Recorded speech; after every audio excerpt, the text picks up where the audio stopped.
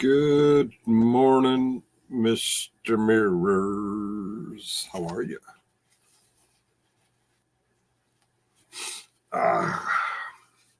Boom, shakalaka, laka, laka, boom.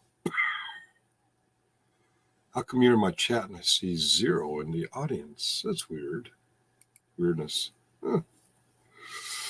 Weird things happen. Let's scroll down here.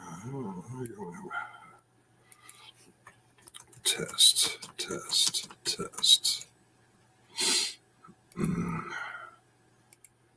All right. Everything seems to be working swell. Swell.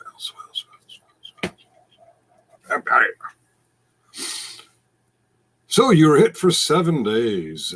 Yeah, I'm a bad boy. I got a copyright strike. A third-party strike. If I'm reading it right, playing too much copyrighted material with too many warnings. And they say their algorithms think it came from a third party. Weirdness.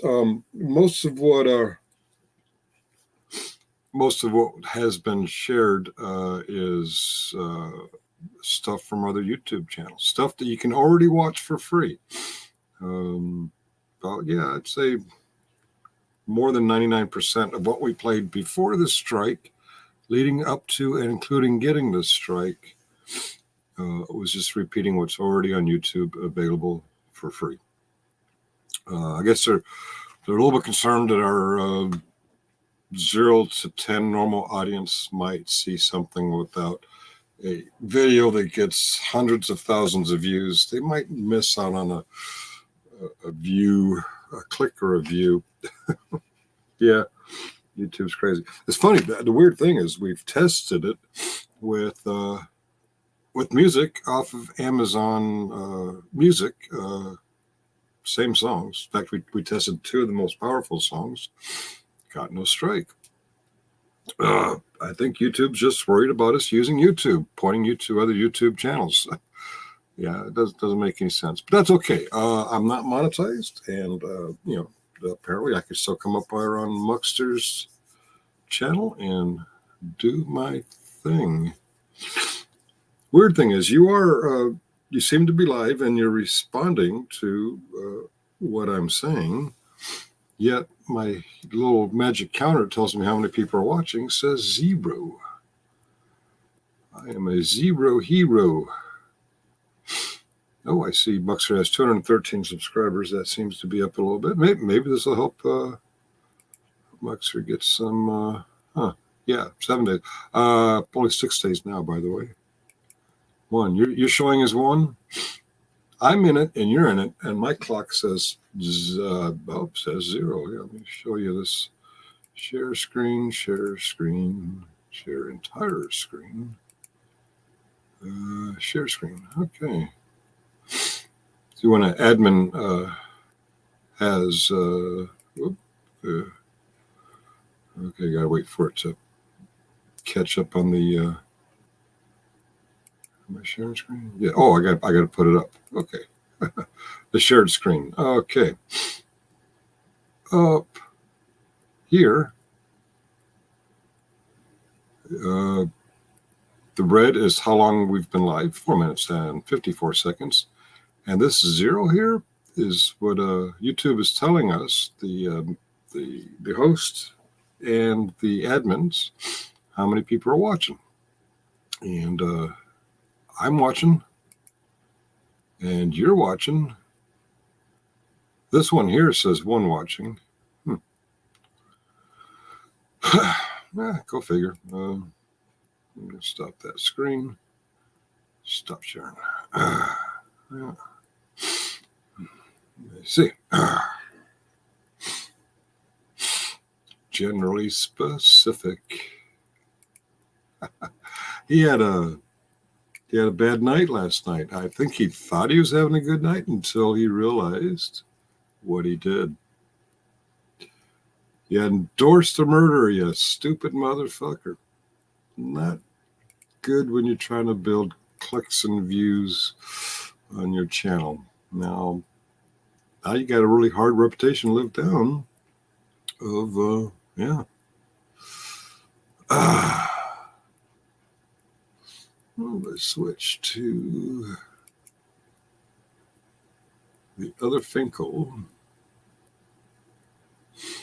And your videos. Now, I don't know if he was deliberately lying or if he was just mistaken. But if he was deliberately lying, chances are, if I'm reading him right, he's going to tuck his tail and never bring up the subject again.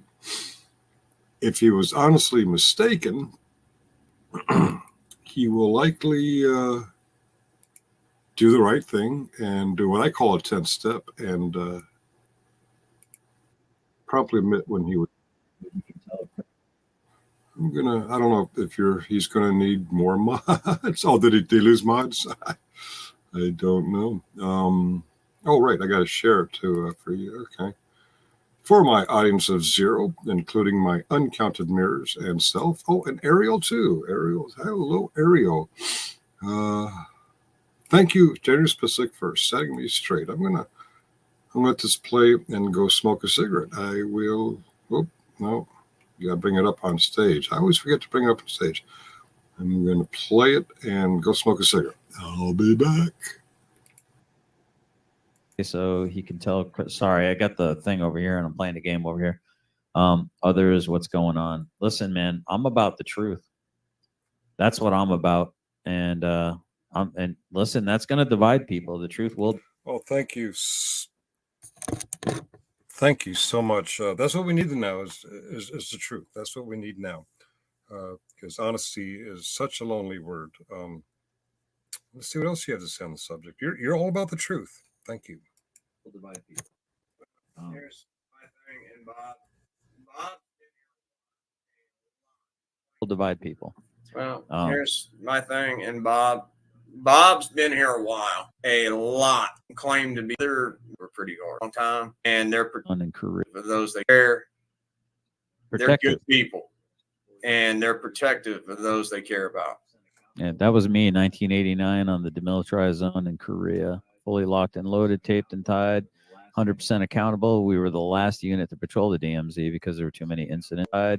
100% accountable. We were the last unit to patrol the DMZ because there were too many incidents. I had a 100% accountable. We were the last unit to patrol the DMZ because there were too many incidents. I had a Claymore on my Ranger fanny pack there, and I spent 3 months on the DMZ. That's a burial. For 33 years, I've been in this delusional hallucination.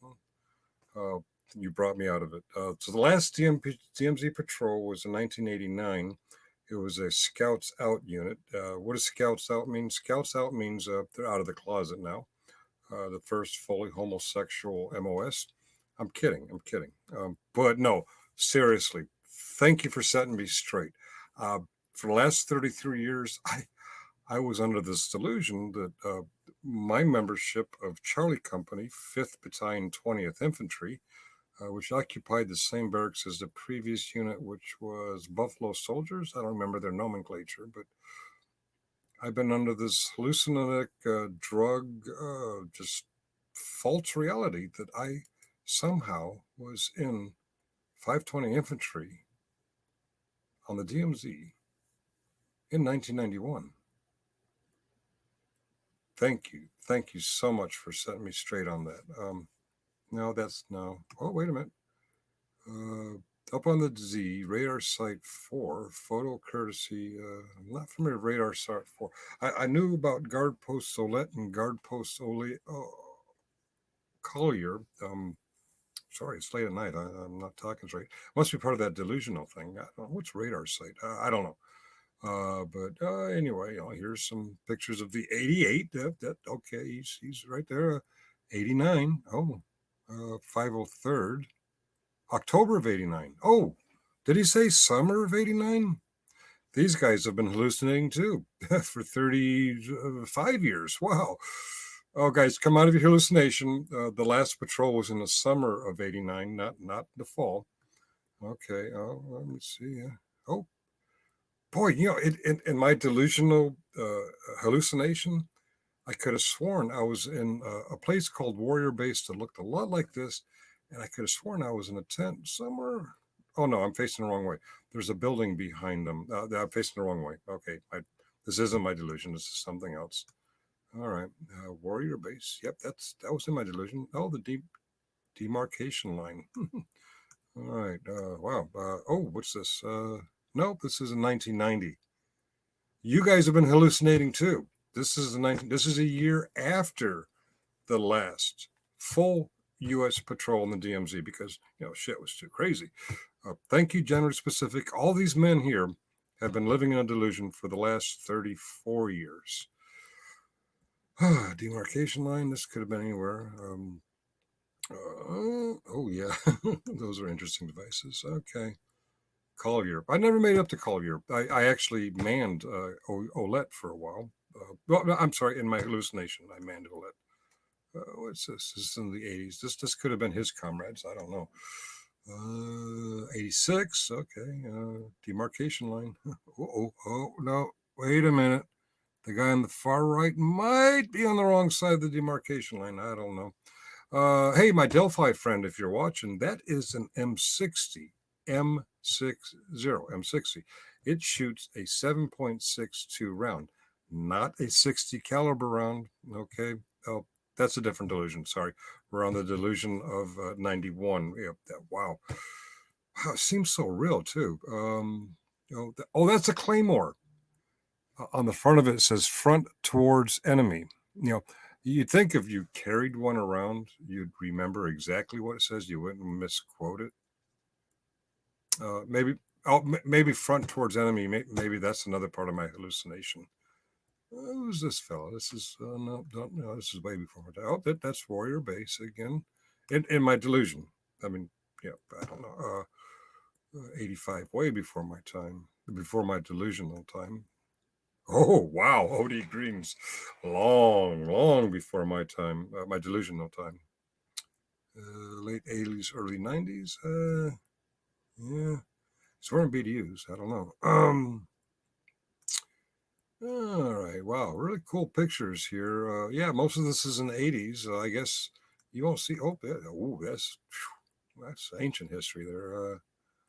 80s. Okay. These are probably his comrades. 89. Oh, these might be his peeps. 89. The last full U.S. tour on the DMZ. Last 3-month tour in 89. Now, yeah, it looks like summer. That could be his peeps. Oh, shit. Charlie Company confirmed killers. Previously, before First Sergeant Chin, Cobras, but we changed it to confirmed killers because First Sergeant Chin was all about Rangers. We weren't Rangers, but he was. You see, 5th Battalion, 20th Infantry. Oh shit! This is part of my delusion. Let me see. Oh, the webpage here, 520 Infantry DMZ Service, 25th anniversary. They're claiming that Charlie Company, 520 Infantry, 91-92, supposedly. Yeah, thank you for saying supposedly, because we found out tonight that 1989 was the last rotation of U.S. units from Camp Casey through Warrior Base to Pole Z patrols.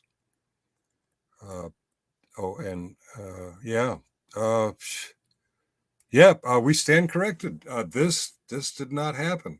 No, the last Z patrol was in 89 by a Scouts Out Cav unit. Wow. These two Katuses, the Katuses in the center and a Katusa on the left with the in the faded part. I actually hallucinated eating kimchi and yakimandu of these guys. Wow, that's a powerful hallucination. Oh, Generally Spastic, thank you so much. Praise God, praise Jesus for your truth. You brought me out of my delusion. I know the last 33 years of my life has all been a dream. All been a dream. Wow. Yeah. No, I actually don't remember these guys. No, never. No, I was never there. No. Wow. Lots of. Some of these are accurate from the 80s, and a lot of pictures. I'm right now. I'm hallucinating. They're just pictures. They're just cameras in the DMZ. That's a demilitarized, a DML marker. And this guy in the back, he's being a naughty boy, because if that was real, he's on the North Korean side of the DML, the MDL. I'm sorry, MDL marker. See, I'm all tongue-tied. MDL marker, military demarcation line, which is the center of the DMZ. In my hallucination, because maybe the man of truth and honesty, integrity, generally specific, he could tell you more. But on a serious note, I don't understand why, as of 91, people like to embellish and bullshit when it came to the DMZ. All ranks, sergeants, privates, lieutenants, captains. Why do people have to embellish and bullshit about the DMZ?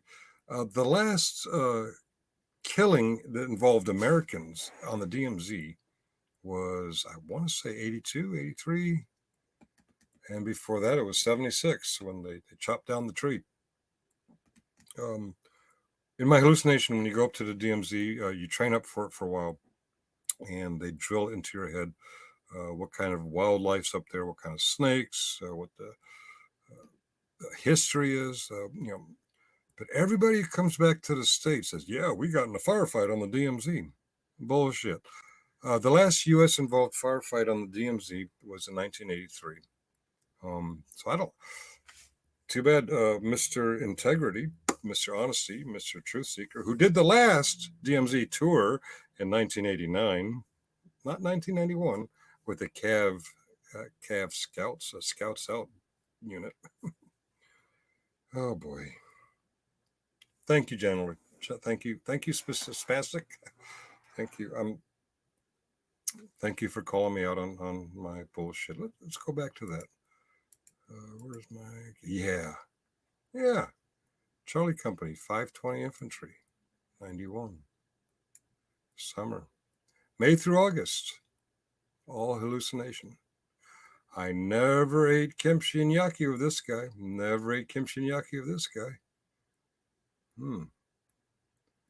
Never got after this guy for calling a Katusa a pan face. Now, Corporal Finkel didn't like that. It was all hallucination. Appreciate it, man. Appreciate you for setting me straight.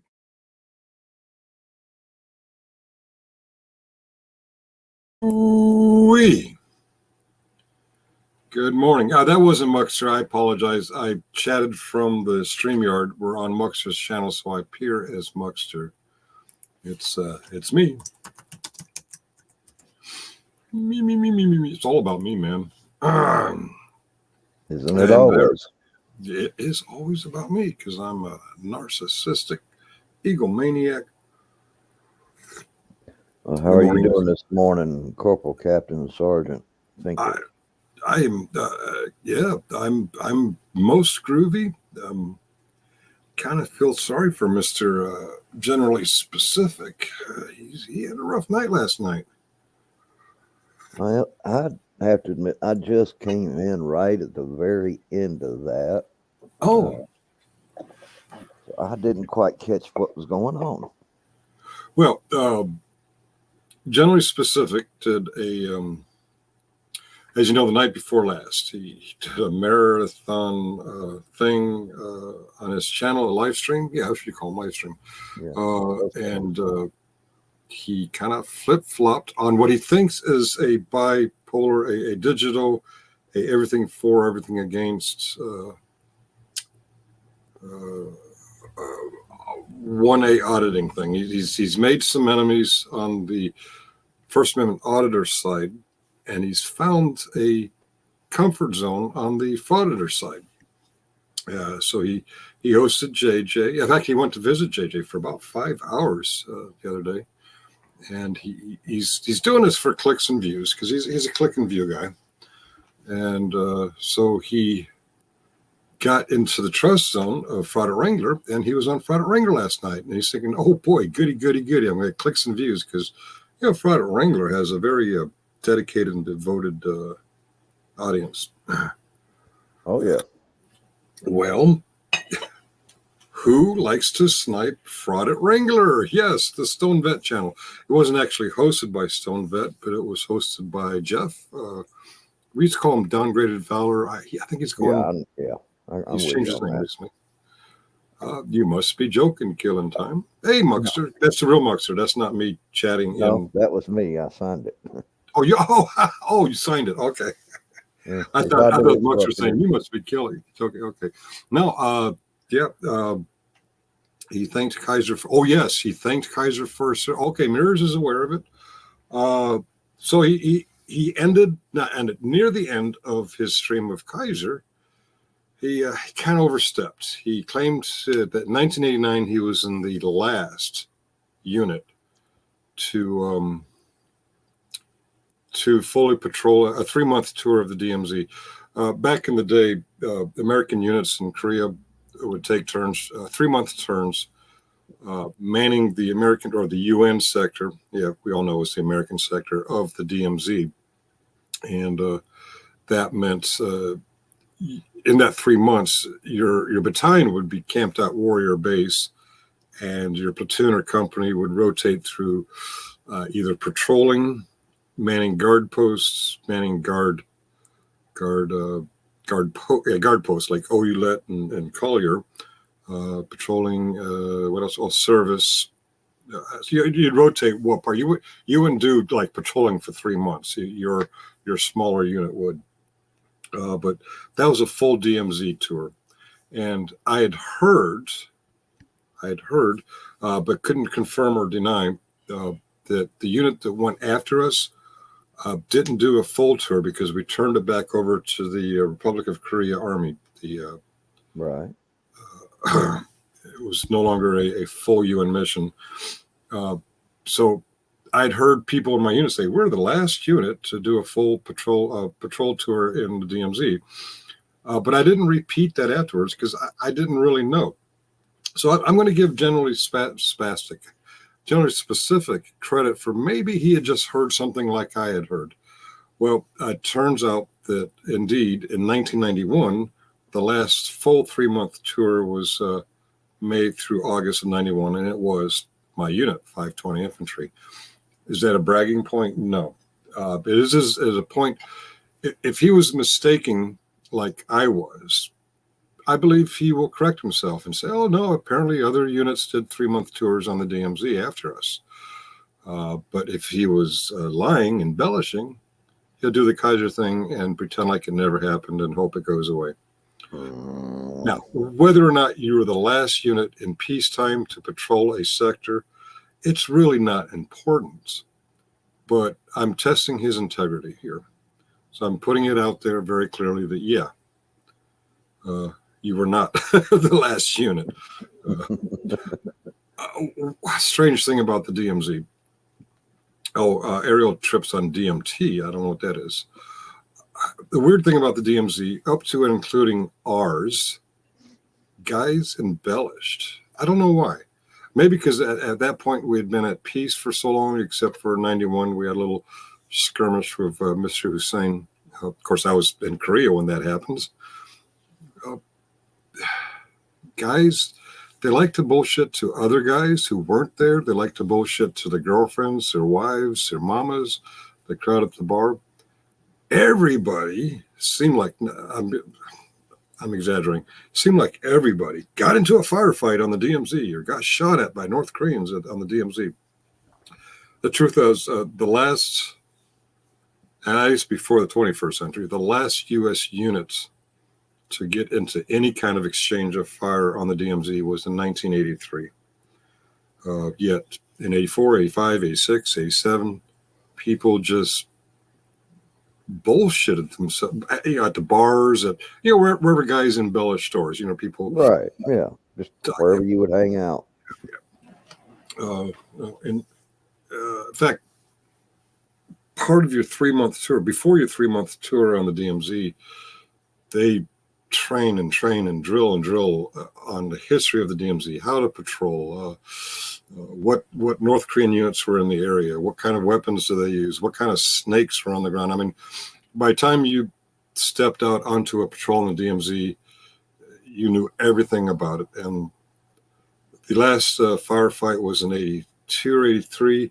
The last American killed at that point was in 1976. There was this whole thing where we wanted a better line of view. Not we, the American side wanted a better line of view. So they took some machetes out to cut down a tree in the no man's zone, so they could get a better view. And the North Koreans weren't having that, so they came and overwhelmed the guys with machete and hacked up the machete. It was a famous Panmunjom tree incident. Okay. But after that, the only, I guess you could, Korean Katyusha, Korean Army, Korean augmentee to the United States Army. They were our interpreters or translators. So there'd be one or two in a squad or a platoon, so that we could communicate with Koreans when we're out there.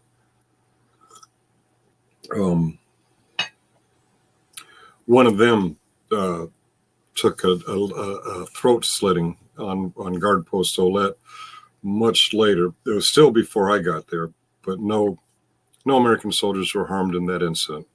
In fact, it's kind of suspect. Why would North Koreans come inside a guard post and kill somebody and not harm the rest of the crew there? There's usually about 12 to 15 American soldiers in there with their Katyushas, and sometimes an attachment from up there, this ground surveillance radar.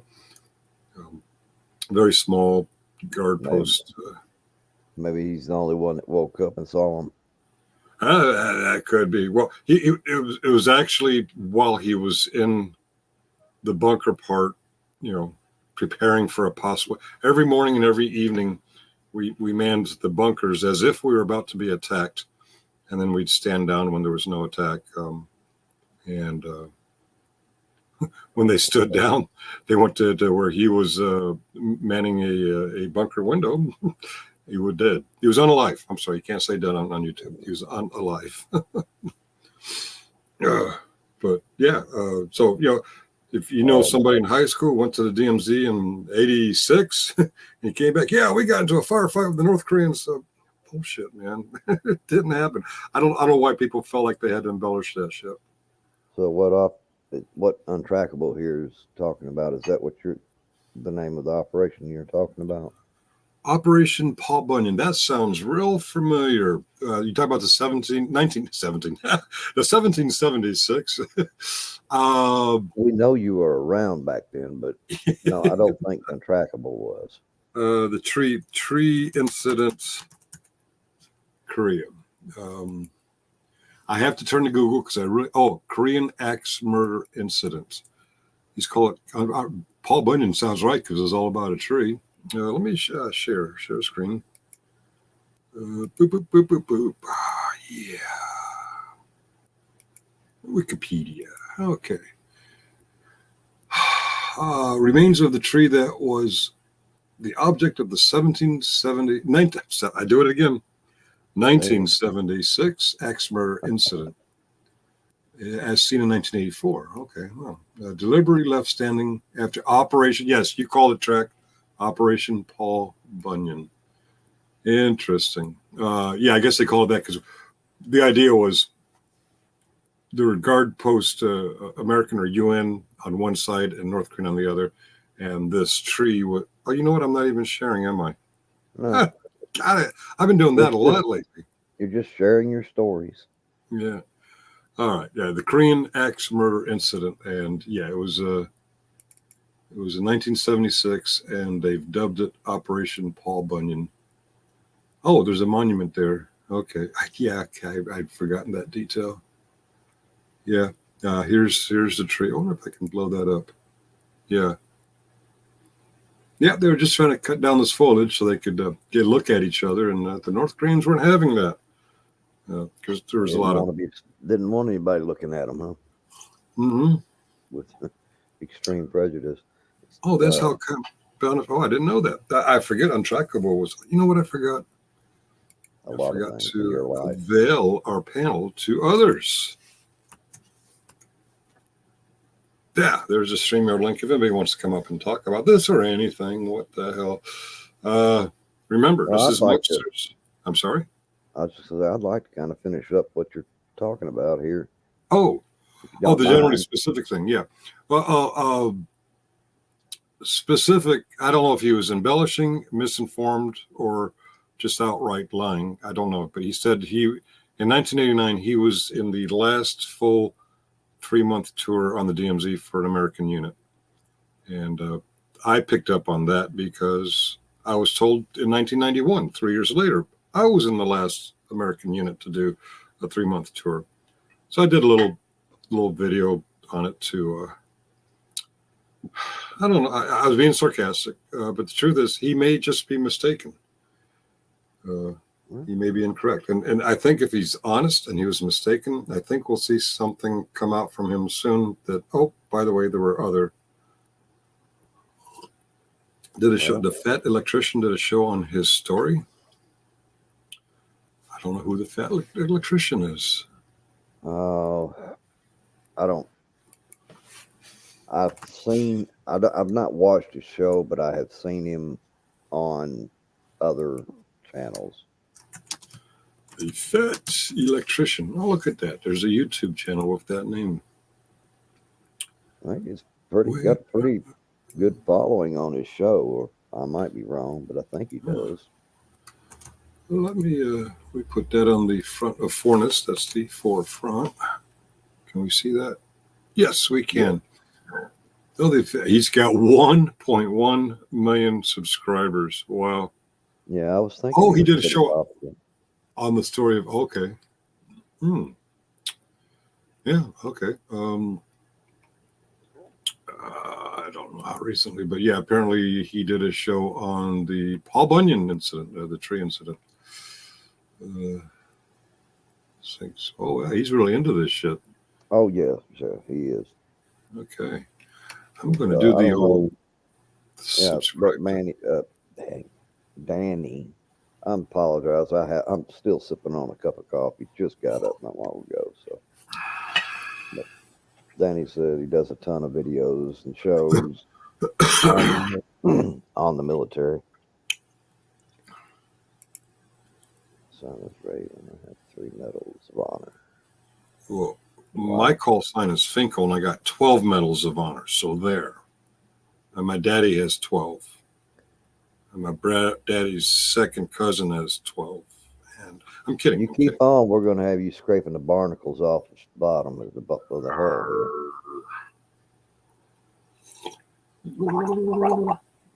It is 7:43 a.m. on the East Coast. I don't know the math, but wherever you are, that's what time it is here. Most people just call me Rambo, or John or Rambo. Yeah. So cut me, Nick. He did that, and he made it onto SB's channel's radar. Yes. Indeed. So from there, did they do a show on him? No, it was most of the show. I didn't catch the whole show. It was mostly specific, telling his point of view and how he got into YouTube and boring shit. Yeah, he picked up some clicks and views from being on Kaiser's channel, but the find him, fuck him, forget him. The F3 group got wind that he was always on. So they watched and they ridiculed and they memed him into oblivion. Those are his words, by the way. Yeah. And those words have been made rather famous. Because of his ego mania, I went over there and watched them trash him, and he kind of got defensive in chat. He never went up on panel on the Stone Vet channel. But Jeff, did they drop a link for him? I don't know if I don't know. I was in and out doing other things. But when I came in, I saw. I went to build this video because no, he was not in '89. Was not the last unit. So I pointed that out. I made the video and I told Jeff, "Hey, play this while he's here." and Jeff is even worse than Stonevet about going on and on a tangent. And I don't know if he left because he saw my videos coming or if he left because he just got sick of it. But he hung in there for a couple hours. He taking the tit for tat back and forth, arguing in chat. His ego wouldn't let him let it go. In fact, at one point he says, "That's right, I'm out of here," and he stayed on for at least another 45 minutes, an hour. That seems to be a pattern with him. Is Yeah. I'm out of here, and then continue arguing. Yeah. You nailed it. His own ego will not let him lose a argument or walk away feeling like he lost an argument. Yeah, his ego won't allow it to happen, and I think he started becoming aware. Holy shit, I went the wrong way if I'm seeking clicks and views, because yeah, Kaiser's audience is dedicated, but they're not all that big. Now you've got a name out there from all of the. I'm not going to say the divide is audit, anti-audit. I'm going to say the divide is Kaiser, anti-Kaiser, and the anti-Kaisers outmeasure the Kaisers. We do have a problem with cohesion. There's many channels out there to do it, and we should work together, I think. But the volume of people who watch and host anti-Kaiser content far outweighs the little faithful following he's got.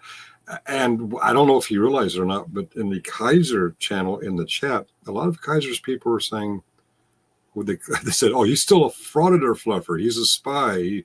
I don't trust him." So he managed to do a couple things. One, he put a wedge of division inside Kaiser's camp. Two, he fucked around and found out that there's more people who hate Kaiser than love Kaiser. And I think at the end of the day, he's got a little bump in his view counts since people have noticed him. For him, it's all about getting butt hurt with for public safety. It just my 2 cents. Uh-huh. If we'll say the anti-Kaiser channels really want to hurt Spastic, just don't cover him. Don't give him the attention. Yeah, I think that is our downfall. I say "our" because I do it too. Well, I mean, I understand people wanting to do it and wanting to correct and, No, you're right. get them, but that's, you're feeding, everybody's feeding into his ego that way. Not just his ego, but his view counts. Well, that's what I mean. It happened with Tuttle. Tuttle was double-digit view count guy until someone caught wind of him. Until he showed up on Kaiser's channel, and they were like, "Who's this guy?" And we literally dogpiled on him, and we increased his subs and views and clicks. And got scared and left. I don't know what happened. I don't know why he's offline now. Apparently, he was in chat the other night on Kaiser's channel, but it's what we according to Kaiser, there's 70 channels out there that hate on Kaiser, and since it grew from 3 or 4, Kaiser's view counts have gone up, and now, at least in the short term, generally specific view count went up. People are watching because they're curious, and sometimes people.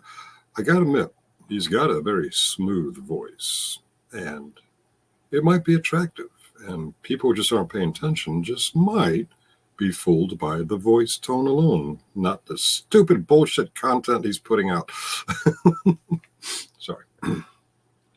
Well, I don't know. I think there's quite a few that are fooled by the bullshit content. His sub count keeps growing, but his active chatters don't seem to be proportional. Good point. I was in Korea twice in 03 and 08. We still had a unit there. Were they patrolling? I don't know, but they were there. I saw that there was a patrol in 2023, a joint U.S. ROK patrol. ROK is Republic of Korea. But I think on the regular, I think it stopped before. Yeah, well, there was still a presence, but I guess I should specify. what generally specific meant, and what I mean by we did one in 91, was a full battalion doing a full 3-month tour based at Camp Warrior Base, I forget what they call it, and did the service, the patrolling, the guard post manning, the ambush patrols, and playing tour guide too. That's right. They played limited tour guide stuff, but did squads or platoons do an occasional patrol after that? I don't know. I would hope they did. Of course, if they did, I would hope they did all the training up for it too, because you don't want to just patrol the DMZ ignorant and basing it off of other people's war stories at the bar back home. Oh yeah, I was in Korea in 88, and we got into a massive firefight and held back the commies with our bayonets. There was a time in my younger life when I drank a lot and hung out in bars. Yeah, I embellished that shit. But why do grown adults have to lie? Make the story sound bigger and better, more dramatic than it was. It's just the mindset they want. Yeah, especially on a platform like this. They want to use that as a credibility thing. Hey, I'm bigger and badder than you think I am. Don't mess with me. Oh yeah, I get it. This is about the clicks and views, or who do I have credibility with? And yet, it's important, generally specific. If you hear this, it's important to admit that you were wronged and maybe say that you were mistaking, not lying. The embellishment far preceded social media. And the bars and the VFWs and American Legions. Hell. Oh yeah, I was just using this as a platform. Yeah. Or as an example. Oh, sorry. This platform as an example. I told you I hadn't woke up yet. Dave says you're mistaken about something. Did you say I was great? She usually doesn't disagree with you. Mexico is South America. No, it's not actually. North America, South America are divided in Central America. I want to say around the Isthmus of Panama, near the Panama Canal. I could be wrong. Yeah, but as far as continents, North America, South America, the division's far south of Mexico. Some people might consider Mexico all the way down to northern Venezuela as Central America, but Central America is not really a continent. I guess it doesn't matter. Are you thinking continents, or are you thinking regions, or are you thinking? I was thinking continent myself. You're thinking continents. Okay, yeah. I think the continental divide is somewhere in Panama, very close to the DMZ. Danny says Mexico is part of North America. It is bordered by the United States to the north, and by Belize and Guatemala to the southeast. Oh, okay, all right. I will tip my hat. I was wrong. I will sit here corrected. Geographically, it's considered a part of North America, which extends from Alaska and Greenland in the north down to the Isthmus of Panama. Hey, Finkel was right for once in his fucking life. I was right. It's Isthmus of Panama. And what is Isthmus? I don't know what Isthmus is, but I guess it's the shortest point between the two oceans. I don't know. I don't know, but they did a great song about it. Trivia question. Trick trivia question. If you're standing in the epicenter, the dead center of the city of Detroit, Michigan, and you shoot an azimuth true south, and you travel true south, what is the first non-United States of America country you will reach? I don't know. Antarctica? The first. You said non-American, right? Non-American, yeah. What nation other than the United States of America will you hit first? Due south, not magnetic south. Canada. Huh? Canada. Oh, okay, you caught it. All right, you looked it up, didn't you? No. Yeah. No, I actually did not cheat. Oh, okay. I fell for it, and I think most intelligent people do. It is Canada. because the dead center of Detroit is kind of like a little hook of Michigan that. Yeah, I got to thinking about after you said that. I got to thinking about the way we'll call it the border up there. Yeah, the Canadian border.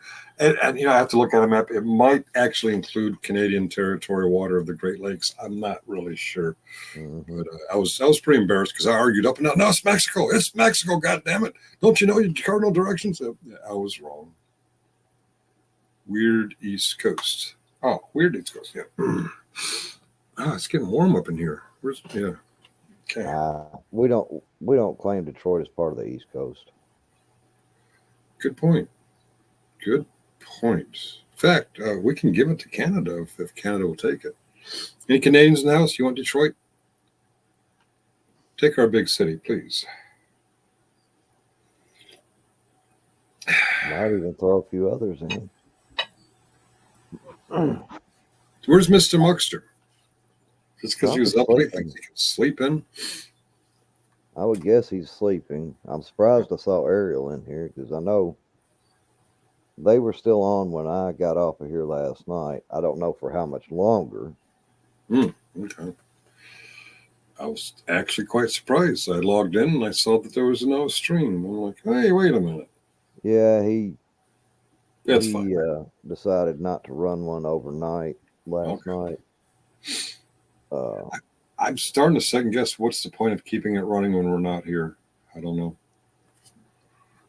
Right. Yeah. And, in the beginnings of it, it was fine. I mean, we had people coming in, chatting. Yeah. But it seems that it's died off quite a bit. Yeah. Hey, the algorithm counter is lying to me and says there's only one of you in the chat. I know there's more than one of you. But, hey, if any of you'd like to come up and have a chit chat, Muckster is inviting all of you. That's me again. I got to remember to post that shit from the YouTube side. Or I could say bad things and claim I'm Muckster. Yeah. Well, Danny, we can say it's the Eastern U.S., but it's not East Coast. So Canadian or not, it's yours. Oh. Yeah, the East is really weird because, the North doesn't claim the South doesn't claim the North. The East Coast is its own monster altogether. This explains the one in the audience counter because Untrackable's not really here. He's out there somewhere. He's untrackable. Yeah. Mm-hmm. It is yours. That's all that matters. We do the same thing in New York City. Upstate, we say, "Oh, that's not part of New York State. That's northern New Jersey." Oh, Ariel says we can't give Mitch's city away. Oh, that's right. Mitch is originally from Detroit. He's in Florida now, but yeah, there's a reason he's not in Detroit anymore. Well, can we send him back and then give it away? Because we've given it away. I lost track. They keep giving it back. We gave it away to Canada. They gave it back. We gave it away to the west of the Mississippians. They gave it back. I think we tried to give it to Cuba. They gave it back. Nobody wants Detroit. Not even Mitch. Not even the homeboy. He's like, I'm out of here. I'm going to Florida. It's pretty bad when you go to DeSantis' state to get away from Detroit. Yeah, Ariel, that encounter's a liar. I know it's watching. Untrack's watching. Danny's watching. Yeah, and Ariel, although he could be, he's not in the basement, so he is watching from YouTube. Untrackable is truly not being tracked. He may not be feeling up to getting up here talking. He was, I know towards the end he was having a rough time with his cough and stuff. I'm not absent shaming him. I'm just pointing out. I think I understand why. Yeah, Ariel doesn't count. Untrackable just can't be tracked. Mirrors, I don't know if he's still here or not, but the reason we're showing one is because only Danny counts. Nobody else counts. Oh, wait a minute. It's not even counting me, is it? See, I don't even count. It's not counting me. Oh, you're in YouTube too? Okay. Yeah, I got it on both of them. All right. Oh, maybe I have to. I think we've determined that if you're here, you're not actively, you're not active on YouTube, it won't count you. Right. Okay. Where are you? Okay, let's close that one. Let's close that one. Let's make my presence on this YouTube channel. Click on the live button and there. Did we go up to 2? Nope, No. not yet. I thought maybe because my YouTube tab was behind my StreamYard tab. No, that doesn't seem to do it. I just What if I to pull it check to see if mine was. It shows it's up to the live, so. I pull you up on my phone with my real YouTube account. Ah, there it is. Danny's got it. Said it's only counting just Muckster. Oh, okay. Just Muckster. Broke his channel. Oh, yeah, we broke his channel. Okay. We haven't broken his channel yet. Just Muckster. Broke his channel. All right, can confirm the volume off YouTube. We haven't broken his channel yet. Just Muckster. Turn that down. Okay. Now we're still showing as 1. Yeah. Hey, Mirrors, yeah. So Mirrors is popping in and out, at least. Yeah. Okay. And I agree with that. We're still showing as 1. Yeah. Hey, All right. YouTube is a liar. We have just confirmed that YouTube lies. YouTube's feet stink, and YouTube does not love Elvis. Oh, that's just un-American. You have to at least like Elvis. Yeah. You're nothing but a hound dog. Hey, let's not get personal here. Oh, let's break it. Let's break it. I've been hoping Muckster will show up so I can get his permission. I want to play more with the Amazon Music. See if YouTube doesn't get all butthurt about playing music. But I don't want to do it without his nod. He says he's got the same policy I had over on my channel, is that all the mods, not the mods, all the admins are co-owners and the primary mod, Danny. But I think that's in reference to StreamYard, because the truth is he's held responsible if I by the way, anyone curious, I'm not going to fight the strike. I'm just going to let it ride out for 7 days. 6 days now. He did it yesterday. Oh, he played music yesterday, Ariel? He said after he left. He said he did it yesterday after Ariel left. That's probably something from his playlist that. Yeah, that's true. He's got very, yeah. Where are you? We tested it on my alt channel yesterday. Oh, I should probably check that out. I was gonna say, if it broke through your alt channel and you were trying to break it there. Yeah. I used Edmund Fitzgerald and I used the Beatles' While My Guitar Gently Weeps. And as of last time I looked, it said, sure, go ahead, do that. Let me see. Sometimes these copyright strikes take a while to be caught. Yeah. Videos. You are slow. Hey, I heard something. Hey, yep. I heard an Ariel. Oh, Ariel. I like that one. What's up, guys? Power Decision Group. Oh, okay. Alt Page Test does have a copyright tag, but it says not affected. And it recognizes the Wreck of Edmund Fitzgerald as the Wreck of Edmund Fitzgerald by Gordon Love. No impact. When I left last night, Muckster was playing the Amazon list. All right. Hallelujah. Hallelujah. Hallelujah. Should we play it? Should we play that one? I don't know what Has Muckster had any warnings or anything on this channel? I don't know. Mornings? Thank you, Trax. Warnings. Has he done like? He's been on Ariel. early in the morning before. He's been on Warnings. early in the morning. Oh, Whiskey warnings. Elm My bad, man. Romeo. Sorry, He I does get on got early finkel in the hearing. morning. You got Finkel hearing. Oh, here we go. We're gonna dog pound. All right. That's the excuse. Just steer your boat. I see. I see how it is. Let's point it forward and make sure you don't hit any bridges in Baltimore. We'll be okay, bro. All right. Oh yeah, yeah. I got blamed for the bridge. Yeah. Oh, I haven't kept up on that.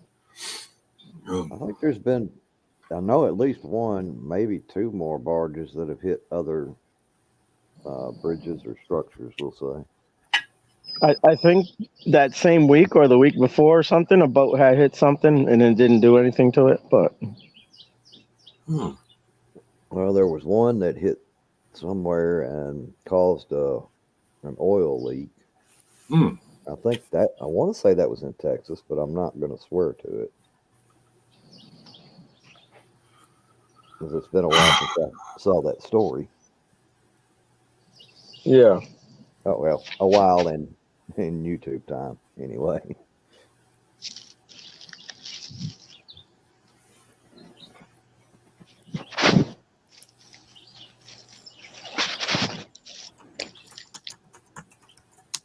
Ariel, what does that say across your avatar there?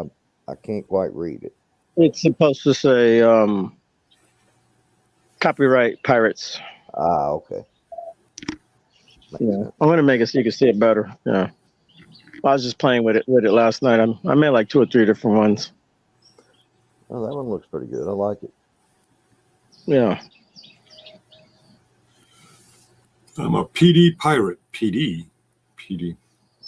What's PD? That's it. I don't know. Private. PD. Pa Delta PD. PD River. Police pirate. I got to use the PP one. I'll be back. Leave it to you.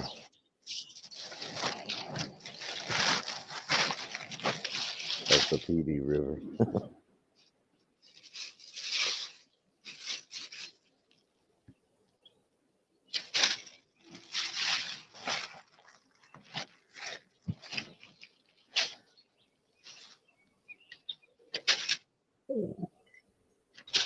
How you feeling this morning, Ariel? I'm all right. Can you hear me? Oh yeah, I can hear you. I can hear you. All right. Sounds like you're rustling through a bag or something. I am. I'll tell you what I'm doing here in a second. I wasn't trying to be nosy. I just letting you know I can. No. Hold on. We can. I got my hands are full right now.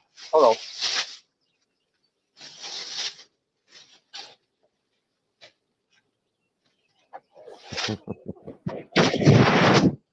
I'm just picking up dog poop. That's all. I gotta clean up after my doggies, otherwise it becomes a mess. You know what I mean? If it rains or whatever. So I let them go. I clean up. I wash down, and then they're good to go, man. You gotta have a little space for them too, you know. Yep. Well, somebody said you were sharpening your sword. That was that you dragging your sword across the. Oh yeah, I wish I had it. Oh, I do have. I have 2 swords downstairs. I do. They're you know, the ones you hang on the walls. They're not real swords. Yeah, But they're decorative. yeah. That's all. They're not made for not made for sharpening, just for looks. They look cool. I would still say they would be effective enough for a deterrent against an unarmed. Yeah, I opponent. mean, you probably could stab someone with them. They're not sharp at all, but it don't take much to pierce someone, I guess. We got Yeah. soft skin. What hurts worse, getting cut with a dull knife or getting cut with a sharp knife? I think it's the dull knife, man. Does more damage. Yeah, it rips and tears instead of just a clean cut. Yeah. You know, sometimes you get cut, you don't even know that you was cut till after. Yep. I said, we got to watch old Sarge there because he does this all the time. He's going to go do a bathroom or get him a drink or whatever real quick. And then next thing you know, we've been up here an hour and a half and he's just been sitting there. That's the thing. He'll start a stream and then he walks away. I don't understand that. Muckster may be sleeping. I don't know how long he stayed up last night. I left at 11:30, but I was up with him till 4 o'clock in the morning the other day, so I wasn't doing that again. Yeah, that's what I was going to say is usually if Muckster's on in the morning, it's because he's still up. Yeah. So he may actually have decided to take him a nap this morning. Yeah, but he had the Amazon going last night. He was playing music from that Amazon list or whatever y'all call it, Amazon Music or whatever. Yeah, he's I know Sarge has got Amazon Music, and then under that there's different levels. And I think he went top level of the Amazon. I'm not going to say 100%, but and I know Muckster was talking about using it himself, but I don't know what level he got. Yeah, I have Amazon myself, but it's I don't have the high level. I got because I have like basic Amazon, whatever. It's Amazon Prime, but I guess they give you the music with it free. Yeah, I mean well, technically I guess it would be my wife because I don't really have an Amazon account myself, but yeah, I don't either. My lady does. Yeah, we've got the Amazon Prime. Initially, this was before we even knew they did the whole TV and streaming. Oh, okay, that. yeah. But yeah, we had Amazon Prime just for the shipping, and then said, oh, by the way. Yeah, it's a package, yeah. I gotta do some tree trimming out here. These branches are getting close to my porch. It's amazing how these trees grow. You get done there, you can come down here, and I can point you to some that need trimming. Well, it's gonna be on a pole. What do you call those? You know, those big long poles that you can stretch out and. Yeah, pole saw. Pole saw. That's it. Yeah. Well, that's okay, as long as you can trim them up high enough that I ain't got to worry about them. Yeah. Unless you want to bring a chainsaw and drop some trees, in which case I'll let you do that.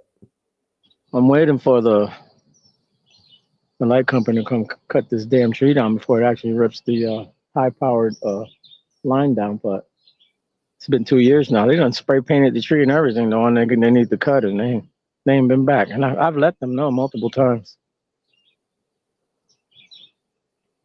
Yeah, you would think with, I don't know about your area, but you'd think with all the storms that have been rolling through, they would have come on out and tried some preventative on that. And that line that I'm saying is not it's a. Is it a service line? It's just a wire up there. You know, I don't have no coating on it. That shit is high power up there. I'm back. It's a bare line.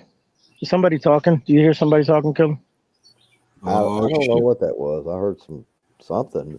I don't know what it was though.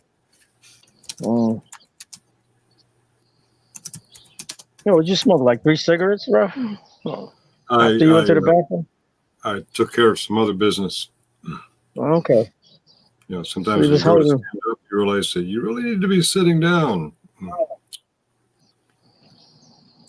Yeah. Hey, anyway, we still have one in the audience, but several in the chat. I don't get it. Fuck you, YouTube. You're just wrong.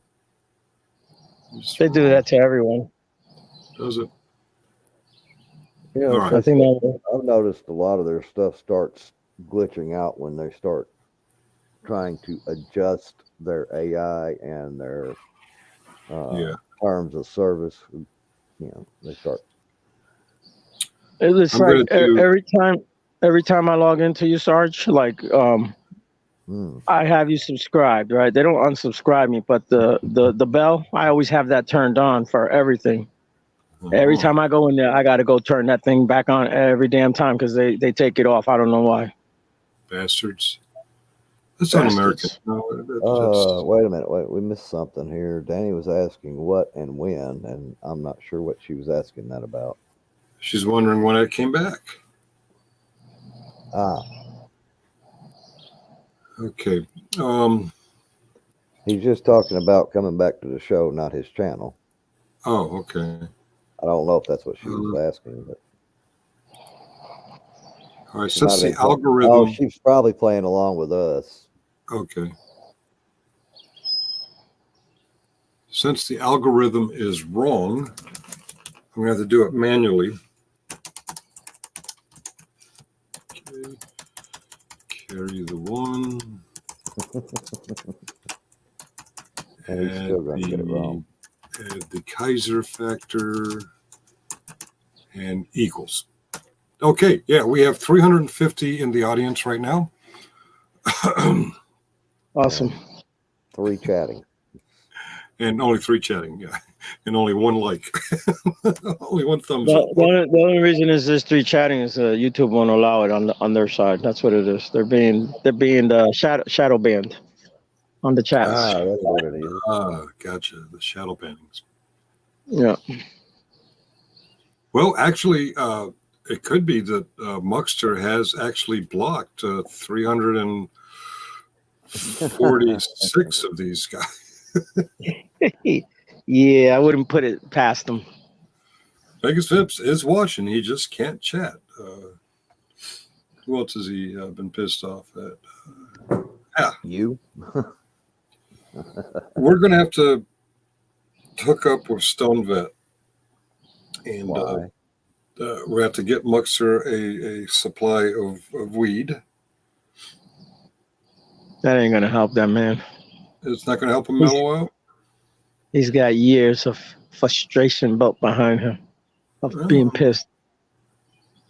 Just let him vent. Oh, Danny says there is 4 thumbs. There's a 4 thumbs. Oh, okay.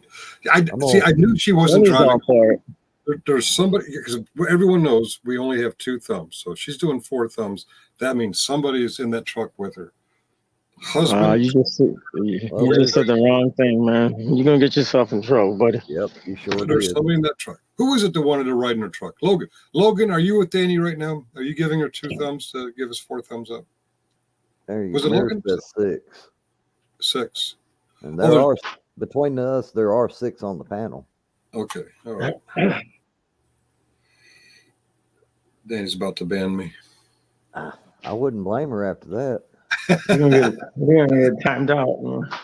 She says, nobody rides the truck. That's right. I'm gonna It's go grab my me a truck. drink real quick, guys. I'll be right back. Does she have one of those bumper stickers? Ass, gas, or grass? No one rides for free.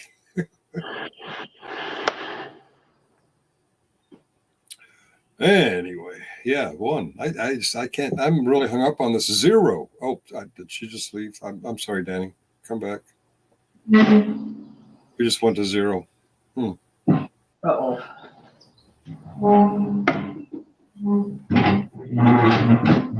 Whoa, area shouldn't have had that breakfast burrito, man. Yeah, I'm moving some stuff around.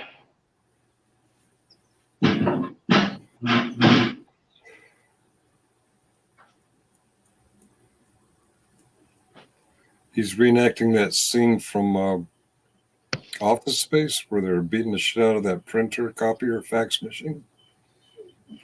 That's what I wanted to do yesterday because it was driving me crazy. Yeah, They kept telling me to update it or whatever, install it or what have you. And it's already connected to my computer. Mm-hmm. I have a How's My Driving Dial 1-800 shit bumper sticker. There you go. That sounds about right. Like it, love it. Eat shit or die. Danny, because I may have hurt your feelings, go ahead and give us 1 song request, and I'm going to override Muckster's safety net and play it for you. So What's your song request? Or if you have an artist, I'll just find randomly something from an artist. Or I'm gonna do it. I'm gonna commit mutiny, and I'm gonna play a song just for Danny, though. Just for Danny. I woke up to MSNBC, and they were commentating. Yes, that is a word now. Commentating. Boy in the band, don't stay in school. All right, let's do a little searchy poo for that. What was it called? Boy in the band? Stay in school. Which is the title? Is it? Oh, you want me to play it off YouTube? I was going to play it off Amazon. Yeah, stick to Amazon. Stick to Amazon? Okay. Don't say. Is the name of the song "Don't Stay in School"? Don't I think so. Stay in school. And it's, I guess, Boy in the Band is the name of the artist. Indeed. All right. I guess I should. All right. See, I'm allowed. Oh, stop. Don't start yet. Stop. When I say stop, I mean stop, motherfucker. Okay. All right. I got to present the tab Amazon Music, don't I? Present, share screen, Amazon Music. All right. This one's going out to She with 4 Thumbs. Boy in the Band, don't stay in school.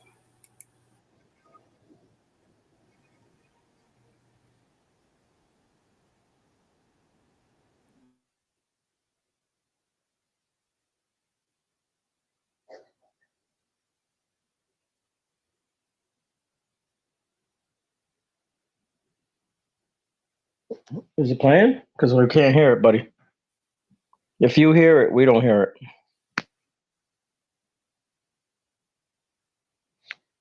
Did you say you can't hear it? Yeah, if you're hearing it, we're not hearing it. It's not coming through. Fuck me running. What am I doing wrong? Do you have headphones on? I do not have headphones on. Let me stop. Stop screen. Oh, I didn't present screen. Well, that's been happening. It is playing, but it's not playing for us. Share screen. Share screen. Start over. Start over. Can you guys hear me? I heard you. Okay. Yep. I wasn't sure. That's what I was saying is you hadn't shared it on the screen, but I don't know. Somehow I was muted. My headphones fell off, so it probably hit the mute button on my. All right. We're going to play the Ultra HD version. She heard me. Well, she hears us. Okay. I think she's saying she could hear me. That was the one asking about, can anybody hear me? Okay, we need a new VJ. I'm apparently doing something wrong. Oh, I got to click on the little help you there. I can VJ from it.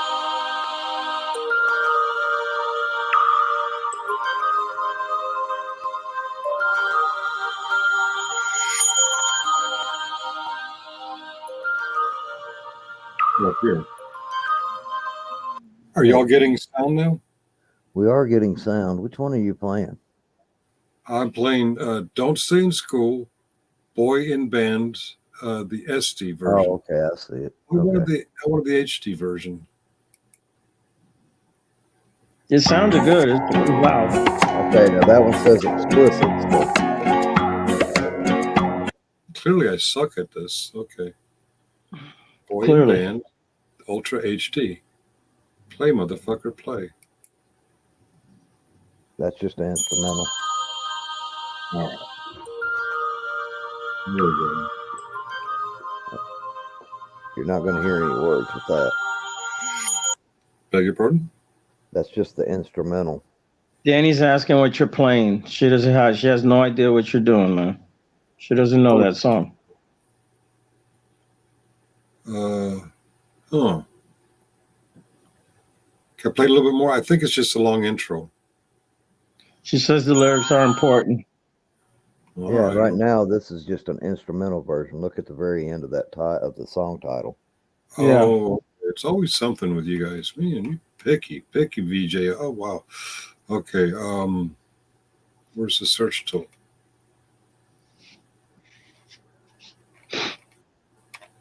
All right.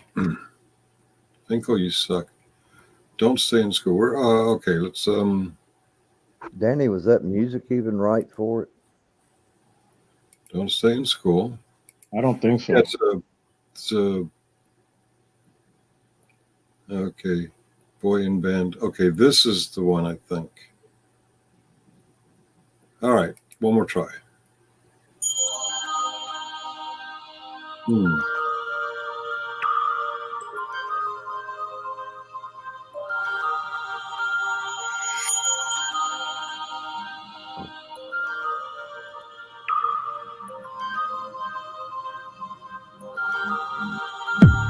I wasn't taught how to get a job, but I can remember dissecting a frog. I wasn't taught how to pay tax, but I know loads about Shakespeare's classics. I was never taught how to vote. They devoted that time to defining isotopes. I wasn't taught how to look after my health, but mitochondria is the powerhouse of the cell. Never spent a lesson on current events. Instead, I studied the old American West. I was never taught what laws there are. I was never taught what laws there are. Let me repeat, I was not taught the laws for the country I live in, but I know how Henry VIII killed his women. Divorced, beheaded, died. Divorced, beheaded, survived. Glad that's in my head instead of financial advice. I was shown the wavelengths of different hues of light, but I was never taught my human rights. Apparently there's 30. Do you know them? I don't. Why the hell can't we both recite them by rote? I know igneous, metamorphic, and sedimentary rocks, yet I don't know squat about trading stocks or how money works at all. Where does it come from? How does the thing that motivates the world function? Not taught to budget and disperse my earnings. I was too busy there rehearsing cursive. Didn't learn how much it costs to raise a kid and what an affidavit is, but I spent days on what the quadratic equation is. Negative b plus or minus the square root of b squared minus 4ac over 2a. That's insane. That's absolutely insane. They made me learn that over basic first aid, or how to recognize the most deadly mental disorders or diseases with preventable causes,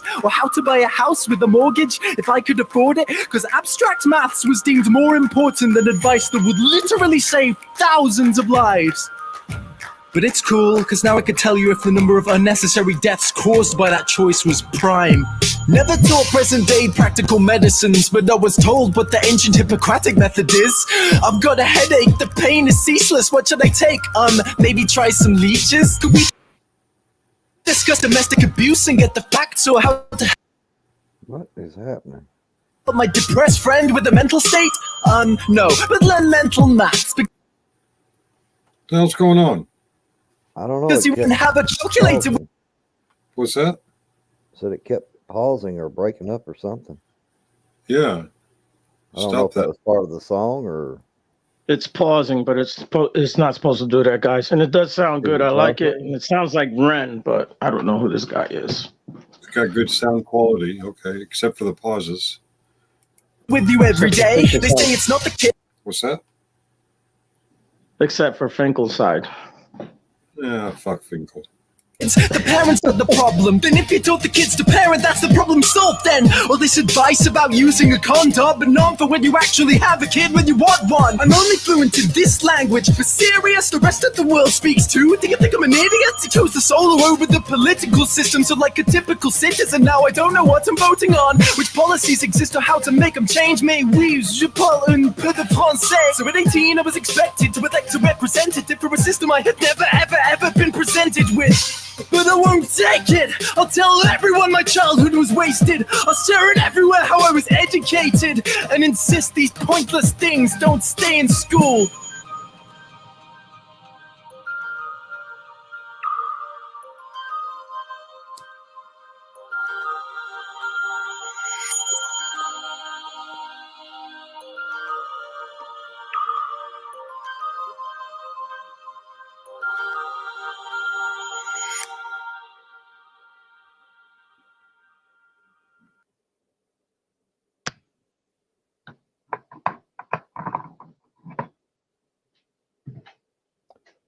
Mirrors, kind of get what you're coming from at there, but those lyrics are pretty accurate as to the state of public education in the United States. They don't teach you the life skills you Yeah. really need. But he was English, but it's the same thing for everyone. Well, I understand, but I'm just saying it does reflect. At least I don't, because I don't know about the school system he's talking about, but it does reflect the United States public school system pretty well.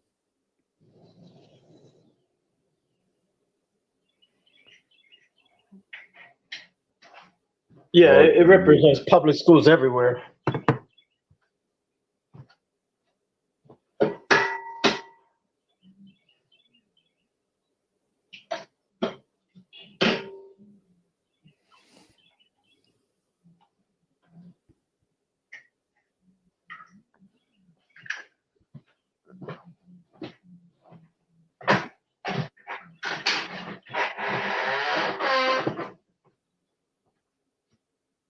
So what happened? Why is it so quiet? Well, one, Finkel's muted. Come on, Finkel. He's probably talking. How long have I been on mute? All right. For a while, I've said it The twice. song was over, bud. We're looking for Wild World. I can't talk. Wild World by Mr. Big. I see a Cat Stevens Wild World. Oh, Mr. Big. I found Mr. Big. That sounds like a braggadocious thing.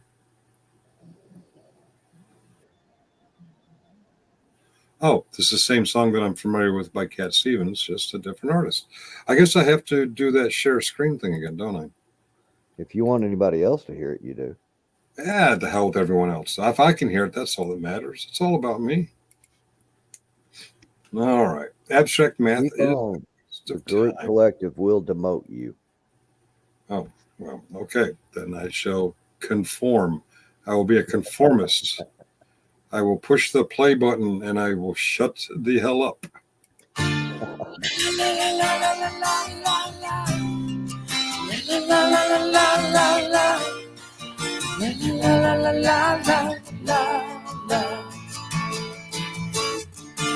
Now that I've lost everything to you, you say you wanna start something new, and it's breaking my heart you're leaving.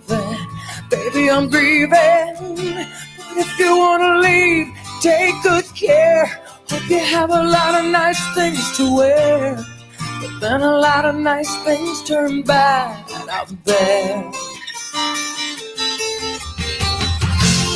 Ooh, baby, baby, it's a wild world. It's hard to get by just upon a smile. Ooh, baby, baby, it's a wild world. I always remember you like a child girl.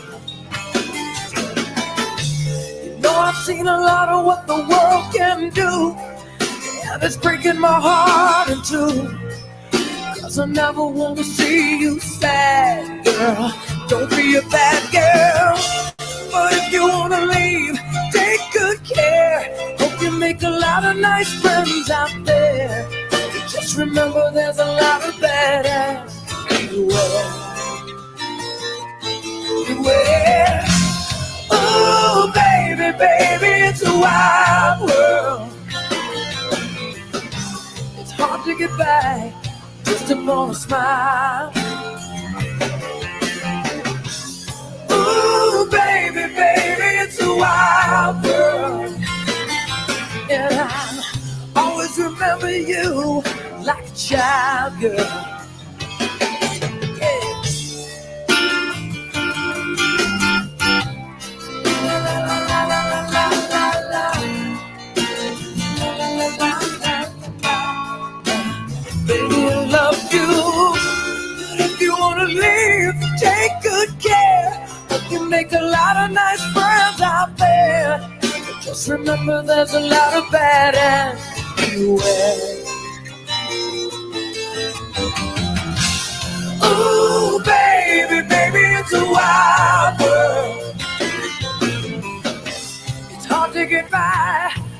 upon a smile. Yeah, yeah, yeah. Ooh, baby, baby, it's a wild world. And I always remember you like a child girl. Oh, yeah. Ooh, baby, baby, it's a wild world. It's hard to get by just upon a smile. Yeah. Ooh, baby, baby, it's a wild world. And I always remember you like a child girl.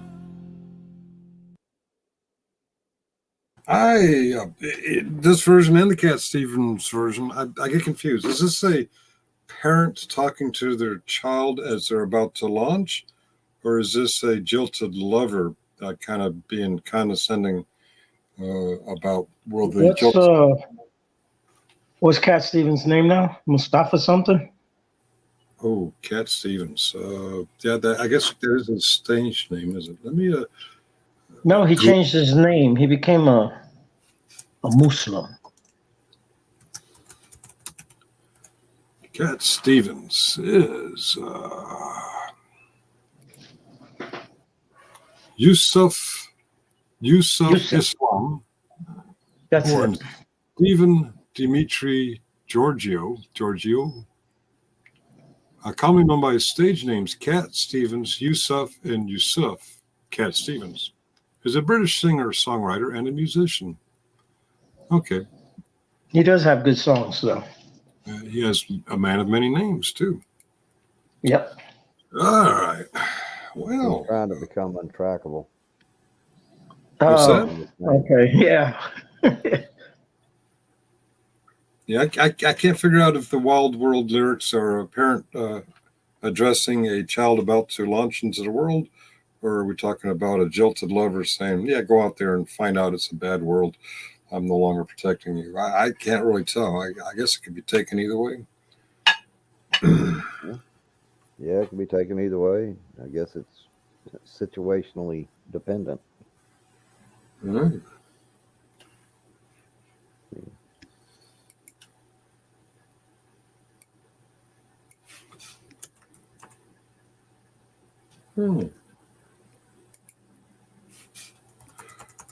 Ooh, baby, baby, it's a wild word. How do you spell barnacle? Barnacle? I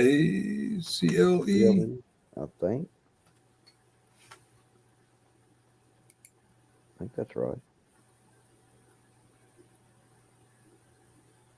Danny can correct us in the side if we're wrong. She could do that. Actually, you could type it on the YouTube side if you're on your computer and it'll correct you. Danny just put it in the chat. Let me see. There you go. It's on screen. Barnacles. Okay. All right. I guess, since we did 2 requests. I'm sorry. That sounds like a pirate song, but go ahead and play it. Yeah, I'm going to play a Barnacle Bill the Sailor song. Here we go. Share the screen. Let's do it right this time, Fingo. I'm getting better at this. All right. Allegedly. Put on the yeah.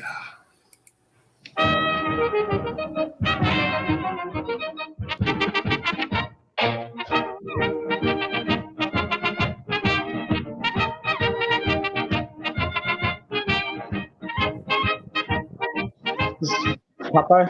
That's what I was thinking.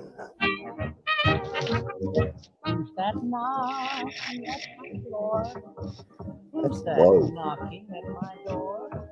On my end. Who's that knocking at my door?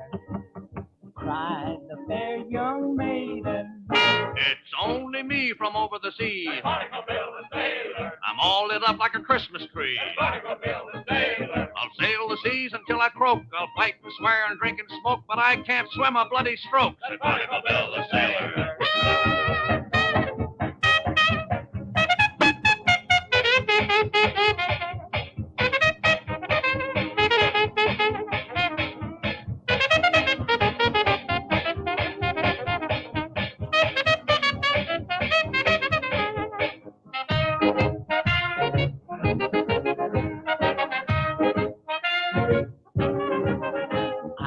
down and let you in. I'll come down and let you in. I'll come down and let you in. Cried the fair young maiden. Well, hurry before I bust in the door. I'll rear and tear and rant and roar. I'll spin you yarns and tell you lies. I'll drink your wine and eat your pies. I'll kiss your cheeks and black your eyes.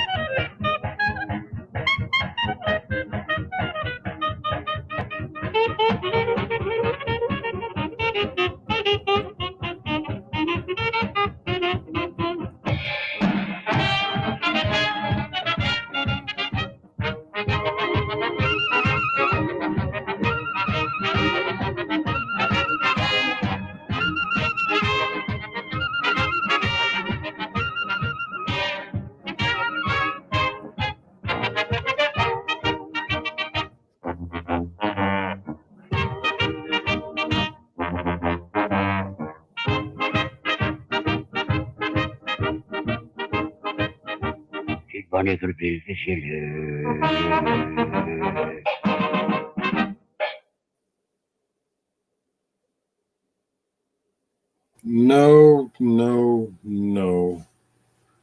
That's not the version I was hoping for. The version I was hoping for goes through this whole thing where Barnacle Bill and the fair maiden are having a conversation. And it gets to the point where he promises to marry her. And she says, well, what if we should have a girl? And it closes with, well, we'll dig a ditch and bury the bitch, said Barnacle Bill the sailor. I guess it was a different version. Anyway, how's everyone doing? That was kind of corny, wasn't it? That wasn't as good as the one I remembered. Things are never as you remember them. It's dated, but it's okay. I mean, there's like 9 different versions down right below. Yeah, I'm not sure which one is. I want to put out. Sometime I'll research and find out which one is the really funny version. It was on HBO. I think you played the Popeye version. That's what it sounded like to me when it, especially when it started right there at the beginning. Yeah. You got 2 more in the backstage, Finkel. I got 2 more. I'm aware of the People Are Strange request. But let's look at the backstage and see what I'm missing. Or private. Sorry. Okay. Okay. Okay. I will do the.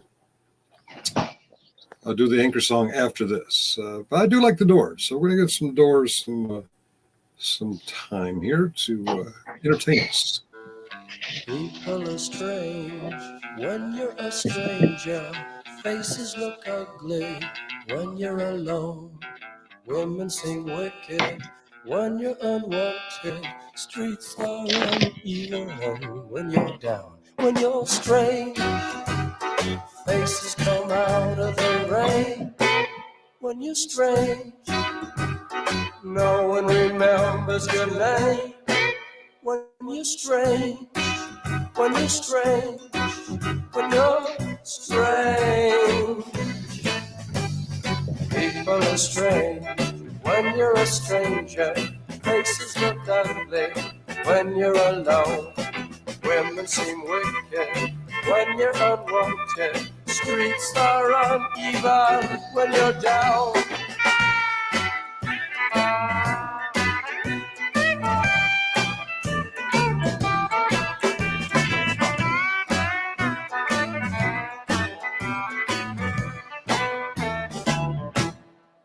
When you're strange, faces come out of the rain. When you're strange, no one remembers your name. When you're strange, when you're strange, when you're strange. All right, yeah.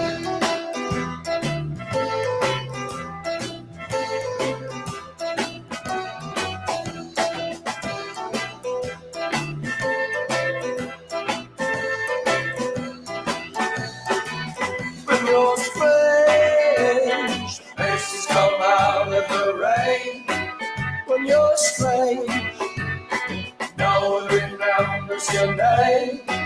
When you're strange, when you're strange, when you're strange.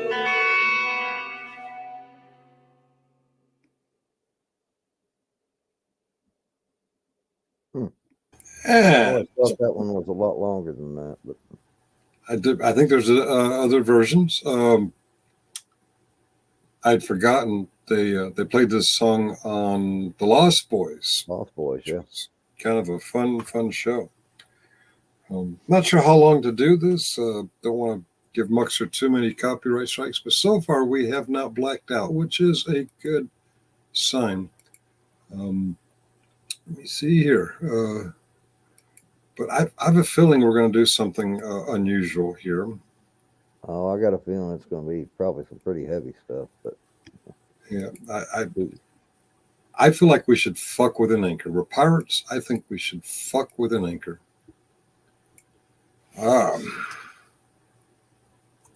And find out. What do you think? Should we fuck with an anchor?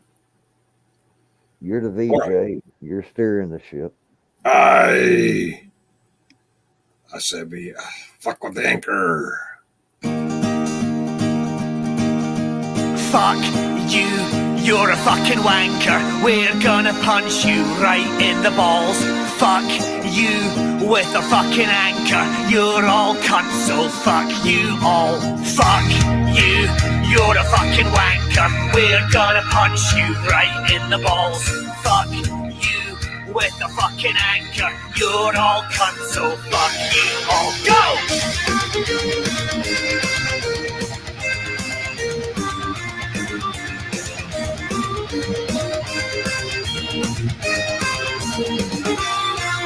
For 30 odd years, I have lived with this curse. My vocabulary was stunted at birth by a witch doctor from over the seas, casting a strange voodoo magic on me. Now when I speak, it's rather absurd, an endless tirade of four-letter words. I lash out in anger at all in my way, shocking, unspeakable things that I say. Fuck you, you're a fucking wanker. We're gonna punch you right in the balls. Fuck you with a fucking anchor. You're all cunts, so fuck you all. Fuck you, you're a fucking wanker. We're gonna punch you right in the balls. Fuck you with a fucking anchor. You're all cunts, so fuck you all.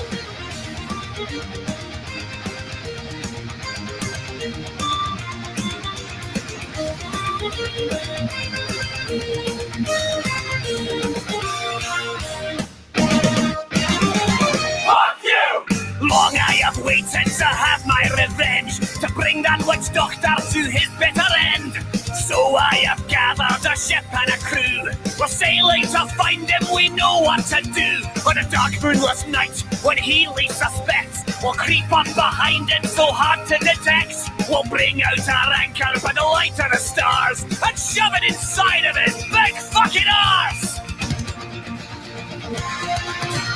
Fuck you! You're a fucking wanker! We're gonna punch you right in the balls! Fuck you with the fucking anchor! You're all cunts, so fuck you all! Fuck you! You're a fucking wanker! We're gonna punch you right in the balls! Fuck you with the fucking anchor! You're all cunts, so fuck you all!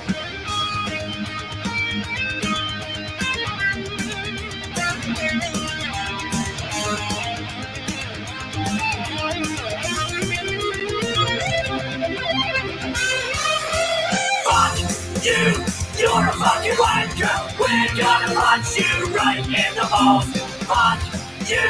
With a fucking anchor! You're all cunts, so fuck you all! Fuck you! You're a fucking wanker! We're gonna punch you right in the balls! Fuck you! With a fucking anchor! You're all cunts, so fuck you all! What? Wow. I had no idea Kfar could sing like that. That outstanding Kfar. He All didn't right. say he sang it. He said they said he wrote it. Oh, well, I think that was him singing it too. Did you check private? I'm going to check my email real quick. Oh.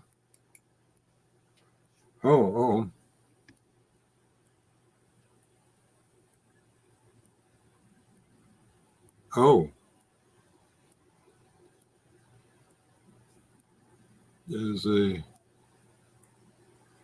no longer played on. It's not a copyright strike. Does not affect your channel. When was this? Oh, this morning. Okay. UMG, content type, audio, no impact until you become a monetizing creator. Oh. Yeah, but yeah, that's something I've kind of thought about on your channel was, do these become cumulative, as in these were your warnings? Ah, yeah, gotcha. Okay. All right, that concludes today's music show. It was fun while we had it. All right, say goodbye, Amazon Music. The top few that were listed, right below that, it said, and 21 more. Yeah. All right. I must have missed my copy of that email before it was too late. I just happened to look up and see it then, so when I put it in the chat. Well, that was fun. I do like the background. That's a good background. Yeah, I like it myself. Anyway, I woke up this morning to MSNBC, and they were commentating on the next president because of the age. Hello? Oh, we're still here. You're okay. The next 4 years, there's a good chance that not one but two Supreme Court justices, because of their age, may step down, may retire, may even, they're pretty old. The rest of the court is fairly young and probably has a couple more decades if they push it to the bitter end, like Ruth Bader Ginsburg. And they're realizing that if the next president is Donald Trump, he would have 5 Supreme Court justices picked.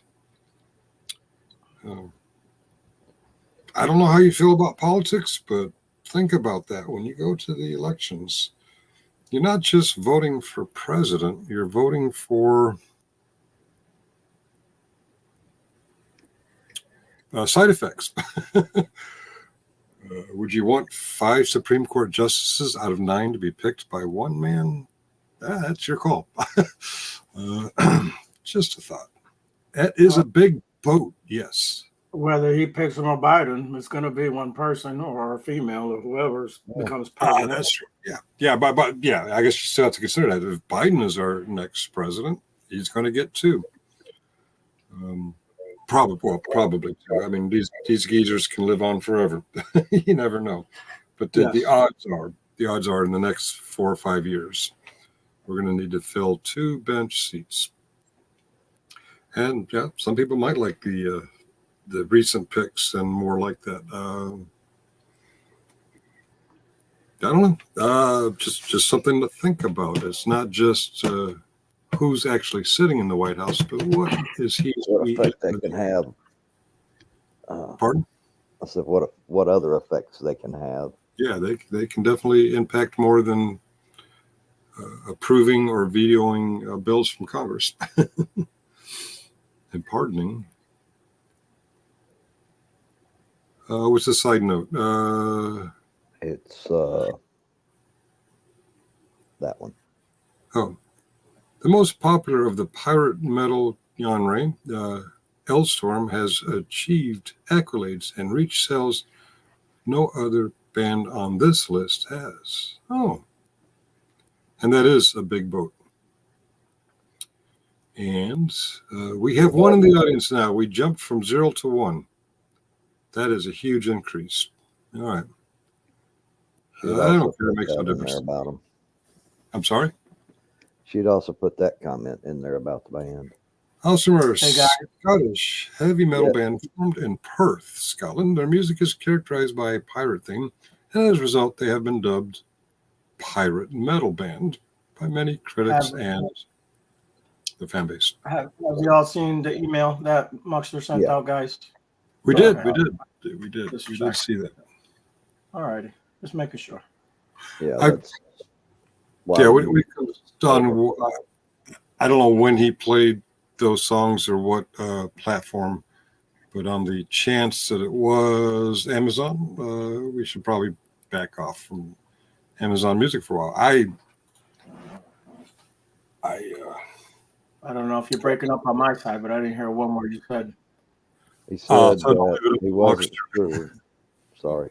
He said he Right. wasn't sure if it was from Amazon playlist or when he played them, but okay. It was Amazon. It was Okay, Amazon. all right.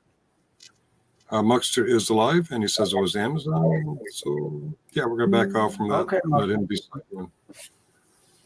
Going forward, if you're awake, get your goat smelling pirate ass up here. Well, Maybe if he's you not ready to unblock get him, up he there. can come back into his own channel.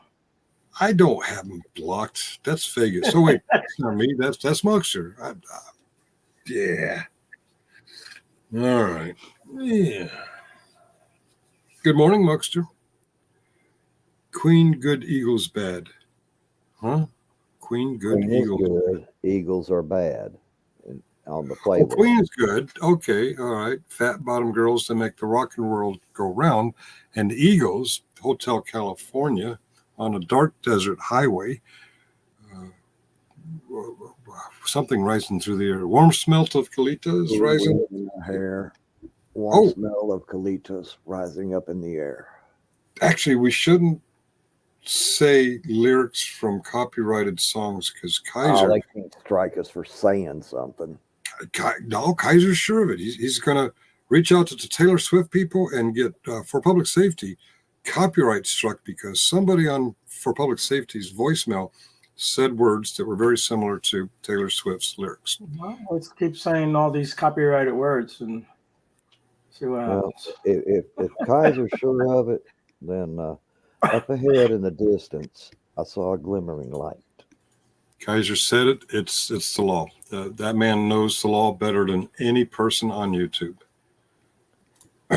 He must be one of those astute law scholars. Hey, look at the audience counter. We've actually got that. 3. That's Oh, because no, Muckster two. came in and he Two brought on my everybody side. with him. Ah, I see. All I'll go right. check in YouTube. Punk champagne on ice. We are all just prisoners here of our Own device. Kaiser needs to be fucked with an anchor. Ooh. Are we talking about a motorboat anchor, or are we talking about an aircraft carrier anchor? How Because about size does matter. that's what the women tell me. How about the one for that ship? I'm sure it's been cleaned very well, no barnacles or anything on it. Yeah. Now, I guess we'll use that one. But how are we going to get him bent over? We're going to have to use his wife to bend him over. You already got, you answered your own question. There we go. Okay, we're going to use his wife to bend him over and fuck him with a rusty old anchor from is that the 18th century boat? AC/DC and Boston bad. Boston, for fuck's sake. Are you not familiar with Boston's foreplay and long time? Yeah. It was funny. I'd say somebody's delving into the list a little more than we did. What was I saying? We're driving, and I'm running my iTunes playlist, and Boston is on the playlist. And sure enough, the music started playing, and on the display was foreplay / long time. My girlfriend reached over and pushed the pause button. I'm like, "What are you doing?" She goes, "Take note." I'm like, "What?" "Oh, foreplay and long time." Ah, damn it. Okay. I'm kidding. When you push pause on that, it goes back to the clock. Yeah, I actually saw that. I thought, oh, that'd be a good joke. I've been talking. I've been muted the whole damn time. No wonder you've been avoiding me. Oh, we heard you. We're just ignoring you. I got it. I'm So what kidding. kind of vehicle was you driving when that foreplay came on? It was a joke. It didn't really happen. You know, I know, but my girlfriend knows that I'm the best. it's leading into foreplayer. another. It's leading into another joke. You was driving a. Was you driving a Hummer? No. A Hummer 3. Come on. Think about the joke line here. Come on. Yeah. Okay. It was. We were doing 70 miles an hour, and yeah, he wasn't driving the Hummer then. it was, well, not a military one anyway. Yeah, I mean, well, if you're driving Kaisers, then it'll do 100 miles an hour. But it was a military armored Hummer, and it was we were doing 70 miles an hour uphill. In reverse. Yeah. In reverse, and deep man with snow on it. Some punk fired an RPG at us, and fucking God, I walked around on a broken leg for 3 weeks. Yeah. Well, I would ask if anybody else was hurt, but evidently there was nobody else in there but you. That's a good point. No one's ever asked that question that I'm aware of. No, he took the brunt of the impact because he's, he's super. Yeah. I never heard. Was he driving? Was he TCing? Was he up there in the cupola? His leg saved everyone. That's what happened. Oh, right. His leg took all the Yeah. How do you put up with these clowns? Muckster. The only one with the clown face.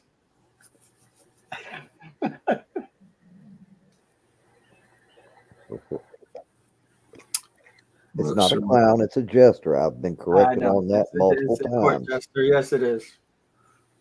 Being referred to as a clown really, really cut deep. It hurt. I'm going to rage quit for a few minutes and smoke a cigarette. When I get over it, I'll be back. You do that. You're not allowed to rage quit. It's just a temporary rage quit. It's more of a flounce. I'll be back. Get him, Danny. Get him. He can still hear you.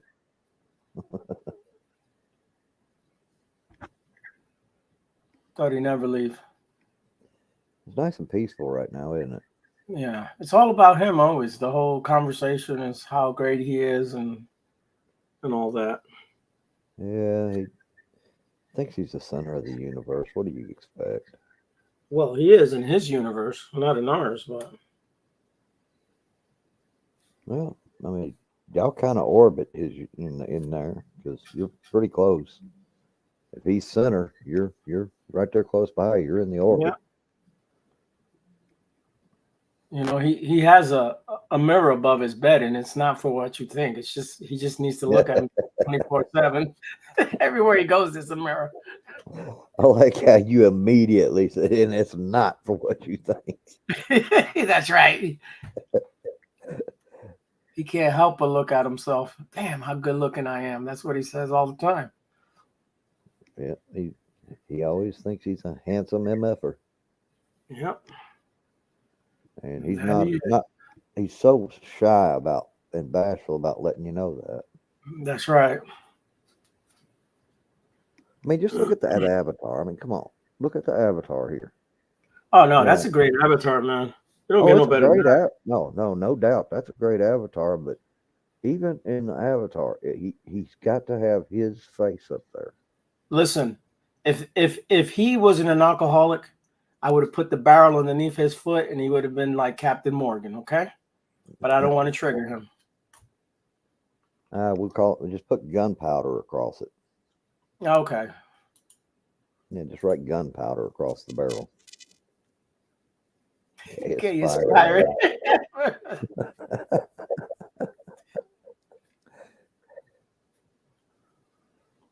Captain, touch my hoe.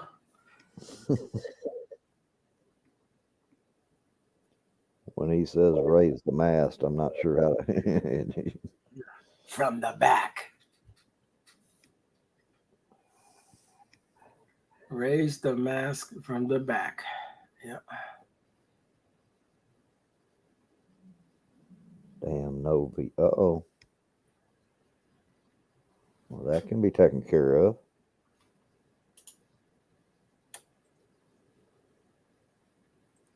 Oh, yeah. Just noticed that. And I can't believe he hasn't seen it yet, but whatever. It's been fixed.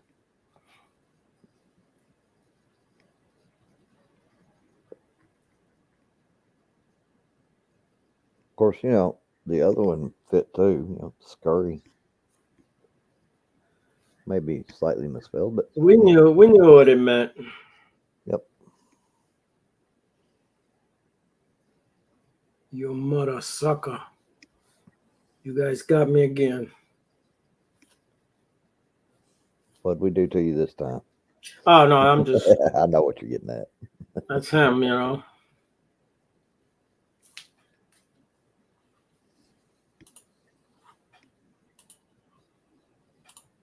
Boy's gonna get up in the 80s today over here. Oh, it's been where I'm at. It's been in the 80s. Yeah. Oh, it was 80 yesterday, but it's gonna get even up to like 88.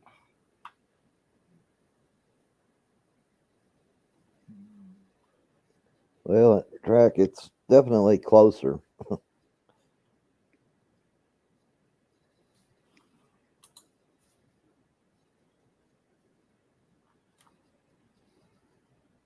Okay. We got 3. And if he would have went on his phone and put another one up there, we would have had 4. And then when he came back, it went back down to 3. But Yeah.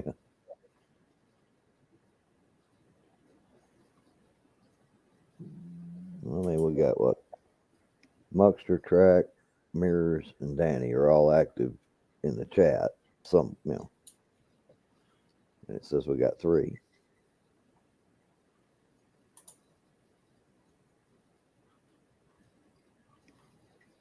I think part of it is if you're just popping in and out. Well, we've had people pop in and out, Muck,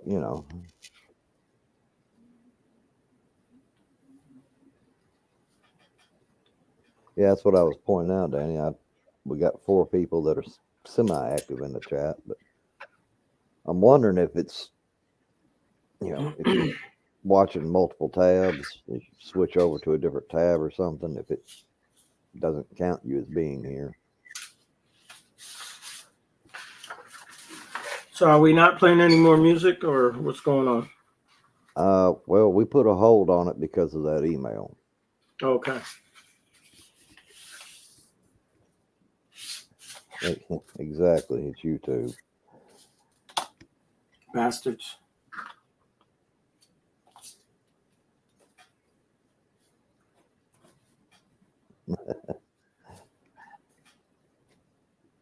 I'm not looking at the chats or anything. Beatles. Wow. Well,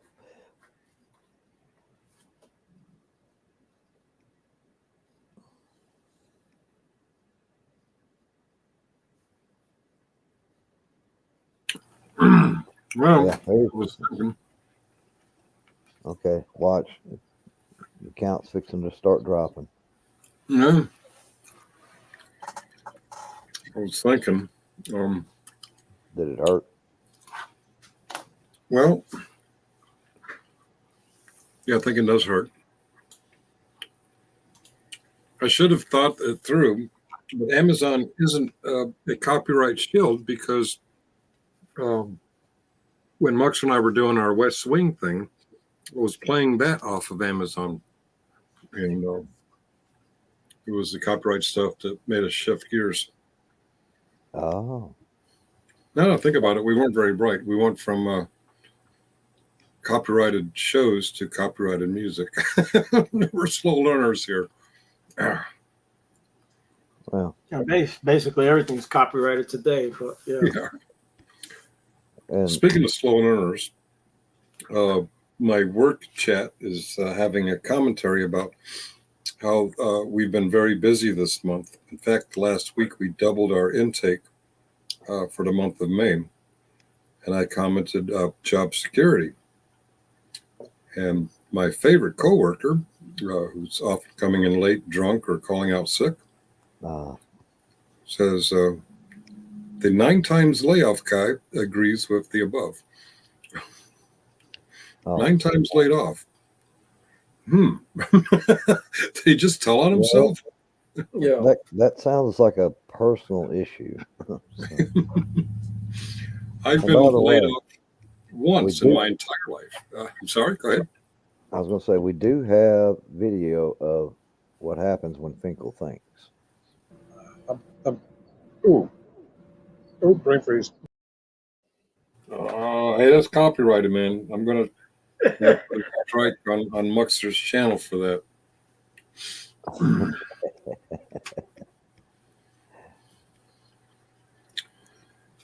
Well, I was going to hit that right after you said it, but we kept talking, so I had to force a break in the conversation. All right, Ariel, your job. Go to Killing Time's home. Which one? The one that he's at. Yeah, it's a long ride, man. It's at least 6 hours. You better get going. Take cameras and video everything he says or does, and then somewhere in there it's going to be something embarrassing. He's going to have a seizure, or he's going to flick boogers, or he's complaining about how little monetization he's got. And we're going No, I'm just going to take pictures of his arms. Yeah, there you go. His arms are beat up right now from messing around with that mower deck. Well, that's the excuse. We know his wife beat him and sent him down there and told him to learn. Ariel, hey. I'm sorry. I'm sorry. I'm sorry. Not supposed to give away everything. Come on, man. We have intrigue. We need to get the channel owner up here and sort you two out. You just want the channel owner up here so you can bail. I know what's going on. Why would I worry about billing? I got everyone on the panel right now has equal access through this StreamYard. None of us can pin the link. I can share the link. Sure we can. You can pin the link? Over in YouTube's? Yeah. Let's see. Muckster just did it. Well, that's because it's his channel. He posted the link, not pinned it. He's talking about pinning it to the top of the chat, Ariel. Yeah. Oh, I got what you're saying now. Let me see if I can, actually. I don't think I can. No, you can't. I can go to channel, I can report, and I can block. Can I block Muckster? No, I don't have the pinning. I don't tool. know. I don't know how you do that. Where you would pin it anyways, but it has to be in your own channel. Yeah. I think only the channel owner can do that. Yeah. Well. Oh, it is pinned at the top. He just. I have not been paying attention. Yeah, it's there. I see it in black. Okay. All right. Thank you, Danny, for pointing the obvious out. See, my problem is I have a black background, and so it's a white pin, and for some reason that's not as noticeable to me. Jerry is lurking. Well, come on in, Jerry. Come have a chat with us. I just want to say BLM on that one. BLM on Jerry? I think BLM on, your black background. You're blaming it on the. Oh, yeah. Blame it on the blackness. Okay. Yep. All right. You know what they say about black? Once you go black, you never come back. So Yep. go back to white, buddy. Before my channel got put on a 7-day timeout, we decided to title what kind of panel, but it occurs to us it's always a select panel. If we have the link up there, you can come up until one of us slam you down. I guess we overthought that, but all right. If this is the channel owner, he can come up. Oh, wait a minute. Quit blocking Muckster him. OM free channel. That's a very good. What I'm gonna do. I'm gonna put up the thing. No. No, if he wants up, he can get up. Just let it be. Let it be. Okay. Well, Let it be. I don't know if it's the real Muckster or not. Yeah. No, that's true. Yeah, let it be. Yeah. Good idea. If someone claims to be Muckster, don't bring him up because Muckster can bring himself up. That's right. So if you're falsely claiming to be Muckster and you want to be up, change your name to your real name, and we'll pull you up. Show me your hand like you did last night, buddy. Bastard. Oh, he can't come back anyways. He got banned. Oh. Well, I don't know. Muckster's channel. Yeah, Muckster's channel. If that was the real Muckster, he'd come up on his own. So I have a feeling it's not the. Can't trust the YouTube authentication either. Yeah, I'm starting to figure that out because he does authenticate as some. Oh, brain freeze. When I find out which you sorry sons of bitches recorded that, I'm going to get you. You did. Who pointed the camera at themselves? Someone obsessed with how handsome they think they are. That's who pointed it at themselves. I didn't realize I was going to have a brain freeze, so I thought I was just showing my handsome face. These things happen. You guys caught me in my booger flicking moment, or my seizure moment, or my that which reminds me. Yeah, I'm joking about that. I'm kind of flattered you guys held on to that. Yes, I am a friggin' genius. Thank you, Muckster. I'll be back. I had to make a phone. This is Sparta!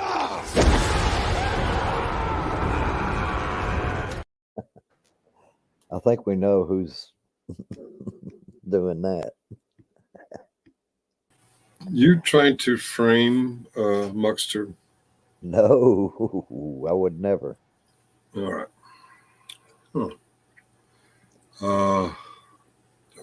Headache, brain freeze. I did point the camera at myself, and I actually appreciate the attention I get when you do that brain freeze thing. I'm David Finkel, and I approve this message. Goddamn right, I approve this message. Oh my God! What a maroon! What an ignoramus! As many times as I had seen that other drop, I'd never caught that you actually took your glasses off and winked at the camera. Damn right I did. I think that was for a specific thing I'd said. I can't remember, but yeah. All you said was you approved the message. Yeah, but the message that I was approving was my own message, and I can't remember. It was probably a slam on Kaiser. But, we spent a lot of time on YouTube. Did you guys bring him up, or did he bring himself up? He brought himself up, as far as I know. Okay, that's the real deal. I apologize. I think that might have been after a thing on JJ. I approve of this message. Quite possibly. JJ, generally specific, fraud at Wrangler. Oh, and for that matter, Old Sarge Finkel, Muckster, Killing Time, and Ariel. Stone Vet. Who else? Jeff, whatever name he's using now, Never Too Soon. Hey, we live a good portion of our lives on YouTube, either on video or audio. And when you do that, eventually you're going to get caught farting or picking your nose or having a seizure or saying something stupid like, we were the last unit in '89 to do a 3-month DMZ tour. It's eventual. You're going to say or do or be seen. You're going to have a brain freeze. This is why, and I'm directing this one at a select of those, Kaiser, generally specific, it is important to be honest about it. If you have a seizure, don't lie about Kimmy being there when we all saw Mommy come in. My point is, if you're going to live your life publicly, live honestly, because eventually your bullshit's going to be figured out. Sometimes, You know, sometimes later. That's pretty much exactly the advice I gave to Richard Nixon, and he would not listen. Yeah. What kind of idiot would put a recording device in his own office when he knows he's up to no good? That was. Yeah, thank you, Muckster, for pointing that out. Well, to be fair, you put a recording device in your own face when you're up to no good. Well, yeah, but I'm honest about my no goodery. I fully admit I drank that ice cold drink way too fast. I induced a brain freeze. Yeah, you know the funny thing about that is, you guys won't let me forget it. That's right. No, that was like the third time. Was that the third brain freeze I had? Yeah. On that day? Yeah. In that seat, drinking the same drink. Yeah. I think you're right. I remember. You did it a couple times, and then I made sure and I blew up the, made you full screen so I'd catch the next one. You knew there would be a next one. If I remember correctly, it was hot. I was feeling dehydrated, so I was forcing in that cold beverage. Yeah, 3 times, huh? You're embellishing the memory. It was once. Maybe just twice. It was at least twice. I know he did it once in the store right after he got it. Wow. I am a slow learner. And that's why I have to be honest about it, because everyone can see I'm a slow learner. Why deny stuff when you're putting it out there for people to see? Well, I didn't know you could still learn. What was that, Ariel? I'm sorry, I talked over you. Oh, I was saying I didn't know he could still learn. Well, considering how much I was laughing over there at the, well, no, I can pin it. No, I can't pin it. It's pinned. I can't see black. Yeah. I think his learning curve is very, very low. Yeah. Doesn't hurt my feelings. Don't hurt my feelings. Do not hurt my feelings. Limited to the size of the brain. Hey, Finkel.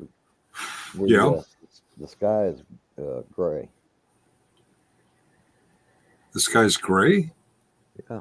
Didn't you know that? It's not blue, it's gray.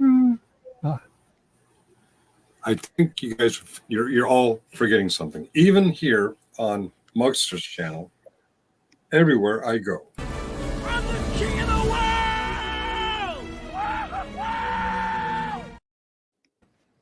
I am the king of the world. Don't forget. We all saw what happened to you at the end of that, too. Yeah. It didn't end good for you, but it didn't end good for you. Brain freeze. You went down just like that brain freeze. Same way. It's hurting my feelings. Dethroned. It's hurting my feelings, man. Hey, you're the one that played the clip. Yeah, I was gonna say, pick the wrong movie, man. The whole movie's a disaster. I thought it was a good movie. Well, he did have fun in the back of that car, though.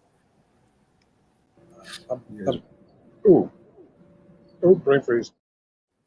Can I say I've never watched that whole movie, but I always go to the part where the boat's kind of going up in the air and rips in half. That's where I start. You guys can stop playing that shit now. Okay, I had a brain freeze. Get over it. Move on. I put it behind me. Put it behind Joel.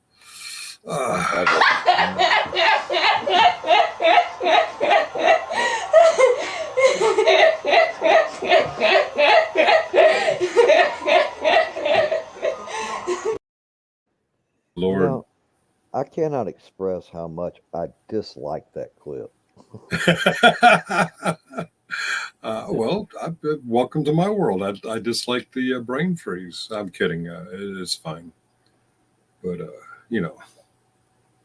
don't know what it is. That laugh just it grates on me. It's well. Yeah, it's funny. I always thought she was cute. Well, that's what I was gonna say. Just look at the girl. Don't worry about the laugh, bro. You can get past it. Okay. All right. Morning, You fine. Howard. Play the hysterically laughing girl all you want. Play the Sparta thing all you want. But if you play the brain freeze one more time, Flamethrower to this place!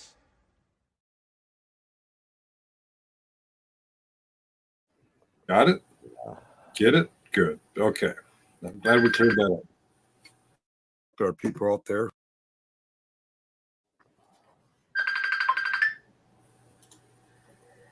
Not me. Are you playing Candy Crush? Not me. It's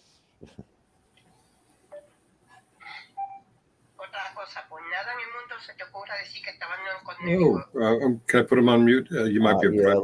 Let's mute him just in case. All right.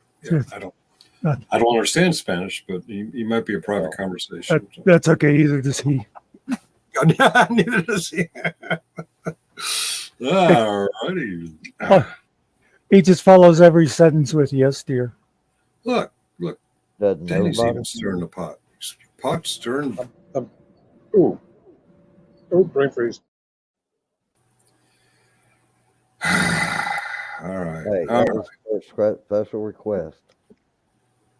And you know, Hey, here we honor the request. Have you guys been watching Stone Vet? I have not. They have a relatively new drop of a rather large fellow that looks a lot like Stone Vet, but I can't imagine someone having that much of a weight loss gain rotation. Is that like AI, or did they just find someone who looks very similar to Stone Vet? No, Probably an AI thing. Oh. I'll say I can't answer it because I hadn't seen it. Danny thinks it's funny. That breaks my heart. I'm kidding. So did Muckster have a good night rest? No, really. Oh. What's wrong? You were up all night worrying about January specific, weren't you? And I came in here and I looked all through chat and there was nobody in there worth banning. It's not been a good day. Although I did give one guy a 1 minute timeout, but I don't think he even noticed because he has a black background. Old Sergeant of Face Freeze as his brain stops. All right, somebody kick Danny. Kick her out. She's done. Yeah.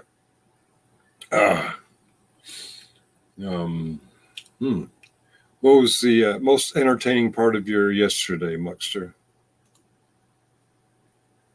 Probably when I left. Yesterday, when I was young. Probably when you wasn't here, but I'm trying to remember. Yeah. We had fun creating pirates. Oh yeah, creating pirates. Yeah. Night before was fun, and then we got copyright strikes all over the place. Yeah. Okay.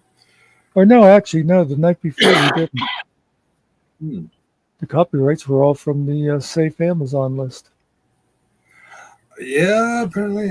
Now my Beatles and my Edmund Fitzgerald, they do show as copyright now, but they also show as no impact. And we know firsthand that Edmund Fitzgerald is a hard shutdown copyright, at least from YouTube. Well, there's a I was difference. looking at the email that you forwarded, and it had those little pictures of the different stages. One with a warning. Guy was blowing the whistle or whatever with stage one. Yeah. I'm wondering if that's what this is. They're considering this is, hey, this is your warning. Yeah. Okay. Maybe Yeah, just but that. why do they say no impact and then go, yeah, but not really? I don't know. I mean, I don't have any content on YouTube, so I'm not sure how all that works. Yeah. I'm It's just financially driven. Clicks and views. Just like the content creators who are monetized, they want clicks and views. Well, YouTube wants clicks and views, and they want clicks and views where they get to share in the profit. Right. well, if my channel if I decide to ever do anything on that channel, they won't get any money off of it because it won't be monetized. Yeah. But they make money off of you. Can't really regardless. read that, can you? Uh, But looking at that list from the okay, Eagles, I can understand. They're not worried about Steve Miller, Cat Stevens, Aerosmith, Leonard Skinner, Kansas, Bob Seger. There's the Eagles again. Blue Oyster Cult, the Sultans of Swing. I did not know that the people who sang that was called Rockin' Johnny Case. Huh. No, Brandy by Looking Glass. That song is 120 years old. Yeah. One of my favorite songs. Free Bird by Leonard Skinner, no problem. Pink Floyd, no problem. Boston, AC/DC, I can live without. Yeah. You would think Queen would be protecting their copyright, Nope. Queen's good. Black Betty's good. Redbone's good. Fleetwood Mac, another one you think with a lot of stuff. And Led Zeppelin, so it's kind of a weird list. Yeah. If you click on when you see one that's some territories or has a little bit harder copyright strike, if you click on take action, there's options like mute or trim or dispute. So if you want, I think I did that with something a week or so ago. I trimmed one out. It is time consuming, but it does maintain most of your stream if you want it maintained. I guess, quite frankly, my purpose on my channel when I'm not in bad boy YouTube jail is for people to connect here and now.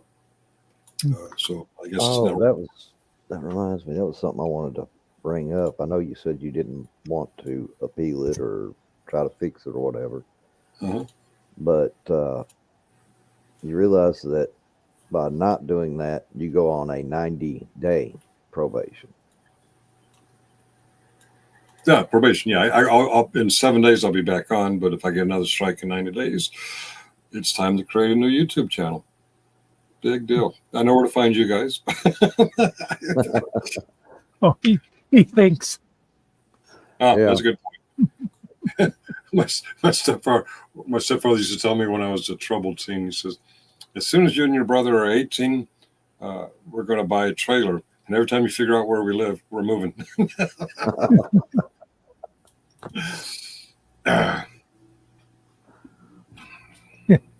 Okay, guys, I got my new channel up. Guys? Yeah. Guys. Oh, I got you. All right. Ha ha. Pick on Finkel. I have no content, so I never managed to get any experience of all that stuff. Oh, I think somebody read that. Yeah, I'm quick. Technically, I thought you had like 2 playlists or something on your channel, Danny. Well, it's not published. That's what she can go back if she's driving. She just wants to run through the playlist, click on that, and not pay attention to the device the playlist is running on. I don't think the rest of it's not published. I can see it. Oh, okay. My bad. I was wrong. It happens every now and then. Unless she's taken it down since then. Well, I guess, but if you're just playing somebody's playlist, it's no different than you just watching them on YouTube. Now, if you stream the playlist into here, then they look for they think you're stealing them. You know what I mean? Yeah. Yeah. They're not my videos. They are just quick links to other people's videos. Yeah. Well, that's Stuff all that we're you doing is playing links to other people's videos. like. Well, Yeah. the way they look at it is with us playing them here, it's like we are stealing that content for our own use rather than just enjoying somebody else's content. Yeah, it's weird. Just some creeper creeping around videoing people. If I take that quote content, I get a copyright strike. But every friggin' night, Kaiser takes other people's content. No problem. Monetize, make money, get super chats. Well, yeah, YouTube makes no sense. I swear the way he gets around that is because of the quote unquote commentary on it. That could be, yeah. They consider it transformative. He says, I'm repurposing it. Yeah, you're stealing it. Yeah, I've watched a lot of the music video breakdowns of like new music stuff, and they'll stop it every every 30 seconds or so, and at most, and start doing a breakdown on what that portion they had listened to. All right. And they don't have I've never seen them get copyright strikes. Whereas they get copyright strikes all the time, and they just take down the videos. Some people do play videos straight through, and then they comment after. I don't know how they get away with it, but they do it. So, but yeah. I had a thought on drew a blank. Where was I going with my thought? All right.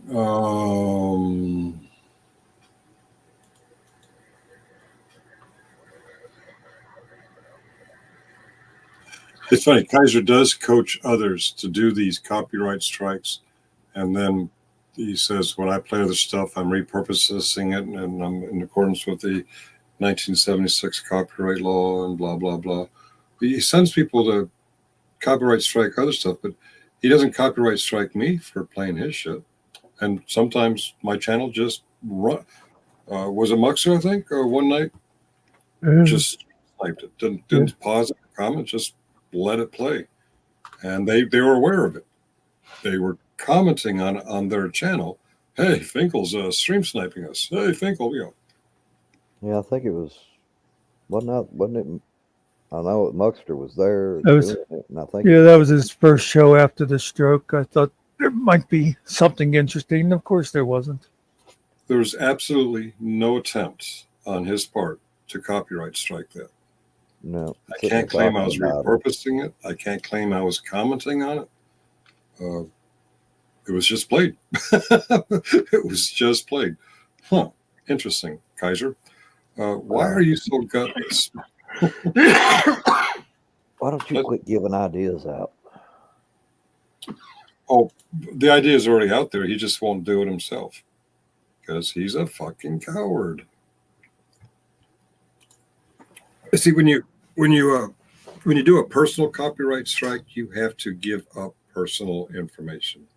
My name is, I live at, my phone number is this, my real email address is that. When you fight it, see, that whole sending Brothers Keeper to copyright strike me on this silly just walking around with a camera, no content. In order for me to appeal it, I'd have to say my name is this, my phone number is this, my address is this. I know goddamn well what they were trying to do. They wanted to get my real name and address so they could really put that bullshit claim in so that the DA could actually submit it to a grand jury. It's bullshit, but the bullshit actually stopped at him not knowing who I am and where I am and how to contact me.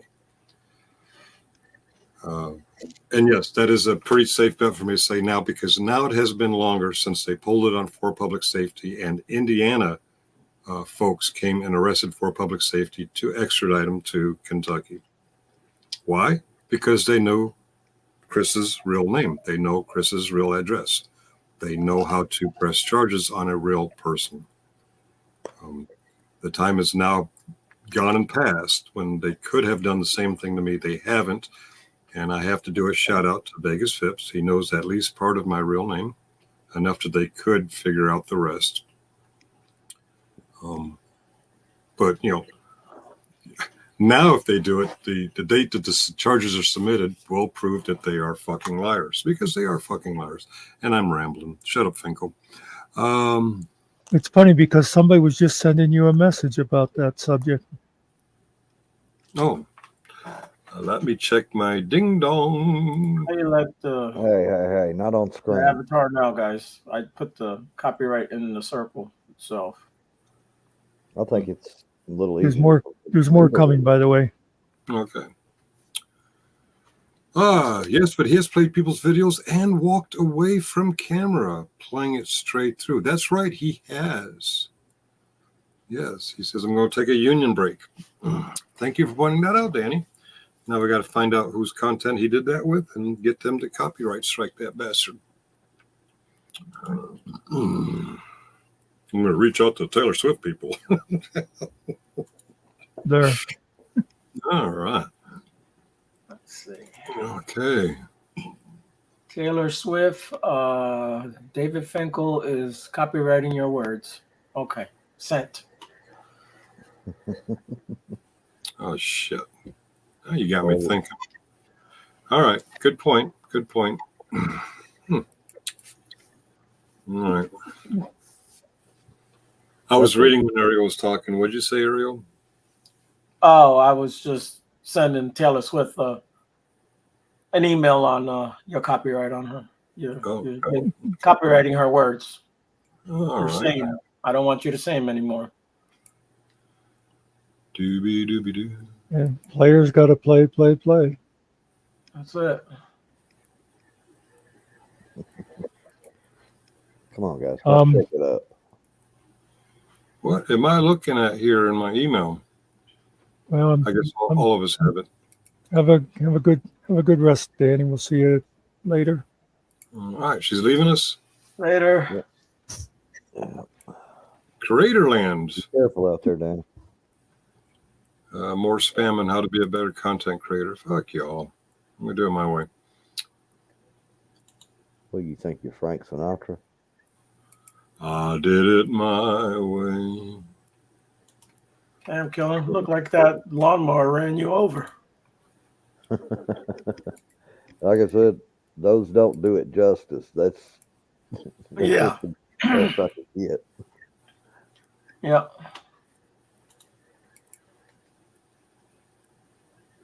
Alrighty then. I'm getting a new subscription on my sub channel. I must have said something interesting to somebody. All right. Yeah. Okay. Oh, look, I got comments. Somebody wants to watch you and look for strikeable stuff. Oh, Danny says you are really old. Shocker. I know that super old guys get their timelines all mixed up, but when you have been around to watch, Danny, somebody boot her. She's saying mean things to myself. Huh? Oh, okay. She booted herself. Danny, boot yourself. Let that be a lesson to you. Come back when you can. Okay. I got 14 views on my generally specific thing. Only 6 views. Yeah. Comments. Yeah. All right. They don't even bother watching. They just go in there and attack. Yeah. I guess people are thinking, I heard Jeff say, there's no content here. I'm like, the point is he said something that is not accurate. But you guys talked and digressed so much that he wasn't around when we played it. It's like, couldn't see his reaction because, the guy finally left, gave up and left.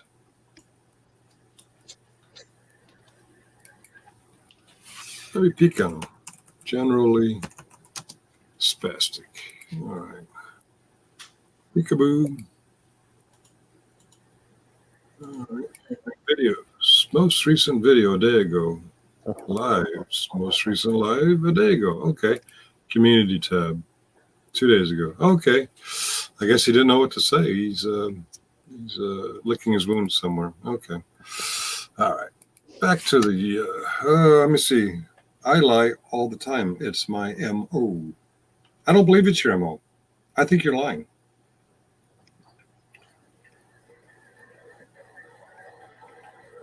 Oh, I see. I got more ding dongs. Ding dong. All right. Yeah. Okay. I only need the one. I don't know about you, but Yeah. Okay. Just let him talk. Yep. All right. Just my brain went a little weird there for a second. And it was like, what the hell? I'm hungry and I don't know what I want. What do I want for brunch, guys? Probably food. Food. That's a good option. Food. just drink your Ensure and be happy. Got some hamburgers. Yes. Not Mike's my God. I think that one went right by him. Yeah. Oh, through them. Well, untrackable. The funny thing about when the head is ringing, it stops ringing when you have the brain freeze pain. Oof. Corned beef hash. Ooh. Yuck. I haven't had that in a long time. My father used to like to make that. Disgusting. I used to eat it a lot when I was younger. I am younger, so I'm going to eat some. Maybe. I don't know. Well, you're younger compared to the time the planet has been here, but the other inhabitants. Don't you got some chores to do? You got you got chores to do. Go do your chores. He's got time. He's got time. You leave him alone. All right. Thank you, Ariel. Lawn mowing or something, you know. I am going to have to cut it again, but it ain't going to be today. Yeah. Well, not today. Okay. Did you get it all done before your argument with the lawnmower? No, we argued a few times during. Okay. All right. I kind of want to say I won because I finished cutting the grass, but I didn't come out unscathed. I didn't notice Danny's parting words of wisdom. You fuckers want to pick on me. You remember her last words on today's stream was, be good to me. Yeah, we got it. You have to be good to me. Food is overrated. Wait a minute, says the army cook. Wait a minute. That's why he knows it's overrated. Okay, yeah, you don't need this crap. Grab an MRA and go away.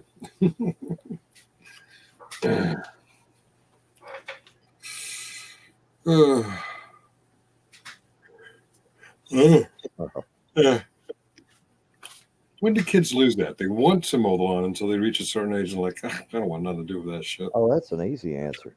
Yeah. When you tell them, okay, this is your for the next 2 weeks. Okay, so never give them permission, and then you always have a freshly cut lawn. Okay. Yeah. So you gotta say, okay, I'll let you do it this time, but it's not making I always liked mowing lawns. I do too, except for yesterday. I always like being surrounded by that loud noise that just cuts you off from the world. It's like what do they call those things? Those tanks, that sensory deprivation tanks, except it's sensory overload instead. So, right. I always enjoyed. Believe it, it's weird, but it's kind of therapeutic to me. You know, it's just. Get out there, you're cutting the grass, you're kind of focused on what's going on. You're not, you know, your mind can wander some, but you still have to pay attention to what's going on around you. why I Oh, used to like riding motorcycles. Is you really had to be focused on what you were doing. Yeah.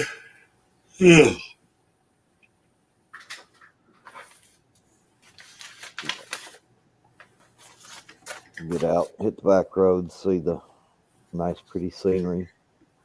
Yep. going down that long, lonesome highway.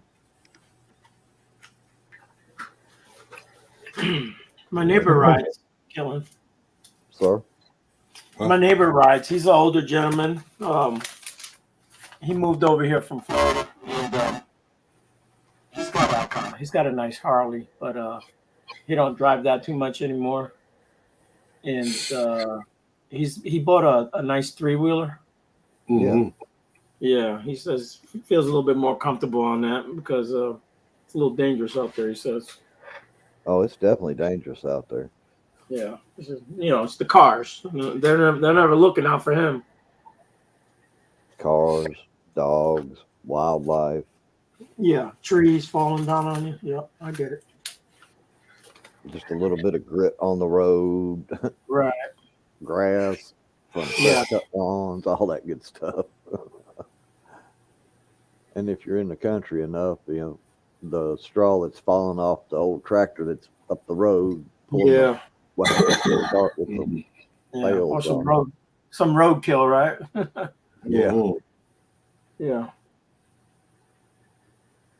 Does anybody remember Then Came Bronson? Is that a song? It was a TV show. No, I don't remember that one. I don't remember what the original thing was, if the guy's wife died or what, but basically he just quit his job and like sold his house and everything and hopped on a motorcycle and started traveling the country. It's one of those ones. It's sort of the same idea as who The Fugitive. You know how he was running from the police, and every week he'd have a different adventure. Like with, he'd meet people, and that was Then Came Bronson. It was like each week was him running into somebody, and yeah. Anyway, That was 1969 to 1970. 1969 to 1970. ride down that long, lonesome highway. That's what that was. Michael Park. Michael Park played Bronson. Sorry, guys. That's all right. It was me. Do you know why Dr. Pepper comes in bottles? Oh, God. I'm almost afraid to ask you to clarify that. Okay. His wife died. Hey, Muckster. Kurt Russell was in it. Ready? Kurt Russell is William P. Loving. Michael Parks was Jim Bronson. And Bruce Dern, he played Bucky O'Neill. Bonnie Bedelia. Yeah. Well, I imagine a lot of them were like just a one episode. Yeah, it was only on for one season, so. Yeah, but I mean, each week would have been a different cast except for Bronson. Yeah. There's a show that I watch, and this girl can figure out if you're lying. I forget the name of it. It'll come to me. Wonder Woman. No. It's a newer show. Well, anyways, every week she kind of has some kind of famous actor on there. It's always somebody you'll know will be on the show. I want to point something out. Have you noticed how much Sarge has gone into this whole bondage fetish with here lately, talking about handcuffs, and now he's right off the bat he throws out Wonder Woman because she's got that lariat. The lasso, yeah, the lasso of truth. I think he's trying to say something there, but So there's an old story, speaking of coming in Dr. Pepper bottles, about a guy who worked in a pickle factory, Mm-hmm. and he worked like on the assembly line there, and he was just down from the pickle stuffer that would stuff the pickles into the bottle. Mm-hmm. And he would all the time he would just stare at that pickle stuffer and have these strange weird thoughts about sticking a certain part of his body in there where you shouldn't do it. And he just kept fantasizing about that. And one day he just couldn't control himself, and he did it. And the boss caught him, and he was fired. And when he went home and told his wife he was fired, and he explained what happened, that he finally couldn't control himself and had to screw the pickle stuffer. And she said, "Oh, what did they do with that pickle stuffer?" And he said, "Oh, they fired her too."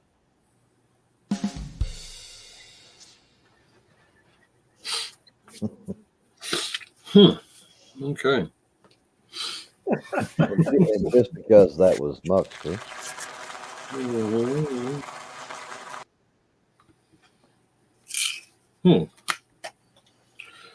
That was good. Monday, Tuesday, Wednesday, Thursday, Friday. Are we doing this live, and then we're gonna get ourselves in trouble for? I don't think he meant to watch it here. I just think it was a suggestion. Yeah. All right, drugs.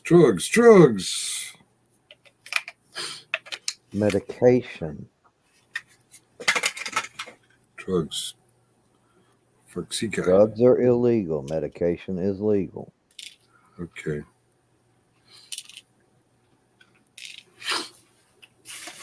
Prescriptions. Cardivo laugh out loud. This is what you get for fucking around all your life. You got to take blood pressure medicine. Welcome, Nerdy. Arr. Hey, Nerdy. Make her walk the plank. No, you're going to be the first one. Oh. You got to lead the way. Okay. No, I was never a ranger. Rangers lead the way. I was never a ranger. That's not what I've heard. You're a very specific type of ranger, though. Why is everybody always picking on me? Easy target. Easy target. Okay. Low-hanging fruit. All right. I got your fruit right here. All right. I'm just always talking about the sexual stuff. You see what I mean? Just remembered an old one that you guys might appreciate being married. I'm not married. Guy sitting there one night having dinner with his wife, and she says, "If I died, would you get married again?" Oh, and he God. says, "Oh, he's thinking to himself, well, this is a trap." And he's like, "I don't think I could." He says, "I'm a one-woman man. I could never, ever be happy again." She says, "Well, but I would want you to get married. I wouldn't want you to spend the rest of your life alone. But really, you should get married." He says, "Well, all right. I guess I would after a while." She says, "Well, tell me this. Would you live here in our house with her?" And he says, "Well, I mean, the house is almost paid off. It makes sense. Why would I move somewhere else? Yeah, I guess we'd live here." "Well, okay. Well, tell me this. Would she wear my jewelry?" And he's like, "Well, I mean, what should I do? Throw it all away? I guess, yeah. Why wouldn't she wear your jewelry? But I don't like to think about these things." And she says, "Well, just tell me one other thing. Would she use my golf clubs?" And he says, "Well, no, because she's left-handed." Oh shit.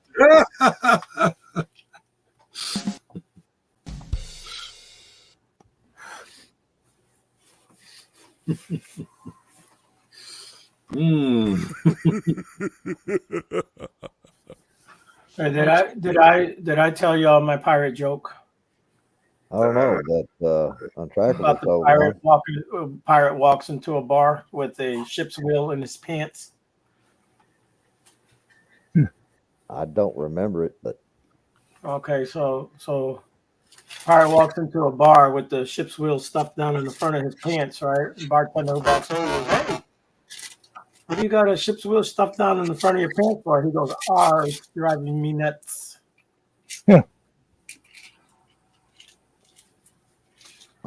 untrackable asked that. What's a pirate's favorite letter? P. No, trying to figure that one out. There's your answer. It's on screen. Yeah. Oh, okay.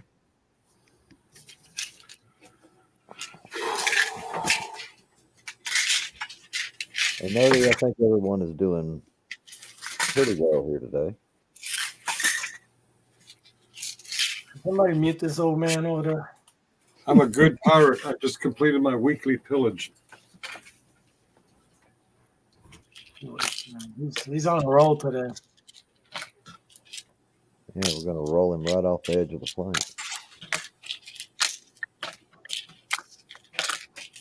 I thought you said you finished it. Now I got to close all the caps. Man, yeah, I can critique everything. You weren't finished.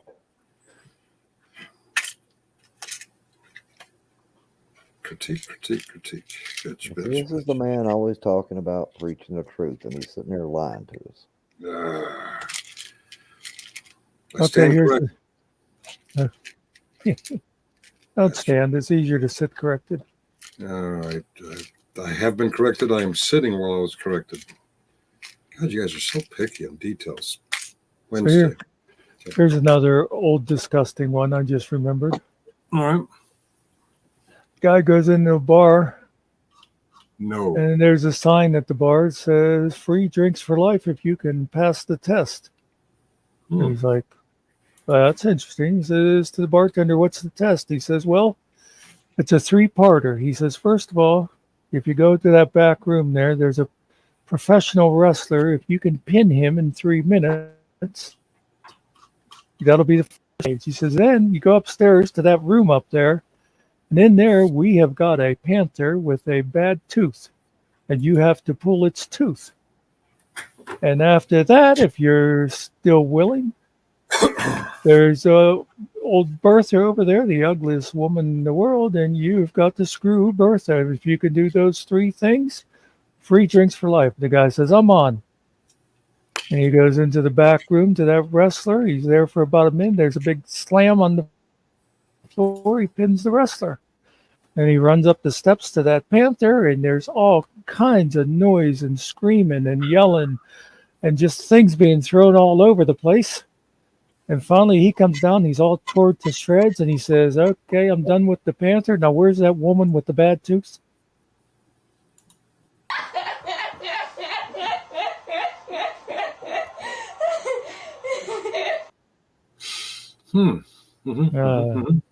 I try.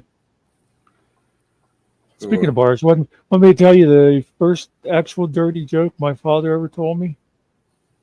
And I think this you may have, but I remember this because he told like silly sort of dad jokes, puns and that, but this was the first actual dirty joke he told me. Guy goes in the bar and he walks up and he says, bartender, give me 12 shots of whiskey. The bartender says, 12 shots, buddy, what the hell are you celebrating? He says, I just had my first blowjob. He says, oh, well, way to go. Hey, have one on me. And the guy says, well, no thanks. If 12 won't get the taste out of my mouth, 13's not going to help.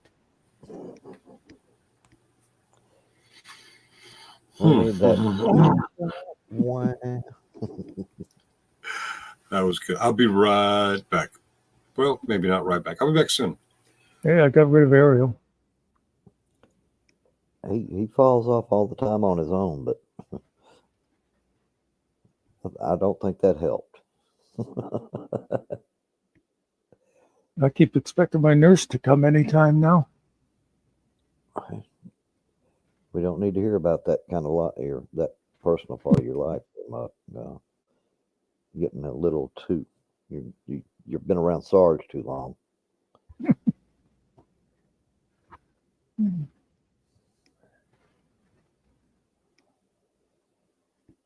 And Trackable wants to know if we can.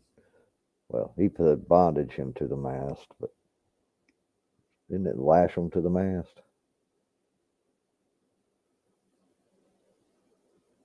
I think so.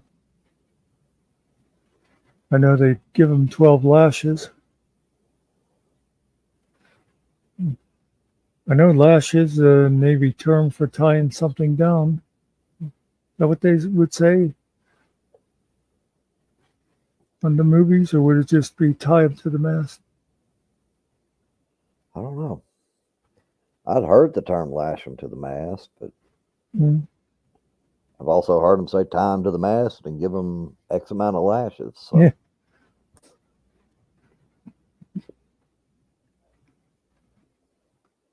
I know that's the term they'd always use, like, there's a storm coming, lash everything down. Yeah.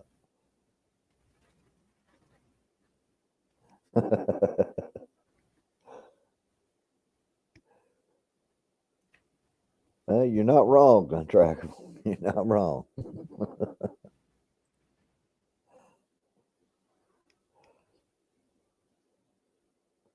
He was talking about handcuffs in the bedroom the other day, and just everything's going downhill with him.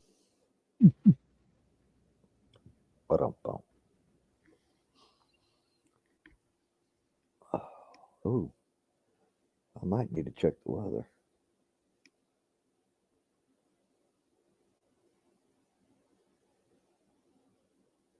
It is pretty cloudy out there today.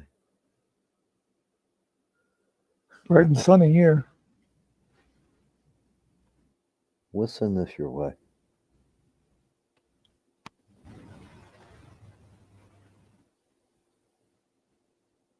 Don't ever let it be said that I'm not willing to share certain things. It's 73 here at 10 o'clock in the morning.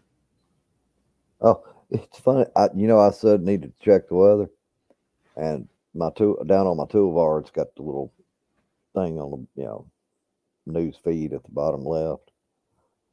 And it says heavy rain today.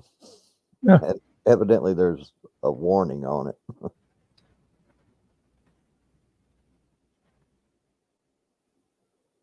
Oh, Ariel crashed pretty hard. Yeah, it looks like we're in for some thunderstorms from here shortly. Hey Siri, what's the weather going to be like today?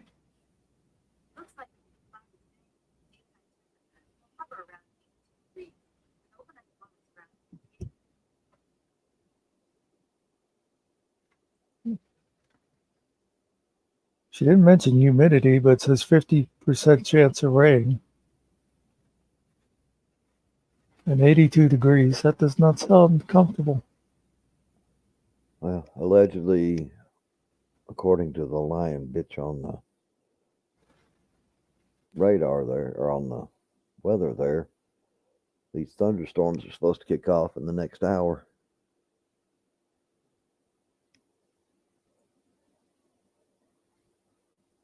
Which means there ain't nothing I'm going to be getting done outside.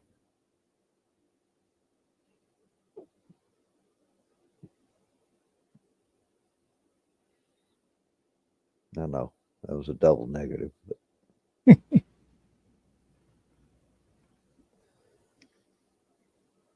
76 clear of central North Carolina. Well, that's why everybody hates people from down there.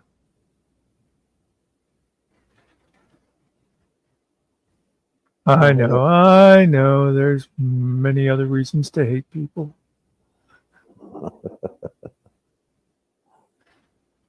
Well, currently it's 74 and cloudy here. That's why I told Sarge the sky was gray. Because it is where I'm at.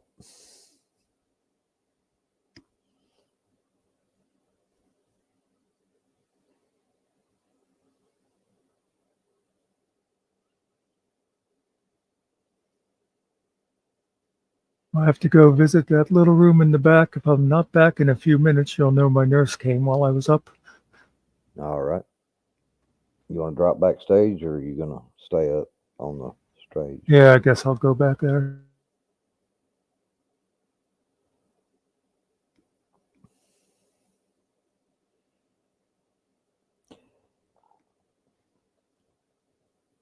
Well, Trackable, I'm not from where I'm at right now, but I am here now.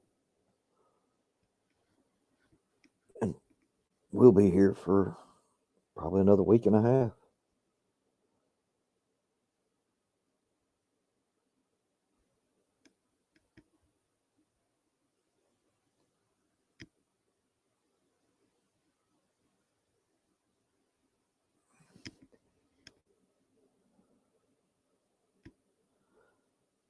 Uh-oh. I know it. It's just the way it goes. Hey. All right. Untrack in mind. Give me a quick camera shot there. All right, buddy. Welcome to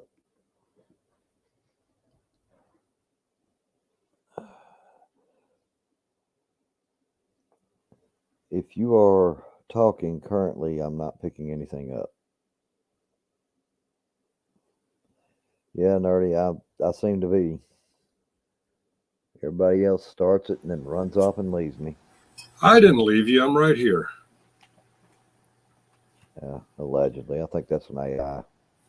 But yeah, it's just an yeah. That's I just had a flashback. Uh-oh. I looked at the backyard and realized, oh, the backyard needs to be mowed too. You think of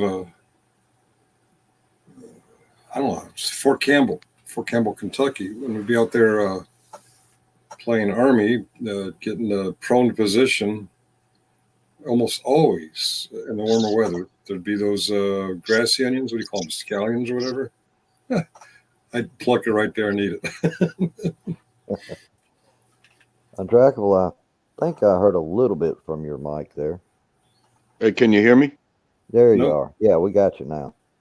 Okay. I had a setting messed up, so I fixed it. Yeah. All right. Well, again, welcome up. Where'd Muckster go? Where'd Ariel go?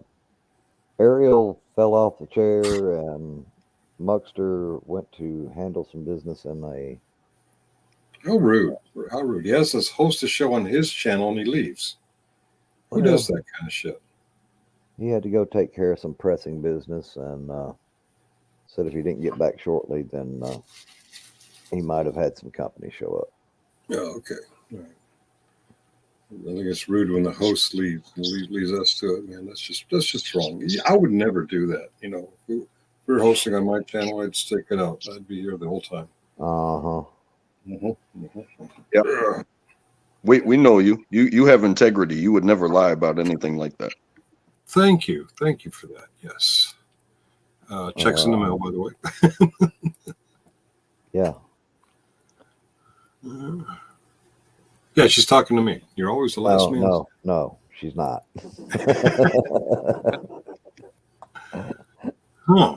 Well, I'll be darned. Anybody that's been around here is one of the more regulars knows who's usually left the last man standing here. Mm-hmm.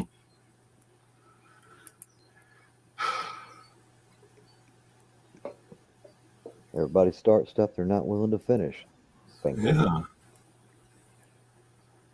You guys were talking about, lawn and stuff. I just mowed mine yesterday because like dodging rain and activities. It's like I was one of those kids that always wanted to mow the lawn.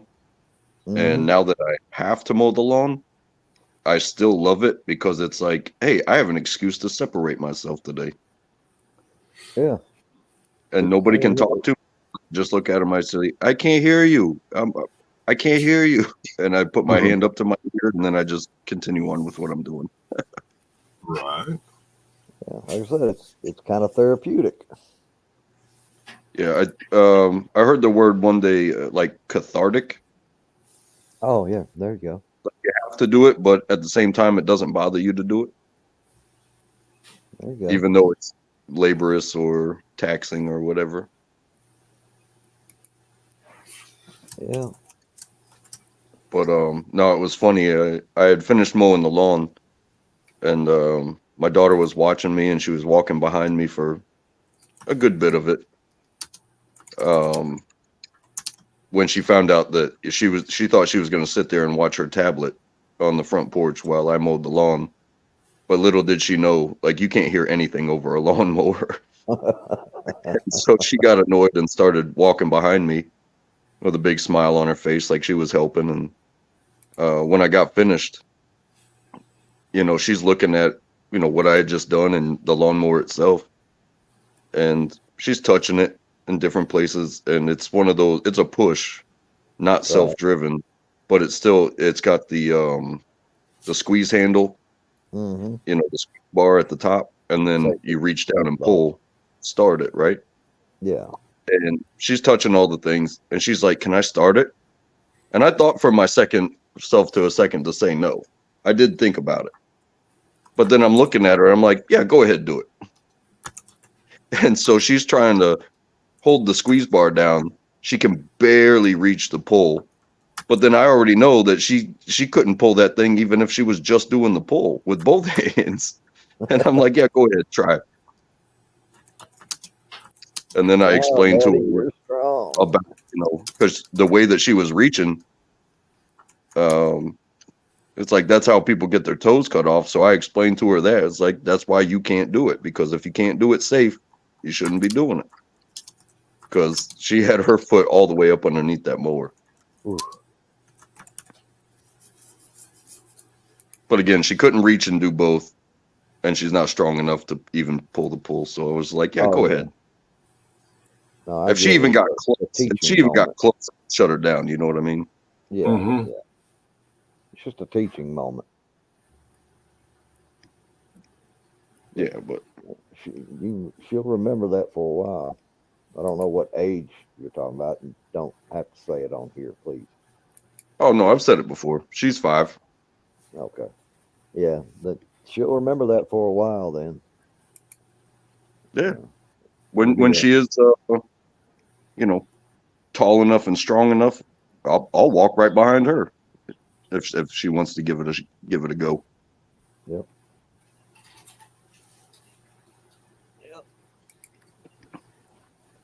I mean, she's It's not going to funny break that anything. We don't have anything to break. you this your first child? Oh yes, sir. First and only. Okay. Yeah. Just wait. Children can find a way to break the unbreakable. Yeah, I want to say I remember that even in my own life. Well, I've had 4 of my own and then 2 stepchildren, so I'm well versed in breaking the unbreakable and then trying to fix that. Or buying a replacement more often than not.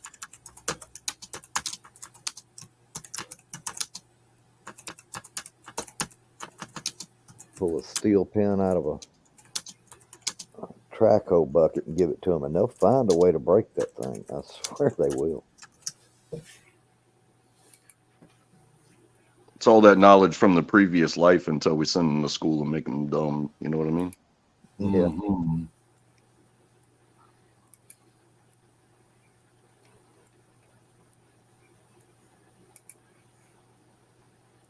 Now I've got grandchildren that range from their teens all the way down to just turned 1.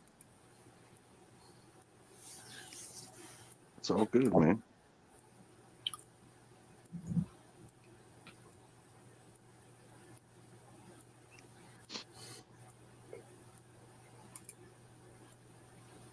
think my mom's got 4 grandkids, ranging from about to be 30 down to my daughter, she's going to be 6 in August. Okay, cool. So did she start school last year, or is she starting this year? She is finishing kindergarten as we speak. So she will turn 6, and then she will start the 1st grade in the same month. All right. It's one of those situations where we could have waited, but she's on that level, and on the academic side, because we had her in a pretty good daycare program that was like pre-kindergarten training. Yeah, they did a really good job. And also genetically, like, she's a 5-year-old girl, but she's probably like the 2nd tallest in her class, and she's been playing sports and dancing since she was like 3. So oh wow, okay. Yeah, she's a she's a tiny toughie, you know what I mean? Yeah. And what do they call it? A mind like a steel trap. She never forgets. But she likes to have fun. She doesn't like to sit and do the academic stuff like when you're practicing with her at home, like a homework style type of thing. Oh yeah. But she's one of the we've been told she's one of the most well behaved at school as far as, teachers' orders and stuff like that. But she's completely capable of getting rambunctious. And with her size, like, she knows that she could hurt another child very easily, even with an accident. Yeah. Well, I pray that you don't go through what I went through with some of mine. Well, my child, I'm not so far removed from my own past that I hope she has it better than me and makes the different choices than I made as well. Well, my son is the oldest of my children, and he is the only child that I know that got suspended from kindergarten. Oh wow! Throwing a desk at a teacher. Oh my! That's a strong little kid. Strong-willed. And his mind is just steel. There's not a track. It's just steel. Nothing gets in, nothing gets out. Oh man. He was one of the. He turned out great. I love him. He turned out great. But my God, he was the only child that ever was successful at pushing me to my limit as far as anger. I never got mad at my kids or anything, but that one, he knew. Because I would be at work and get a call, and we need you to come to the school. I'm like, oh God, what did he do this time? He got into a fight, and then he swung at a teacher. Oh God, please. I'll tell you this, like, I was the youngest of 3, and my brother and sister, I would be with them sometimes when they would do some of the worst things, that I had ever seen at that point, and it was like, oh my God, I'm younger than you, and I know that that's bad, but you're the one watching me today, so I have to stay with you regardless of what you do, whether it's fighting or stealing or little shoplifting, stealing, not like. Oh yeah, I know what you mean. Because my sister's 7 years older than me, so she's in her early teens. My brother's in the middle, and then here I was, just the one being watched for the day, but I was tied to them. Right. All the stuff that they would do, it kind of taught me, like, yeah, you can do whatever you want, but you have this sense of, hey, this is wrong, because they tell you to shut up, they tell you don't tell anybody, blah blah blah, and that means it's wrong. But I was the one that would do like the innocent type of fun, like maybe stay out too late or something like that. Yeah. I was the one that met the cops from my from my younger years before I was 10. It was like I was staying out too late playing baseball in the cul-de-sac, come home, the cops are waiting for me.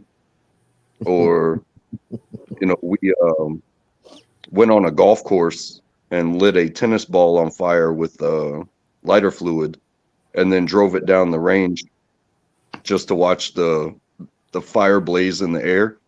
Yeah. And I met the cops there, and Can you like imagine why? I was the only one that kept meeting the cops and getting put in handcuffs multiple times. I mean, when I actually messed up, that's when I met the handcuffs.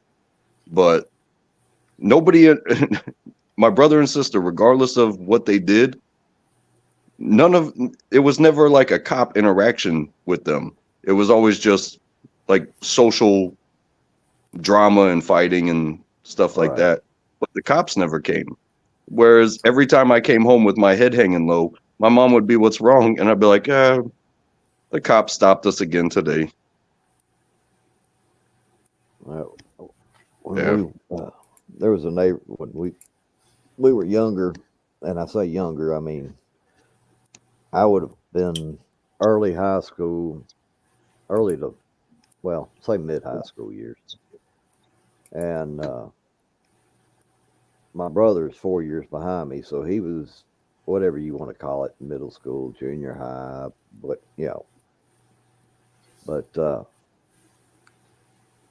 he was the one that always had the police interactions. And part of that was because we had one particular cop that he would just pick, a kid of the week. And he would bust them for some BS thing every day. And my brother Almost would come home. like a stalking your prey. Like I want you to know that I'm watching every move you make. So if you cross the street, away from a crosswalk, or if you're walking the wrong way down the street as a pedestrian, I'm gonna let you. You're gonna remember my name. Yeah, I mean, it was him, and of course, he had a lot of friends from the neighborhood that were right around his age, so he would just rotate through all of them. They were too young to, drive or anything, so they walked or rode a bicycle or something to get around, and it never failed. He'd pick one of them out, and that was his target for the week. And he came home, during that week, he would come home in the back of a police car almost every night. And finally, I don't know what my brother did or said to him, but evidently he pissed him off. So it went from random to, okay, you're the target for a good time now. You're an everyday target until I decide I'm tired of you. And it was like every day my brother would come home in the back of a car, or every other day he would come home in the back of a car. And it was over stupid stuff. I mean, they cut through an apartment complex. You're trespassing. Wow. Nobody in the apartment complex ever said anything, but the cops said they were trespassing. And that's normal everyday stuff for anybody that's a pedestrian. Doesn't matter if you're 6 or 60. It's like, why would I walk the way of the road? That's gonna, I'm gonna walk 3 extra miles to walk something that I could just cut through. Yeah. You cut through and do a third of the distance. Yeah, I mean, as the crow he did. flies. He was just vindictive as he could be. I'll tell you. Now, this is a true story. No embellishment. No, nothing.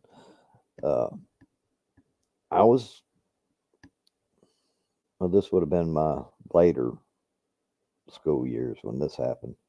As I was driving, I remember it was, well, I won't say later school years. It would have been 86. So it's still my mid school. But you said old enough to drive, right? Yeah. So I was, you know, but I was well, actually, it's probably my senior year when this happened. Now that I think about it, this was so it might have been 88. But because I wasn't in school, I think at that time I was in the co-op class where, you know, half a day and then you're supposed to go to work.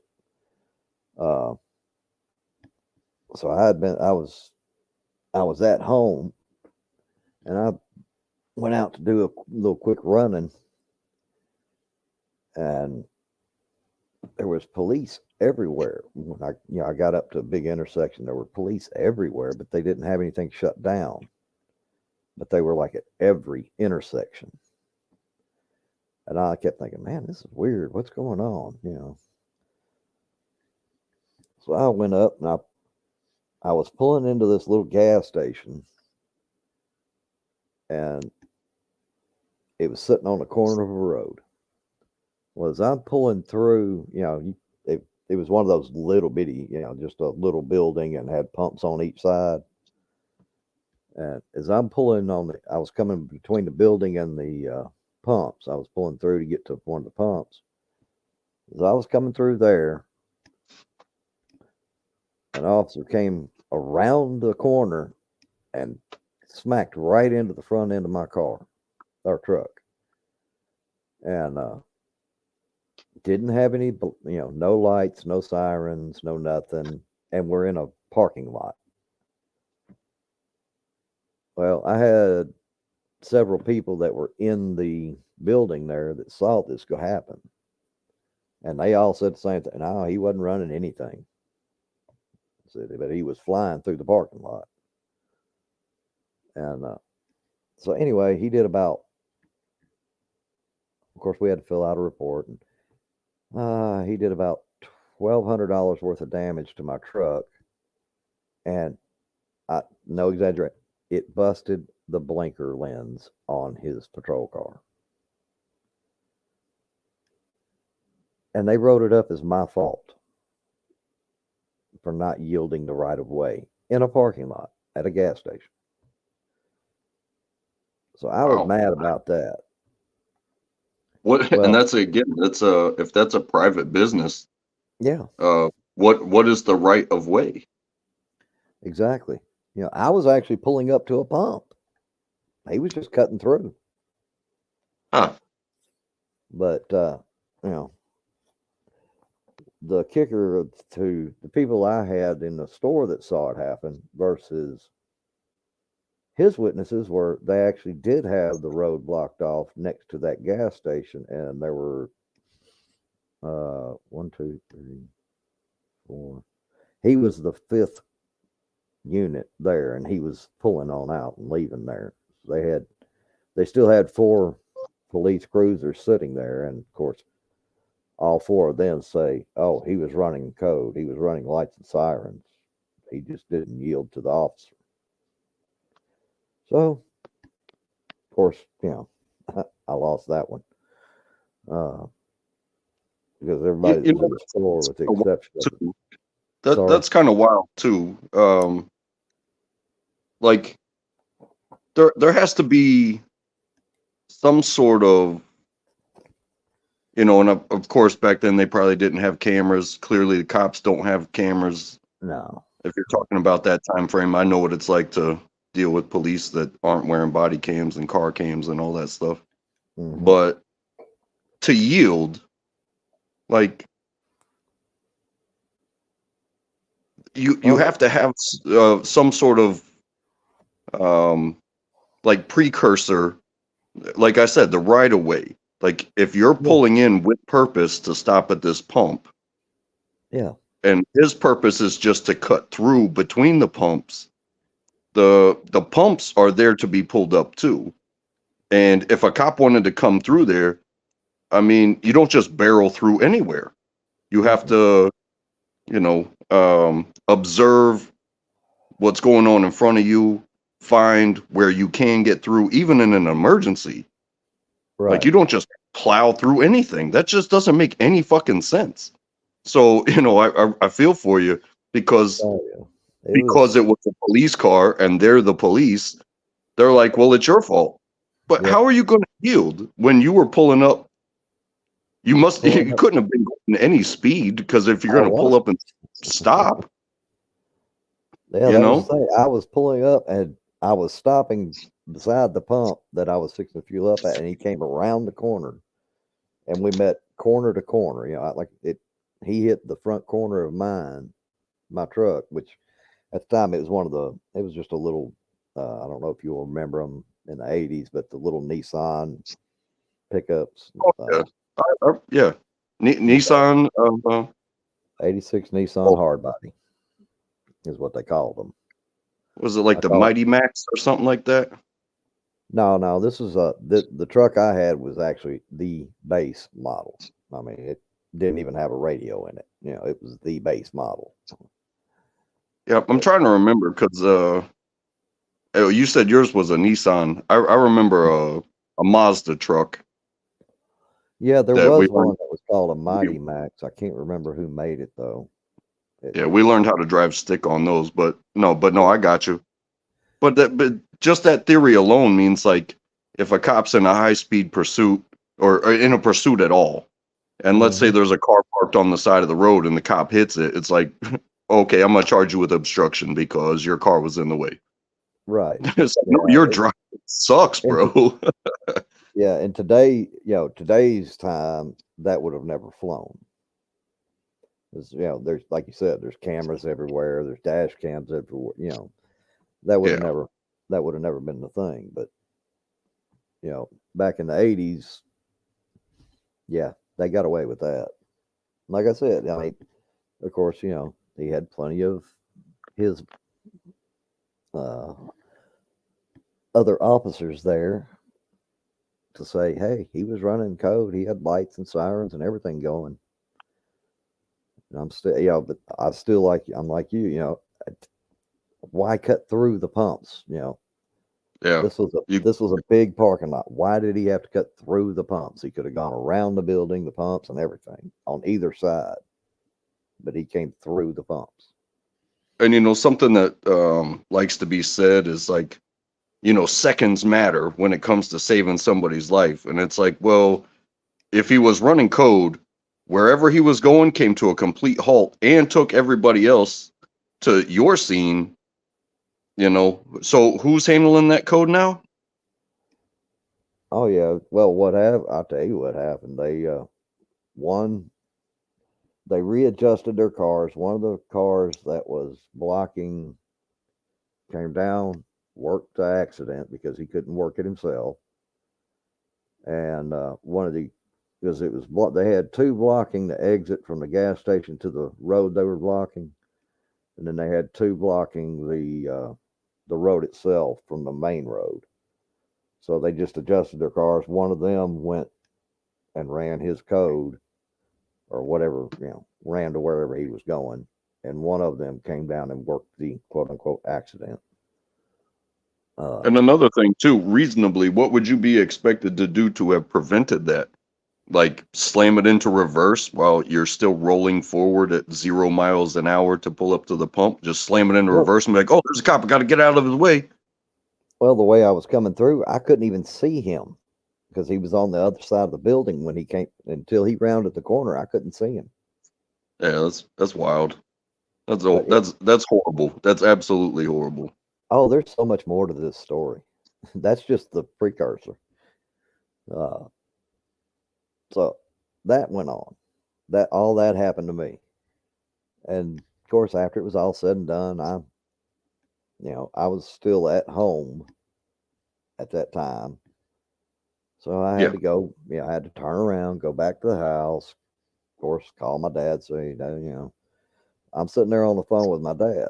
I said, well, I had a little accident, I wasn't old enough to be on my own insurance. I had to be on my dad's, right? Yeah. So I had to call him and let him know, yeah, there was an accident. Yeah, there's a police report. Yeah, they're all that. Well, I'm sitting there on the phone with him, and from where I was sitting, you could see out our front window, you could see our driveway and all that. Yeah. And I see a police car pull into our drive.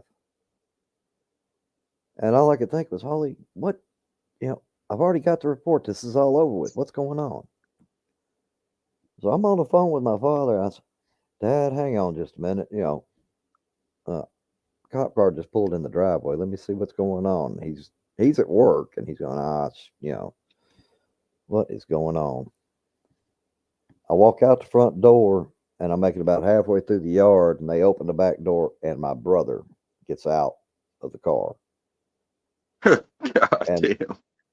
they had him cuffed behind his back and had picked him up. They brought him home, uncuffed him, released him to my custody. And that's cool, whatever. I'm on the phone with my dad right now. I'll let him know. But the whole story now, the bigger story around this is my brother was skipping school, him and a buddy. And they were cutting through a wooded area. They were going to one of our local malls. Mm-hmm. So they were walking and going through the woods. Well, the reason that all the cops were around is somebody had robbed or attempted to rob a bank right on the corner. And they were in a manhunt. Well, when my brother was cutting through the woods with his buddy, they crossed the trail of the people they were hunting for. So my brother comes up, him and his buddy come up out of the woods, and he said there was a damn SWAT team there with rifles pointed right at them.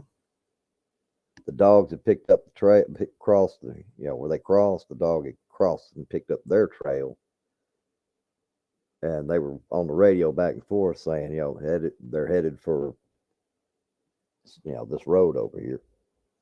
So they Well, were there you met. go. Your brother's stinky ass obstructed justice. Yep. So when they came out, he said I know there was a half a dozen or more standing there with rifles. He said rifles pointed at us. And they found cigarettes on them, stuff like that. Of course, they're underage, so they had cite them for having cigarettes and being out of school, and made a big mess out of that. Oh wow. So, but yeah, the whole time it's when I headed out, I forgot one of the good parts. When I walked out in the yard, and once they had released my brother, I just pointed to my truck, and the cops were still standing in the yard then. Pointed to my truck, and I said, "Look at my truck." And he said, "What happened?" So, and without missing a beat and without thinking a thing about it, I said, "A effing pig hit me." And then both the cops that were there, they were, it was a team, there was two in the car. Both of them snapped those heads around. What did you just? I said, "A effing pig hit me." That's what I said. I'm like, hey, free, I'm on my property. You ain't touching me for what I say here. Yeah, you made it home. You can say whatever you want. Go ahead, try and throw something on me or him for that.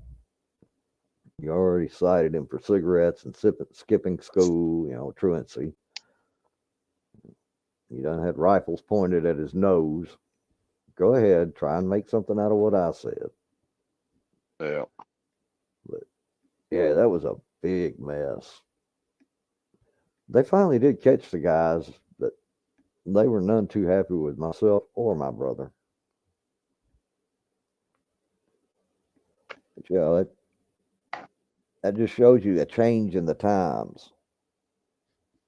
Because Yeah. now, like I said, with all the cameras and everything, there's no way that what happened to me would have gone unchallenged. Oh yeah, because you could, you could go to that establishment. Like, I don't think there's a gas station now that doesn't have 360, HD, whatever you want to call it. They got all the good stuff. Yeah. The gas station that I frequent, that's part of my neighborhood.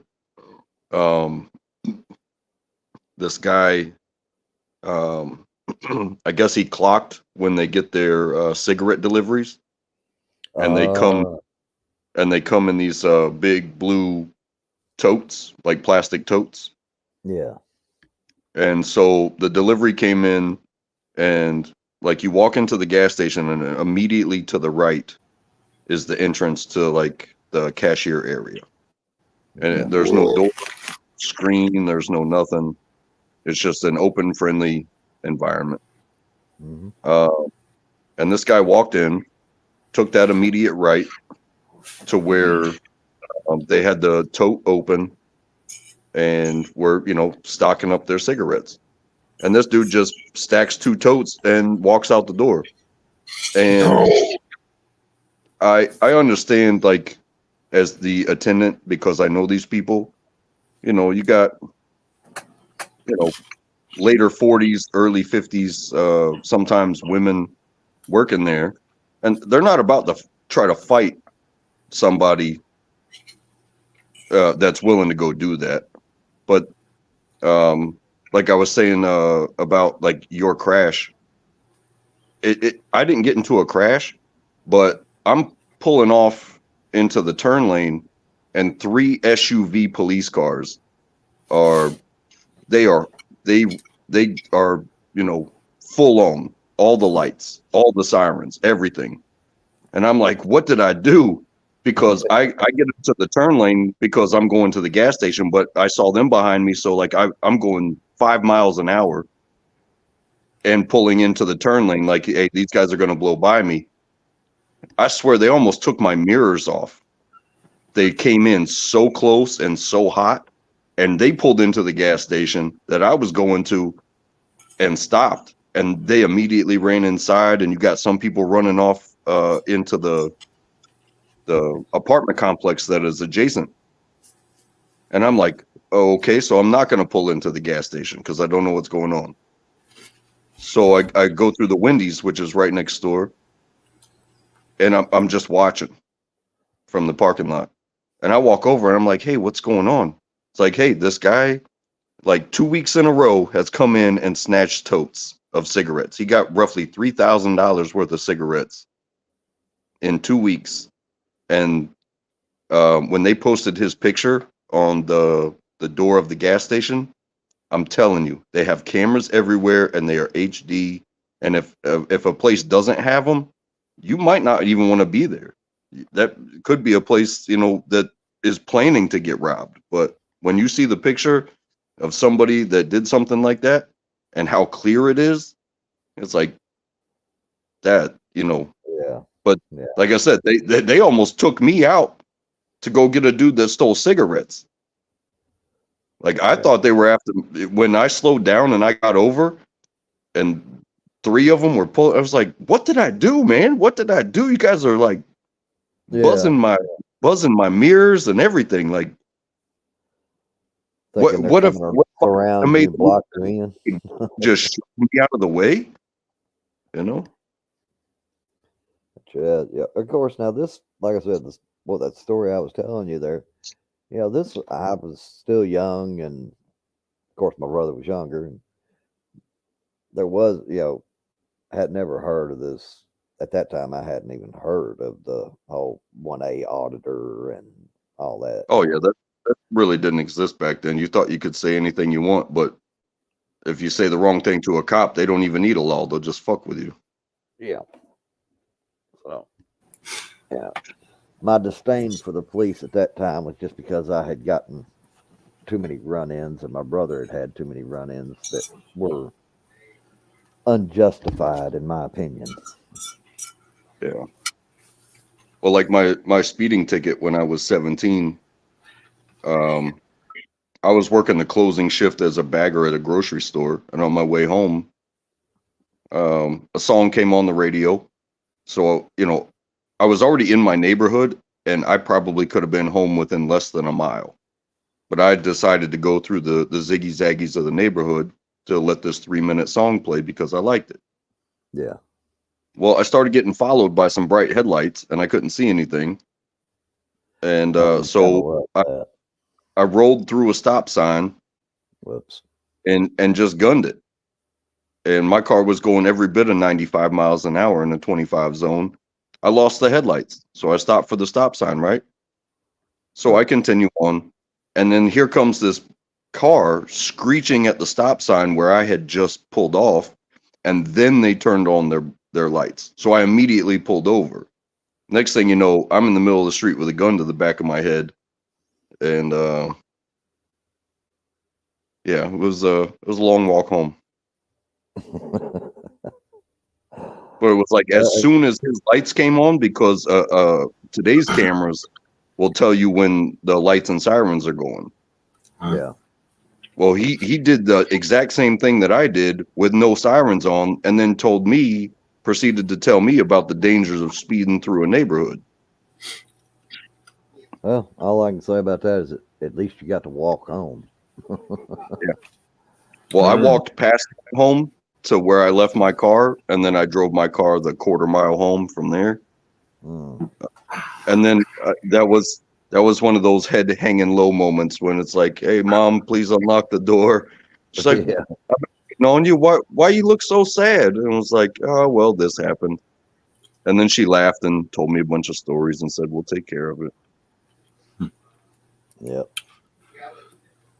Well, Finkel, I've heard you unmute about 3 or 4 times now trying to say something. What's going on? I don't want to interrupt this story, but I came in when I heard about cigarette theft. It triggered a memory I wanted to share, but I'll wait till you guys are done with the. Please. No, Okay, it's 1993, and I'm a brand new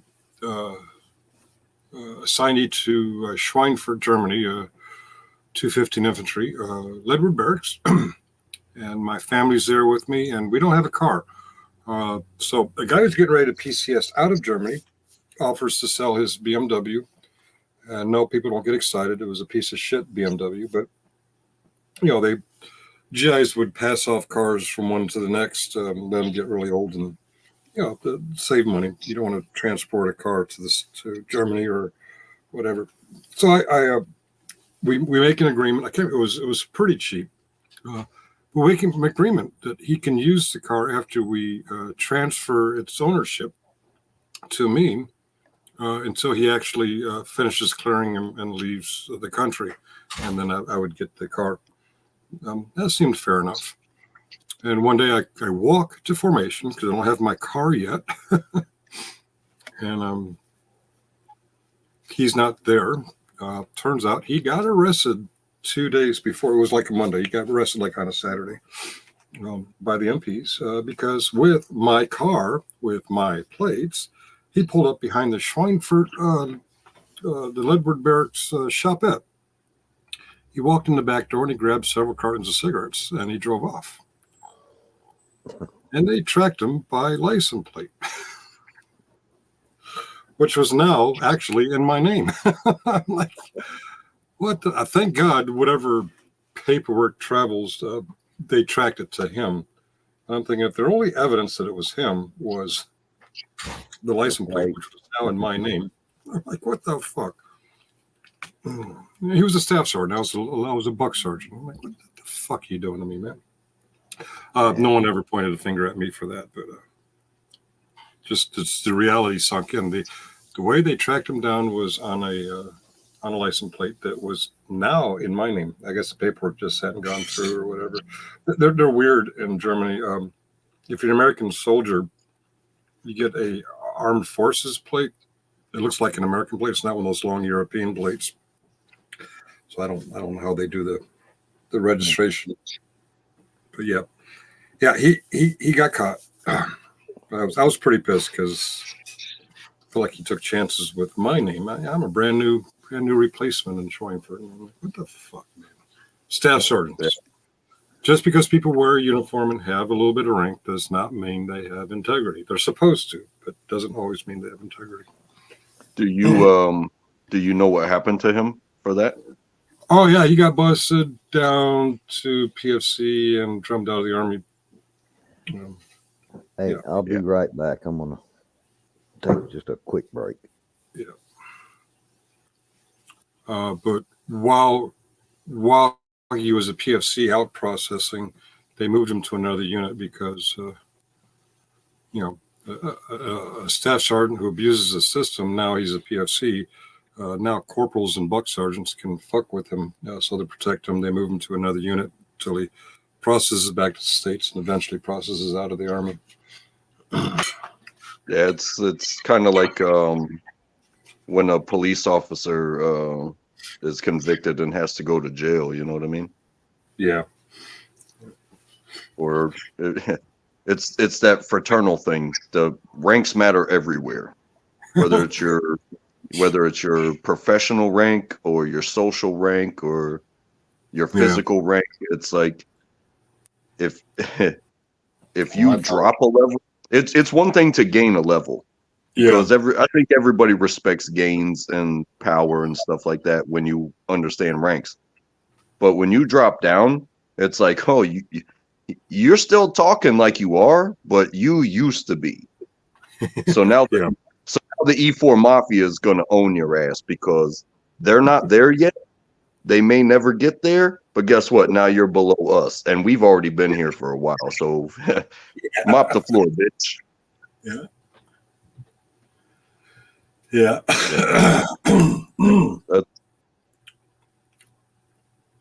Yep. And also doing it under somebody else's name. Like I'm not convinced 100% that he was like, oh well, they're gonna trace this plate, and so I'll never get caught because they're gonna go through him. Yeah, I never took it as he intended to risk me getting in trouble, but I thought his lack of thinking it through definitely put me in risk. And I did not like that. And if I had run into him while he was a PFC before he left Schweinfurt, I definitely would have abused my level as buck sergeant. Yeah. I was not a mature buck sergeant. I was a very angry buck sergeant. Hey, trust me, I understand that that rank thing because I reached the rank of corporal and I was holding down the company's food service sergeant position that was previously held by a staff sergeant. So I might have stripes as a corporal, but I'm still an E4. You know what I'm saying? And I'm having issues because they popped up with a field exercise, and now I have to try to find a way to fast track the paperwork so that way we have rations for this field exercise. Mm-hmm. And so I still have my duties at the dining facility, but I also have my duties at the unit to make sure that this paperwork is hand delivered because I can't wait on the courier services that, were going on at the time, because this wasn't email type stuff. This was, oh, you give it to this person and then the captain, the first sergeant approves it, the commander approves it, all this stuff. Mm-hmm. Because it's all part of the budget, right? Yeah. So I'm having a hard time. I'm stressed the hell out, and this was during I was in an air defense artillery Patriot unit at the time, mm-hmm. and one of the Patriot staff sergeants, he made a snide comment about like, hey, don't you belong in the dining facility? And I popped off at the mouth, and we're in the hallway of the command. Mm. And I popped off. I was like, you're not my fucking boss, bro. And he started marching towards me. I started marching towards him. And staff sergeant to corporal, before we were within arm's distance of each other, because I was younger, I was at the top of my top physically, and this guy is like, he's a staff sergeant. He's relaxing. before we came in arm's distance, he said drop.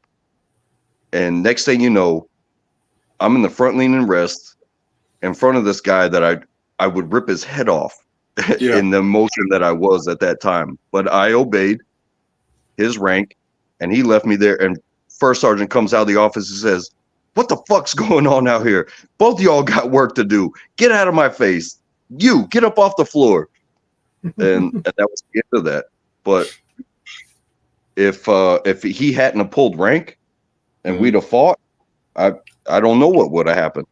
I didn't want to fight the guy. Like we play softball together. We do all the things, but he let us get that close. He triggered me. Yeah, I got triggered, and I told him he's not my boss, and he started walking towards me. So I started walking towards him, but as soon as he flexed that rocker, it was like, oh, fuck. Yeah. I did not appreciate being, well, in the moment I was promoted, I appreciated that. I thought, oh, cool. They like me enough to make me a corporal. But it didn't take me long to realize, wait a minute, I'm not getting more money, but you're holding me responsible for a hell of a lot more. I think this is a ripoff. So the moment that I was promoted to corporal, I enjoyed it. And the only other time I really enjoyed being a corporal was when I realized, oh, I can get in the NCO club now. Yeah. Brunch, Sunday morning brunch. Read the Stars and Stripes, drink champagne and orange juice, eat all I can eat, and just relax there all day long because I'm a corporal. Yeah. And that's kind of interesting. That's kind of interesting as well because both my parents were Air Force officers. So I grew up going to the O Club, pool, the O Club dining facilities. I grew up with that. I didn't know anything about the NCO club. So, but I enjoyed, but the thing is about getting promoted to a leadership position, and they told us about it all the time, especially like you had PLDC, it's changed to Warrior Leader course. Yeah. But when you gain leadership, they're supposed to separate you, move you around so you're not in charge of your friends, you know, your colleagues that you grew up with. Well, they failed at that because I had been serving with these guys for 3 years already. I go to my school, I come back, everybody's congratulating me, and next thing you know, I'm in charge of my buddies. I live across the hall from my buddies. And the first time I had to pull the trigger and be a tough leader because they refused to do something. Next thing you know, everybody's crying, and it's like, what is going on here? Like, all I did was tell you to boil water. You're supposed to be my buddy. It's like, well, the reason for you telling us to boil the water is because somebody else didn't do what they were supposed to do. Why not get on them? It's like, honestly, if you boil this water, this person's going to get a hell of a punishment for what they didn't do. But all you got to do is turn the fire on and get the water hot. Yeah. And, you know, I had to check myself there because it's like, I don't want to make my buddies cry, but I don't want to make anybody that's underneath me cry. I just want to prove myself to be a leader. And it's like, but that doesn't mean taking things off of their shoulders. It means, honestly, giving them the easy tasks. Yeah. So they can watch me do other shit and be like, hey, I got you. They were very happy to make me a corporal and give me extra responsibility, but they wouldn't move me out of the EM barracks. I couldn't go live with the NCOs. I had to live with my roommate was a PFC. I mean, that's wrong. Come on, anytime in the Army, you know that's wrong. You go from being a scribini to a leader or someone being held responsible. Separate from the drinking buddies. You know, he's a drinking buddy one day, and he's my peon the next. And yeah, that's a bunch of bullshit. I was mad at the people who actually went from specialist to sergeant because they got to move into NCO barracks or change units or at least platoons, so they didn't have to bark orders or directives at their former drinking buddies. Yeah, and that was something I had to deal with in the NCO academy as well, because I was a specialist, but I had already been to the board. Well, I guess he had already been to the board also, and I guess he got points. So, but I was a specialist promotable. He was a sergeant, so he's already made his 5. But that's my roommate, and so I have to respect him as like the senior ranking person in the room. Mm-hmm. But meanwhile, like we're both equivalent because we're both in school to do the same thing. Oh. You feel me? Yeah. But the doing the same thing and being roommates was my side of it, whereas his side of it was I'm a sergeant. It's going to go down like this. And he was more of a smart guy than a strong guy. I think he was more on that intelligence side of things. Mm-hmm. But when it came to getting a pass, like we had to recite the creed of the non-commissioned officer in front of everybody in class each day. And if you stutter, you're done. You'll try again tomorrow. But to get a pass, you had to get that. You had to check that box. And here I am, like looking into the mirror and saying it every single day. And I'm like, hey, man, we could say it back to each other, and you can call me out on when I fail. I can call you out on when you fail, and we'll just keep doing it and keep doing it and keep doing it. Well, I had to find somebody else to practice with because he's like, yeah, I'm never going to learn that. So I don't need a pass anyway, blah, blah, blah. And I'm like, bro, if you don't learn this or at least try, I don't get a pass because we're roommates. We both have to earn this for any of us to get a pass, whether you do something with it or not. And he's like, yeah, I'm not going to do it. Wow. This is the equivalent of PLDC, right? Yes. It's crazy, man. Like you have a commandant of the academy. Yeah. And all that. And that was at Fort Bliss. Okay. When I went to PLDC was in September of '91. It was a prerequisite to be E4 promotable before you go on the Order of Merit list. And therefore everyone there as a student was addressed as sergeant, even though they wore specialist rank or corporal rank. And there were a couple of guys who got, they're coming from the Middle East, and they had gotten promoted to sergeant without PLDC. So the first thing they had to do was go to PLDC so they could keep those stripes. But the only positions of authority students over students was when they're given the squad leader or platoon sergeant, platoon leader positions as students. It didn't matter if they were corporal, sergeant, or specialist. Wow. Yeah, and going through that school, like some people call it like a regreening, regreen. I don't know if you've ever heard that term. Not familiar with that one. No. But it's like, okay, basic training was like this, and when you're done, you're green, because you're Army now, right? Okay. But when you go through that leadership course, we're not teaching you the basics, but we are going to run you through the basics so that way you learn how to teach the basics, because that's the first level of being a leader. Yeah. Is having, I guess, done it enough and been through it enough. But honestly, the only problem I ever had was I had some Nike shoes that had bubbles, and it was the Air Max 360, and it had a bubble on the entire bottom of the shoe, because I had some sweet shoes. I'm a sneakerhead. Yeah. And it was so hot that, doing your facing movements where you kind of grind your heel when you pivot. Yep.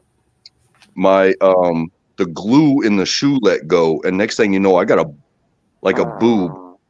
boob bubble on the bottom of my shoe. And so the next moment where we got to go to the PX or whatever, it was like, oh shit, I got to go buy new shoes. And being a sneakerhead, like I wanted the best. I wanted the flashiest thing that the rigs would allow. And sure enough, I was like, hey, bubbles are no good. So I went with some foam bottom Asics, and I rode those shoes till the friggin' wheels fell off. and it changed my mind about shoes. Like all those bubbles, all that stuff's just gimmicks. Get some real shoes. So anyone listening, what happened on Trackable is someone burst his bubble. I bursted my own bubble. That was funny. Come on, guys, that was funny. Oh, there's only an audience of one. Okay. Yeah, good times though. Yeah, for us, PLC and BNOC, we're not scuff me up type. Yeah, I mean, yeah, I get the regreening thing, but it's not like basic training where drill sergeants are dropping you all the time, or air assault school, or I guess Ranger school. I never went to Ranger school, but it was more of a gentleman's course. We only got scuffed up one time. It was September.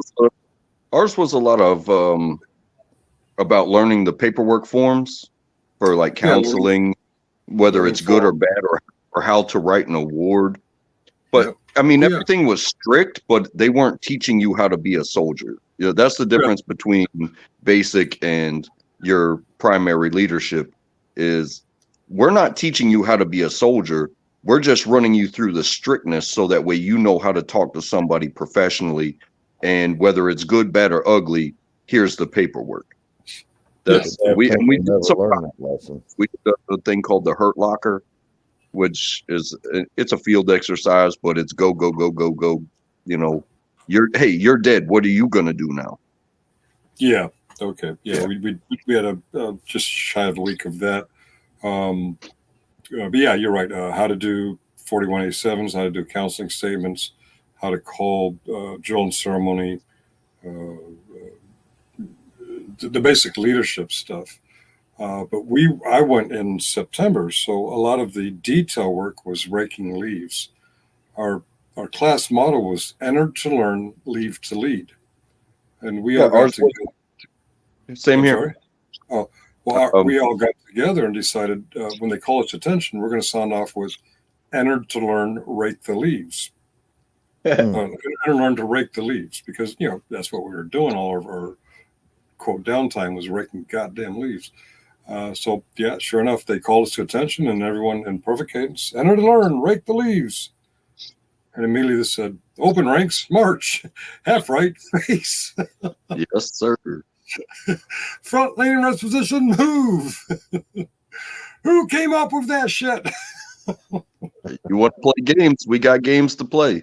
You still want to be part of the E4 Mafia, or do you want to stuff that shit inside and talk about it at the NCO club later? Yeah.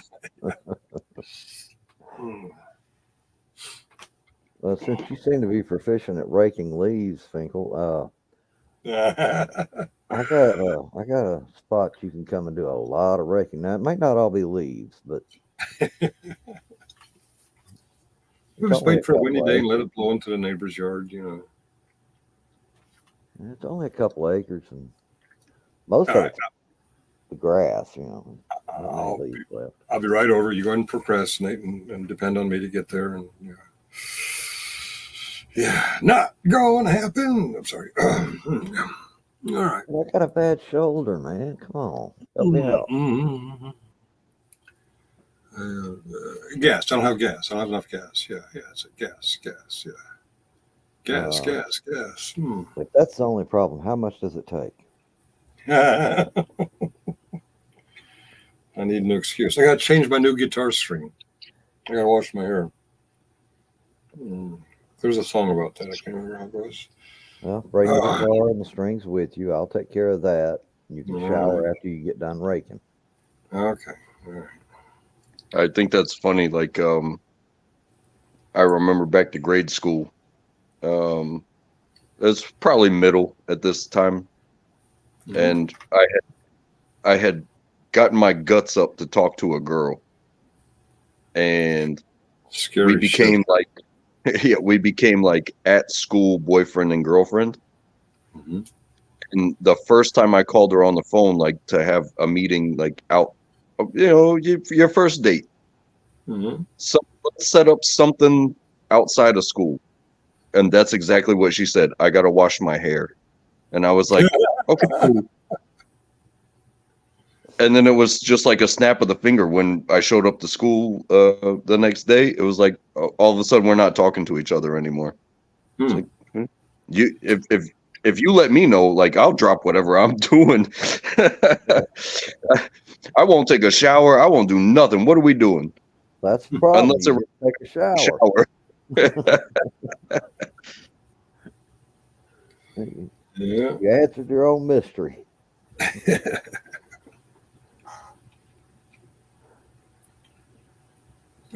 Seventh grade. Yeah, seventh grade. Had a girlfriend, had a best friend, and she decided she was going to break up with me without saying I break up with you. She just showed up with the best friend holding hands, and I was pretty impressed with myself. I looked at them, I looked down at them holding hands, and I looked at Jerry and I said, "Thank you so much for taking her off my hands." And I went inside. That's a pretty good comeback for that age right there. Yeah. Of course, I didn't really learn what it is to get attached by heart, by other things that opposite genders attract on. I didn't really have all that emotional attachment. It was just like, oh, someone I can hold hands with. I didn't know what sex was. Shit. Oh, if you explained sex to me in seventh grade, I would have thought it was gross.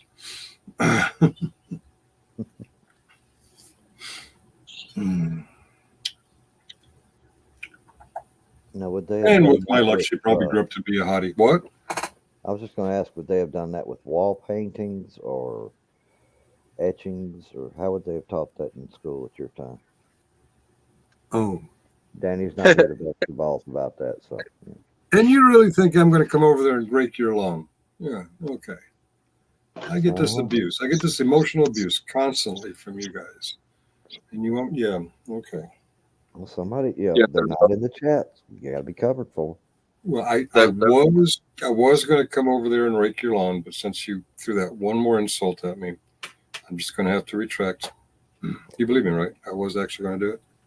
Oh yeah. I believe you wholeheartedly. Yeah, that first cave painting of a buffalo, that was just a young man that got turned down, and that's what was on his mind. Oh, he was scorn shaming his could have been girlfriend. Okay. All right. Was that painted that? All right. Yeah, that was me.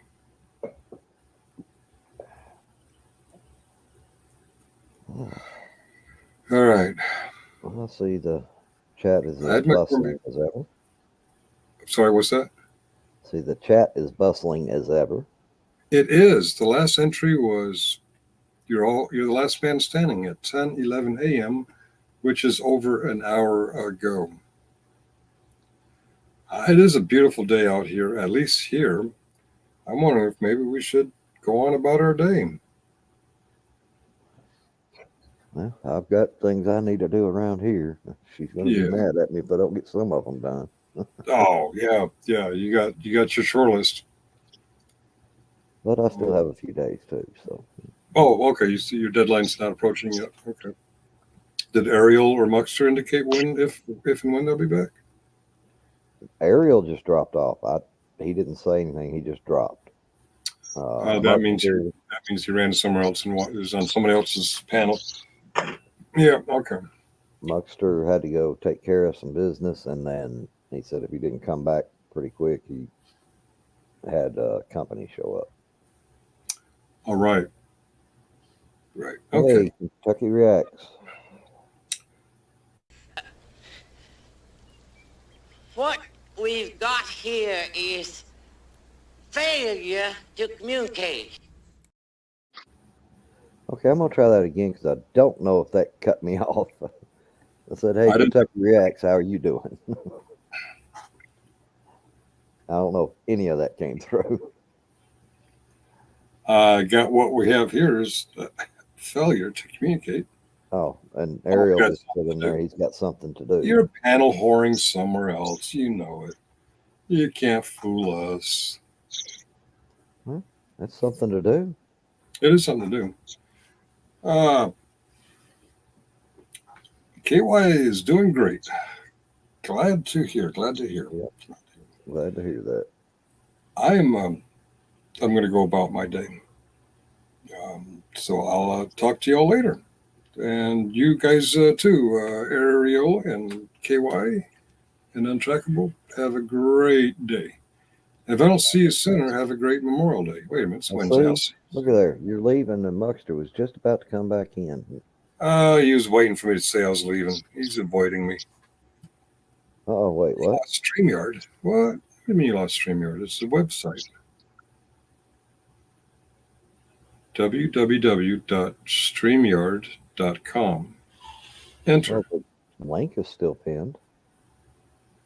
And yeah, that's right. You don't even have to type it in. Just click on the link you put. Yeah, teach these noobs everything. Yeah. A thing come up and say your browser lost connection to it. You do seem to be having some connectivity issues because you were coming in like this. Yeah. Kind of a stuttering robot. Yeah. One of those days. Yeah, see now. Hey, you are sounding better. I would have to opine that your English has improved since you first came on. But just in case your English goes back.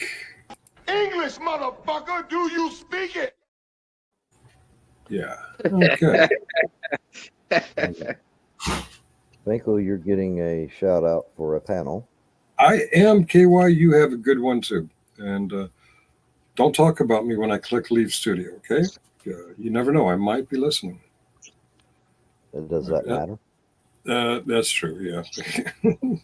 One thing about you guys, you will say the same shit in front of me as you do behind my back. What was that track? I said the first rule about Finkel is you always talk about Finkel. That is the first rule, yes. And you guys say the same shit in front of me as you do behind my back. So I give you guys you credit. have no idea. All right. Killing Time, have a great day. Untrackable, have a great day. KY React, have a great day. Ariel, have a great day. Muckster, all right. And anybody else who can hear my voice, have a good You day. didn't even address his great job on the panel part of that. What about the panel? What are you talking about? First, he said first part of that. Oh, which panel is that? Is that generally spastics panel? I have to own it. I was spastic too. It wasn't just generally spastic. And for public safety, got spastic. Yeah, all three of us got spastic. There were a couple other fellows on there. They were pretty calm. Rogue Nation. Someone opined that if Rogue Nation was the calm one on the panel, that says a lot. I don't know Rogue Nation, but thank you, by the way. Thank you for watching, and thank you for lying to me and tell me I did a good job. I know I sucked. I watched it. I sucked. All right. Yeah. All right. Y'all have a good day. This is Sparta!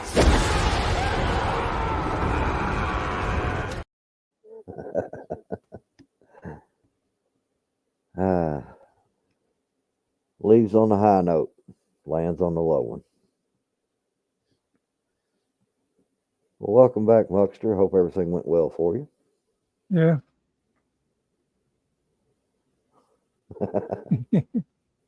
I thought I timed it pretty good.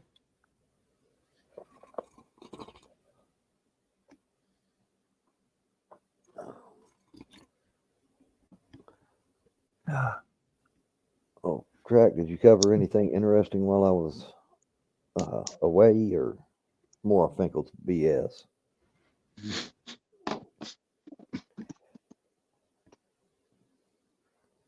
Oh, you were already unmuted.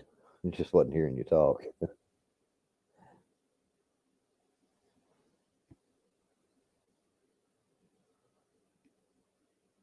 Hey, Errol, it's okay to come back now. Finkel's gone.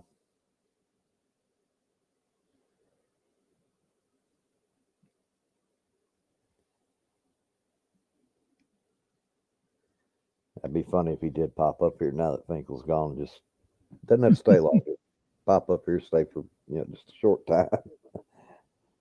Thought he'd never leave.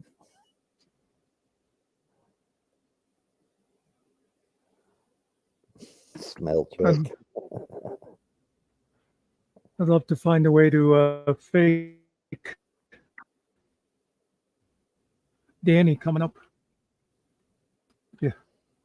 Like did her avatar and he's still listening to us. Just have some girl's voice and Is go, Danny in people don't come here when you're not around. Is Danny in Australia? No, she's U.S. Oh, okay. She runs what would you call it, Muck? Mid to northwest. Yeah, just Midwest, yeah. Oh, okay.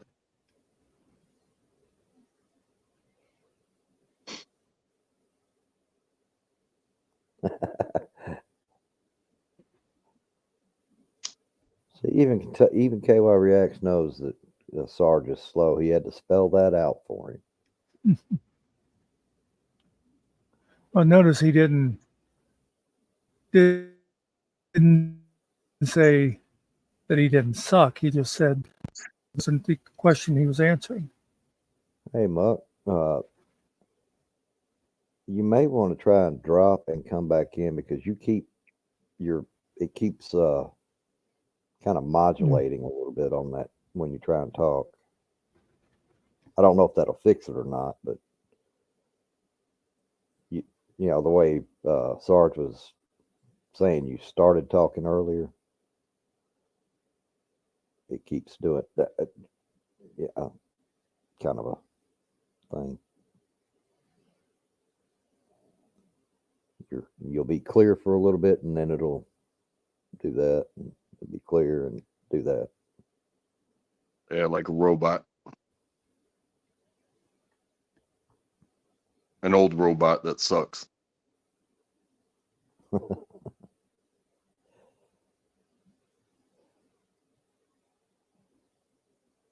Those new robots.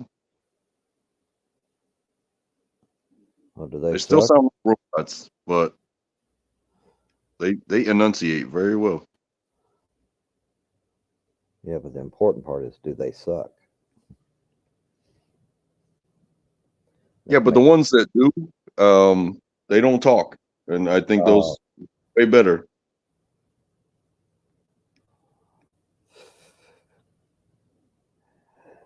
I think they call those vacuum cleaners.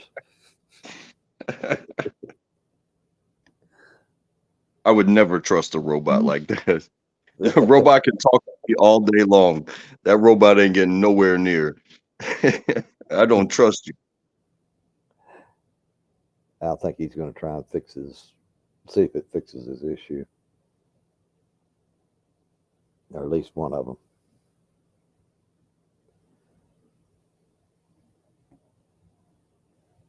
Yeah, let a robot lie to you. Just don't let a robot touch you in your special places. Because when they fail hard. Well, it's just like any other, basically any other program or anything, they're only going to be as good as the program that runs them. Well, there's mechanical failures too. Well, true. Go ahead, Muck. Not real confident of my connection here. Right now, you're sounding okay. You're not roboting or anything.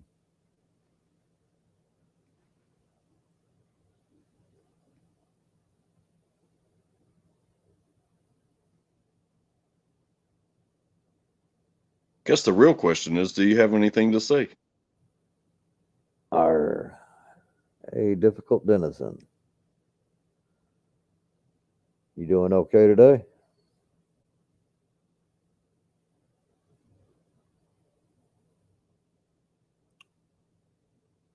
may be having connection issues. It may have disconnected his audio or something. Or he may just be screwing with us. Never can tell with him. I know. You got to watch that guy. I don't know if were you able to hear us okay? While you Yeah. were quiet? Okay. Okay.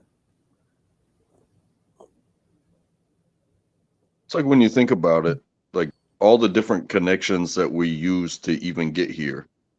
Like you have your cell phone towers, you have your individual phone, you have the apps that are on your phone, you have the service that you're being provided, and you know the apps that are on there that bring you to there, that bring you to here.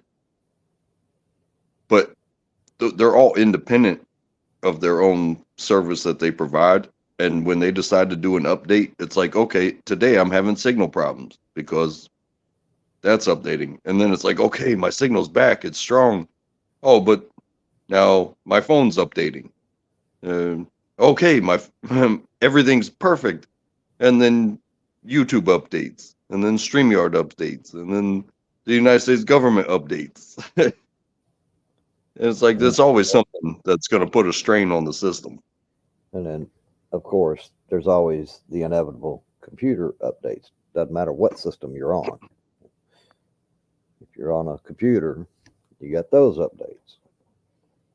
Yeah, it's all along the line of who's providing what and what your capabilities are, you know. And Like some raining, some so people now I've like lost studio signal. style setups where it's like they have cameras, they have microphones, they got a massive high powered computer that can't be shut down, and some people are just on their cheap ass phone. Well, I do a little of both, actually. I use a laptop quite a bit when I'm doing the StreamYard panels just because it's easier for me to do it that way. But if I'm just watching videos, a lot of times I'll just watch them on my phone. Yeah. And then if I'm having to really mod a chat, I could be doing both, watching it on here and using the phone to mod the chat. Yeah, my thing is because I don't have a computer, I just use my phone. If I think I'm gonna commit to being on a StreamYard panel, I'm gonna sit where I sit and I plug in my phone because I've taken upwards of like an hour walk before with 100% battery because I unplugged, I walked outside and took a walk. Upwards of an hour, like I had it had reached the warning, so I had like 25% battery left after 1 hour. Whereas off a StreamYard, I unplug my phone. Well, I sleep with my phone unplugged because I charge it before, but I wake up with like 98%. And then I go to work and I can use any media I want. And I'll still come home with like 78. I'll use like 20%.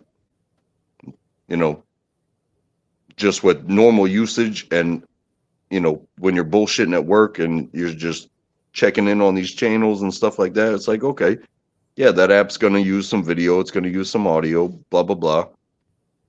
But to only use like 20 to 25% with normal usage, but you put StreamYard on, like I could go for 10 hours and only use 25, maybe even in that amount of time, 30% of my phone if I use it a lot. But if I'm on just StreamYard taking a walk, 1 hour, and I better be near a plug or it's bye-bye time. Well, I have the same thing going on with my phone, but YouTube itself will do that to my phone if I'm on for a while. I'm just looking right now. Now, of course, this is on the laptop, but it says it's using lost one, Muck again. I'm using 659 megs, 659 megabytes with the YouTube open. StreamYard says it's using 393 megs. And of course, I got my email open just in case. That's using 171. So, you total those up, and that's eating at well, if I wasn't plugged in, it would be eating at the laptop battery. But if you compare that, you put that onto your phone, it doesn't have near the same processors as you would on a laptop, computer, what have you. All those resources start adding up and draining down that battery. Yeah. Whereas the phone makes it happen because so much like I do believe in the cloud, because rather, if you're going to store something on your actual device and that be the storage for it, it's like the maintenance of the storage can draw power while you're using other things as well. So like I have an Xbox and I have to download the games. I only get so much space, but I can tell, like, when I'm close to 100% of my storage on device, that I get a drag in kind of signal because the system's maintaining the storage as well. Right. Whereas with the phone, they depend so much on the cloud to where, like, you can access it almost like an internal app. Your stuff's there all the time, but at the same time, the actual information is just being accessed because they have an off your device location with servers that just save data, and then they sell your data. Oh yeah, and it's bad because we've all gotten so accustomed to it anymore that most people it's just been accepted. You can't help. You can't stop it. There's nothing you can do. They're going to sell your data. So it's sad that we've gotten so accustomed to that. People are selling your information left and right, whether it's to advertisers or what have you. We just Well, have I'm to not accept saying that you're this old, but you can picture the time when they had the switchboards and the ladies working in the operator's room. Oh yeah. And when you wanted to call somebody, you didn't call their number. You called the operator, and the operator, you're talking to a real person, and they're working at a wired switchboard where you say, "Hey, I want to talk to so and so," and they just pick up a plug and put it in the hole, and next thing you know, you're connected to that person.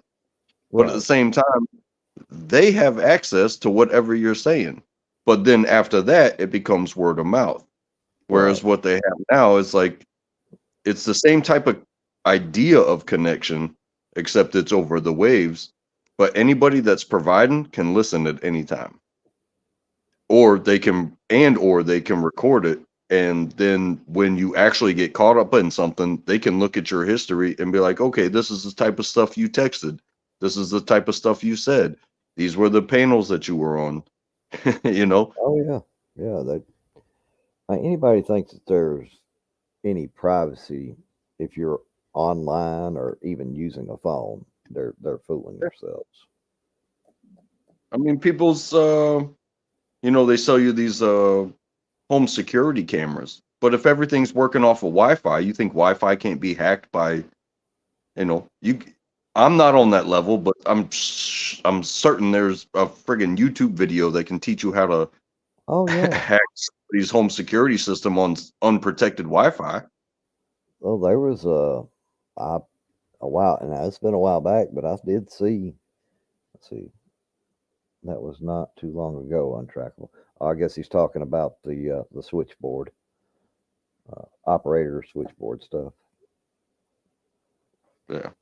I mean, I saw pictures. I know this stuff existed. So, but where we are now is same like then. If let's say you're an operator and you live next to Betty, in between Betty and Roseanne, and you're the operator and you're running the channel and you get a call from Betty, hey, I need to talk to Roseanne, and she doesn't sound so happy with Roseanne, you connect her with Roseanne, but then you get to listen in, and then you become the gossip center.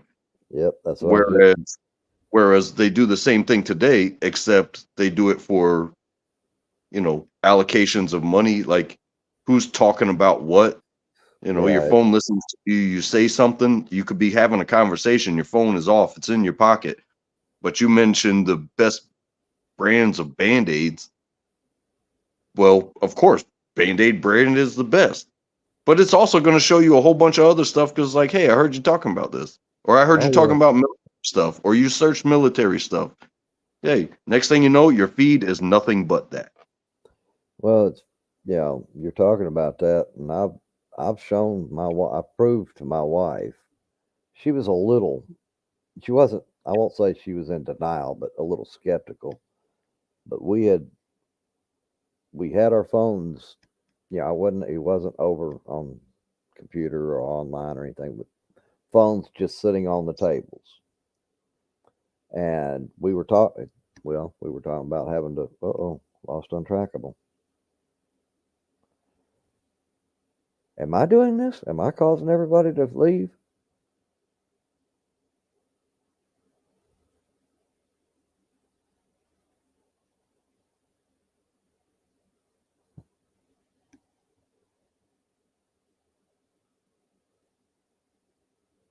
Well. Oh, wait, he made it back. Oh, I'm sorry. I didn't mean to throw you up there before you could. No, you're all good. No, I missed most of what you said. I kicked myself off. I saw something that I needed to look at on my phone, and I hit the wrong button. Okay, I was getting a little complex about this. I thought, man, I'm causing everybody to leave. Finkel left. Muckster said to hell with it. He left. Trackwell didn't say nothing. He just, I'm out. Trackwell pulled an aerial on us. He just, gone. Yeah, I hate to leave people like that sometimes, but it usually happens, at least for me, in like more dense panels when it's just like, okay, this is going on, this is the subject, and nobody's gonna shut up. I'm not gonna interrupt it to say goodbye. I just dip. But this was not that. I just hit the wrong fucking button. That's all right. That kind of stuff happens. Hey, Nerdy, good to see you back. Sort of. Yeah, sort of. Well, she's lurking. She's watching us. That's all good. No, I was that talking is something that I learned in food service is like, you're creating things that are gonna be put in people's mouths and nourish them, but also they want to enjoy it. And if they ask for something special, they expect it. But at the same time, I grew up in a time where, like, if you went to Pizza Hut, we walk down this hallway and there's this big open glass, and that's where they toss the dough. So you actually get to see these people make your food. Right. You can pretty much still do that in any of the fast food pizza places. They don't hide the fact that the dough comes in kind of pre-made. They just have to thaw it out and toss it. Mm-hmm. But so many places, like, you don't know what goes, like, if you go and sit at a center table at a nice restaurant, you're not seeing what's going on back there. Good morning, Donna. Yeah. So where I worked, I got used to being watched, doing my job. So it kind of translates to the call out of public servants. It's like, I never did any job where I wasn't being watched. Like, the public can come and watch me do what I do now. I do not care. I'm going to do it the right way. Yeah, I've said said it a bunch on here. Most of my work career was construction of some type, mainly it was in the water, wastewater field, that type of thing. I did do a few years as on inspections of road construction. So, but all of that, you're being watched constantly. Yeah. I mean, Everybody that drives by, like thousands of people would drive by that spot if you're doing some roadside work. And it doesn't matter if you're holding a sign to keep the workers' safety, or if the workers are taking a break and they're leaning on their shovels. Like, people see you for 2 seconds and say, hey, these roadside guys don't do shit. oh yeah, yeah. But it's like, hey, why don't you come work a day in this 100+ degree weather, wearing all this protective clothing? We have to wear long pants. We have to wear steel-toed boots. We have to wear the hard hats. We have to wear the vests. Yep. If you're welding, you have to wear all of that stuff too. Right. And it's like, you saw me for 3-4 seconds. Maybe, and I understand this from the military, there's a heat control for people doing certain types of things. Now, when you're in the heat of the moment, you do whatever you have to do in that situation. But Yeah. they're not going to take you out in 100+ degree weather and burn you out for 4 hours. No, they're going to work you hard for 15 minutes. They're going to force you to drink water and hide in the shade. And then they're going to bring you out there and cook your ass for another 15 minutes. But 15 minutes of cooking when you're doing hard labor, some people just don't care. That shit'll Yeah. kill you. And I'm not being a snowflake by saying that. If No, you aren't the hardest of the totally get hard, you can't go and do some of the things that these people do, wearing what they have to wear. Well, you talk about that, but I had I'm not saying you don't. no. What But I was gonna say is, you're talking about all that when I was on that doing that road work. This was, of course, most of this took place during the summer. But I ended up having 2 heat strokes. Mm-hmm. And In the I summer? wasn't. Yeah, it was in the summertime. But was it both of those in the same summer? Yeah, they were. Okay. They say once you, of course, they said once you have one, you're more susceptible to having another. I didn't find that out till after the second one. But it wasn't because I wasn't hydrating, or you know what I mean. It wasn't because of any of that. It was just being out there in the heat all day long doing the road work. We were building I'm gonna call it a highway for lack of a better term, because it was 4 lanes with a grass median. I understand. That's kind of what I-40 is. It's 4 lanes. Yeah. And sometimes certain places it has a concrete divider, and certain places it has a grass median with the cables. Yeah. Where we were at, there wasn't. They cleared everything, and they cleared the entire right of way that they had of all the trees and everything. So there was no shade to be found unless you just happened to be lucky enough to be around a bridge. And even those were under construction. So, and there's something else to be said too. It's like, the meteorologists, they give you their version of what the weather's going to be like, but they don't take into account the situations that you're going to be into. So, if you're just driving to work, yeah, you want to know if it's raining, but you have controls inside your car. You can be hot or warm, whatever you need to be. mm-hmm. But when you're working out there on that roadway, on that pavement, and especially if it's that black pavement that, oh yeah, I don't know what it is, but it gets soft in the heat. Yeah, It's and the heat heats that pavement. It's not like, okay, mow grass when it's hot, but the earth absorbs the heat. The grass is absorbing the heat, the dirt, everything. Whereas when you're on pavement, that pavement's going to get hot and it's going to work like a broiler and it's going to cook you from underneath, just like you're getting cooked by direct sunlight. So you can have all the shade in the world, or all the clothing, the boonie hat, long sleeve shirt, whatever, protect you from that sun, but it's going to heat that pavement up. So a 90-degree day is a 120-degree day when you're working on that pavement. Oh, let's see, we were actually but what we were doing was, we were putting in a road from scratch. We had to do the grading and all of that. And at the time that I suffered from those heat strokes, we had been putting down fresh asphalt. Mm-hmm. And I don't know how many people are aware, but asphalt itself, when they are actually laying the new asphalt down, that comes in at around 320 degrees by itself. There you go.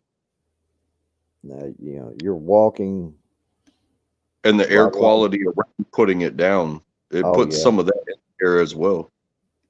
Oh yeah, I mean, all that, everything adds up. But yeah, the way they would pave is they'd pave a long strip, and of course, they got the rollers staggered behind them, compacting it. But then they would drop back and they would pull the lane right next to it. Tie them in, trying to keep the seams down. So anywhere you got a seam, that allows water in, and you end up with all the potholes and the freeze and thaw and all that. So they would pave down, they would drop back and pave again. Well, you're either walking right beside that pavement, or if you're on the second run, you're walking on the one that was just laid down there and it's cooling, while walking beside the one that is being, the lane that is being currently paved. So, yeah, the temperature, you're out there and just say it's 105, just over away from the pavement. Well, you just upped that quite a bit, because you're standing on pavement that's probably still in the 200s, and you're walking beside 320, plus the engine, the equipment putting off heat, like you said, the air quality, you got to love that diesel smell. Well, that's kind of like what I think it was Muckster was saying about mowing the lawn. About, it's like the reverse of sensory deprivation, and it's sensory overload, because you're using your body to do the work. You're also feeling the imminent temperatures that are reaching from this side to that side, and you got the noise. So it's not like you could even talk to yourself sometimes. And it's like, okay, that's what an operator is, and I'm not saying, like, whether you're from the military side, that can sound kind of weird, but when you know your job inside and out, and the tricks of the trade, like, but it doesn't change the environment, and even the best of the best fall. So, like, when you said, you had an episode or 2 episodes, it's like, well, that's exactly what that does to people. Even if you're the best of the best, that is what happens. And we have to take these safety classes every month, and it's online, and it gives you a test.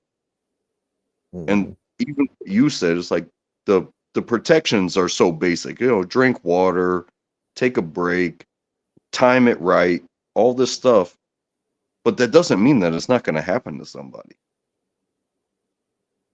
Oh yeah, I mean that it's inevitable somebody's going to get, something's going to happen. It may not be today, it may not be tomorrow, but it's going to happen. And for my part of it, I wasn't the one shoveling and or trying to, fill in the gaps and that kind of thing. But like I said, I was on the inspection side of things. But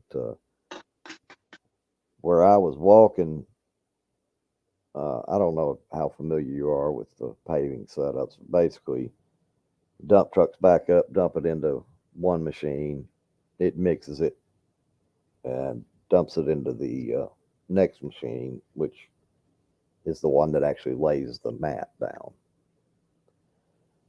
And I was having to walk, and right where the dump truck was dumping into the very first machine where the hopper is, and the DOT regs say you have to take a temperature no more than or no less than every third load. Okay. So every third load, I'm having to take basically an oversized meat thermometer is what it looks like. And You just plug it in, like shove stick it in, in. and Yep, shove it into that asphalt that just got dumped. I can't count. Couldn't even tell you how much skin I lost from all the blisters because you can't. You're trying to do that while the dump truck's going, and everything's a moving operation. So yeah, I believe it though. I've worked over flame borer grills at Hardee's back in the day before everybody went flat top, and when you get busy, you got burgers everywhere. That means in the back too. Well, I got some hairy forearms, and I would go home with singed hair and blisters. It's a bit different than this, but at the same time, it's like this job is fucking dangerous. oh yeah. I mean, well, back in my teens and stuff, I worked fast food. I worked for Sonic. I'd bounce between the deep fryers and the grill, and it wasn't open flame, but the heat's still there. So I'm glad it wasn't open flame. Yeah, well, this is an incident that I was part of. So you talk about the deep fat fryer. Yeah. We had two of them, and we changed the grease. Well, I had another person next to me, but because the whole mission that we were doing was cleaning, we had a 15-gallon pot of soapy water with our sponges in it. We had a 15-gallon pot of the hot grease that had just come out. Yep. So we usually ran our deep fat fryers somewhere around 400 to 450. And it had probably only cooled like an hour. So this is still hot grease. And we took it out and we're going back and forth with our sponges and the soapy water to clean the deep fat fryer. And the person next to me dunked her soapy sponge and her whole hand about 4 inches up her wrist into the hot grease. And thankfully, serious damage. Like by that time, I can't say how much time had passed from when we stopped, from when the grease was stopped heating.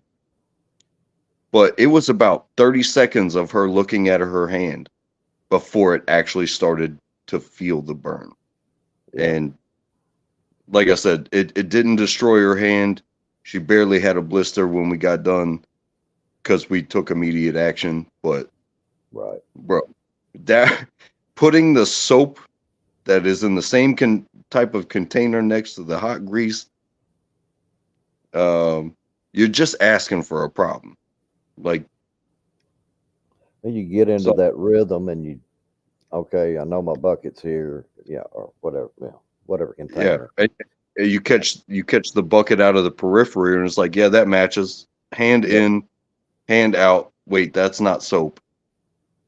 30 Yep. seconds later, oh my God, my hand is on fire. Yep. Yeah, it was a hard thing to deal with. But like I said, she was lucky that it wasn't the freshest of hot grease. But she felt it for about a week. Oh, Like I said, sure. no blisters, no real destruction of her hand. But there's been other instances where there was a lot of damage done.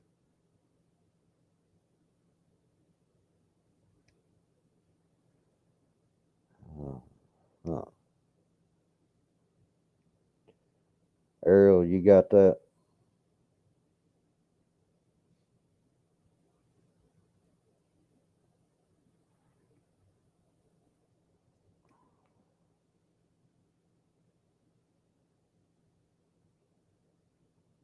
I don't know if you can see it or not, Untrackable. I'm not going to put it up on screen, nor am I going to read it out, but Something going on. just somebody created a special sock account for, we'll say, addressing for public safety. Oh, okay. It's in the YouTube chat. So that's why I didn't know if you could see it or not. They're just trolling.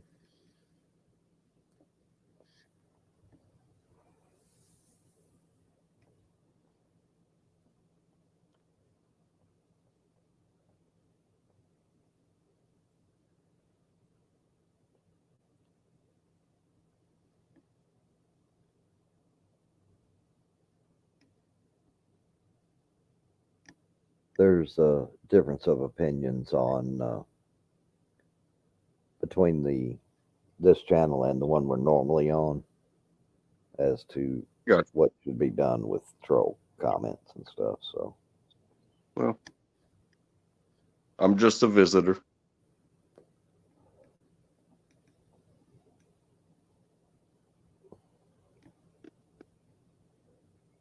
and personally, I don't care. It's just, this isn't my channel. You know. Yeah, no doubt. I'm allowed privileges here, but this isn't. I'm not the one that owns the channel or is ultimately responsible for the channel. You know, I've made it clear that I go on different channels, and I haven't been kicked off or banned from. I've been kicked off one time, but I don't think I was banned. I'm not going to get into it, but what I will say is, the places that I show up, it's like I'm not getting kicked, I'm not getting banned. Maybe just having conversations with people and not being argumentative is like everybody wants that. Well, yeah, I mean I enjoy a good conversation. Even opposing. I enjoy the good conversations. It can get tough on bigger panels because, like, if I respect you and you respect me, or if we're both excited, like, we can notice that we're both talking at the same time. But the larger panels, it's hard to tell who's talking sometimes. Oh yeah. Or what point over. is made because everybody wants to say something. But at the Yeah. same time, like, you might be able to, like, weasel your way in there or find a blank spot and get your 2 cents in. But at the same time, you're one sentence in a conversation because over hours, people just, they get offended and it's like, oh, you're not going to tell me to shut up. And it's like, okay. Yeah, there's no. I try not to get if we've got a few people up, I don't get aggressive about it, but yeah, I try to make sure everybody gets a chance to speak. You know what I mean? I don't know. I can't remember if you were there the other day when we had that one going with. We were talking about addiction and other things. Yeah. And we had 4 or 5 people up there,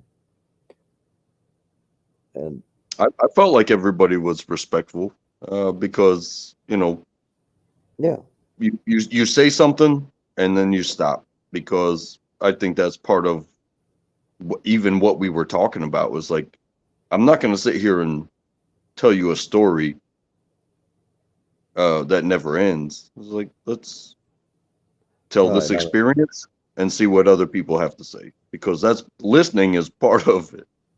Yeah, I mean the only time I let I would let everybody talk, but when it started over talking, that's the only time I ever said anything, and it was just, hey, ho, let's let's let somebody, somebody's trying to say something. Let's not over talk each other. And that's fair game, because of who you are here, right? Yeah. It makes sense, because this isn't any place you've ever been before. This is here.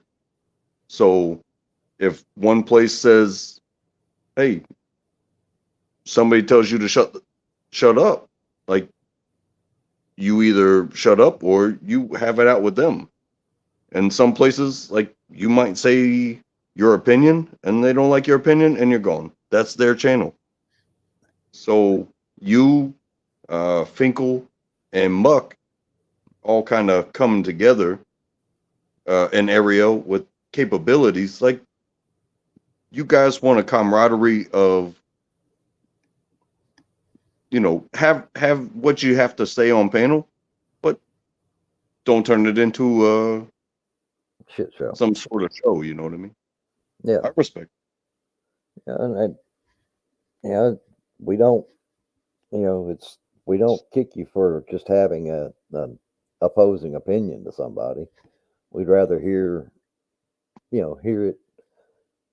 I don't hate to use the term debate, but we'd rather have a conversation about it.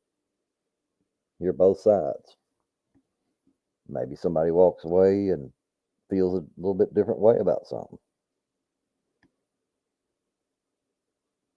But you'll never achieve that if everybody is just trying to overtalk each other. Nobody hears anything. Now, I enjoy panels like that, like the one we had the other day, and I didn't have to do that too much either. No, that was good. I think it's good for everybody. That panel that we had the other day, I think that was good for anybody that would ever find that in the archives 20 years from now. I think that was a good conversation. Yeah, I thought it was a good conversation. I mean, and it was brought up, may not agree with everything somebody said, but they respected it enough to listen to what was said and have their say. So, it just, like I said, when it started getting everywhere, but what I will say is, like, when it comes to stuff like that you've lived, maybe you're still living, and you're sharing connects with your opinions upon it. So I'm never gonna put somebody down because they have an opinion, but they won't prove their experience. That's kind of why I tell my stories the way I do, and I think other people understand. But at the same time, sit here and judge you just because you have an opinion on said topic. But I'm gonna sit here and pull. I'm gonna roll out the carpet and I'm gonna line it with paperwork. You know what I mean? But when I choose to tell my stories, like, I'm not gonna sit here and bullshit you, especially on that. Yeah. So that was a hard hitting thing, and I'm thankful for everybody that participated that day too. Oh, I really appreciated everybody that came up and, you know, I mean, that wasn't an easy topic to discuss. So I'm thankful for people coming up, sharing it, and actually talking about things instead of trying to yell over each other. Like I said, the only time I had to interject on anything was just when two people were trying to make, trying to get something said at the same time. It wasn't meant as disrespectful. It's just they both started talking over each other. No, it's a good call. It's like just like sports. It's like I like hockey. Hockey's going on right now. So you've got a stoppage of play, you have a minor penalty, and you have a major penalty. If it's just a stoppage of play, it's like, hey, let's reset, drop the puck. But, you know, it's a little bit different in that, like, hey, I'm picking you just because maybe you started before that person interrupted. So finish your sentence. You know what I mean? Yeah. Well, that's all I was trying to do is, okay, somebody would try and say something and somebody else would jump in right on top of it. So, no, wait a minute. Let's calm down and let this person finish. Then you can have your say. I don't think I got on to anybody in particular on that. I just tried to moderate it and let everybody get their say out. I've never been a referee, but I 100% believe you better be at some level connected to the game as a player before you ever become a referee of anything. And right. And I think that leads into the moderation, because the channels that I go on, like, similar ages, give or take 20 years. That's still adult. You know what I mean? Yeah. And the people that run the channel, it's like, hey, that's fair game. You're talking to an adult. But other channels, it's like, hey, we don't need to get wild and crazy here. Let's call it a minor penalty. Some channels fair game. Some channels like, hey, calm it down. Let's get to the point here, and then we'll both speak. And that's being a leader. But some channels are different battles than other channels. I don't blame the ones that say, hey, I don't like you. I don't like your avatar. How about that? Hey, you showed up. Anybody that subscribed, I'm gonna ban you. I don't know why you would do that, but you could. Well, you could, yeah. You ban all your subs, then you're not going to have many people show up. There's a spectrum of how people run their stuff, and even though we kind of find each other in other places because I surf, it's like, hey, when I am in this person's house, I'm going to obey their rules. I don't know what people go there for if they're not going to obey the rules. Hey, how about you go find the place with no rules? That can be a very fun place. However, you're not going to be the only one looking for a place with no rules, because nobody likes rules, but some people understand them. You know what I mean? Well, it's more about being respectful here. It's just, you can have a dissenting opinion. It's just, be respectful about it. Don't be screaming and yelling and telling somebody you're a damn idiot because you don't believe what I believe. And respect somebody. 100. I get you. Yeah.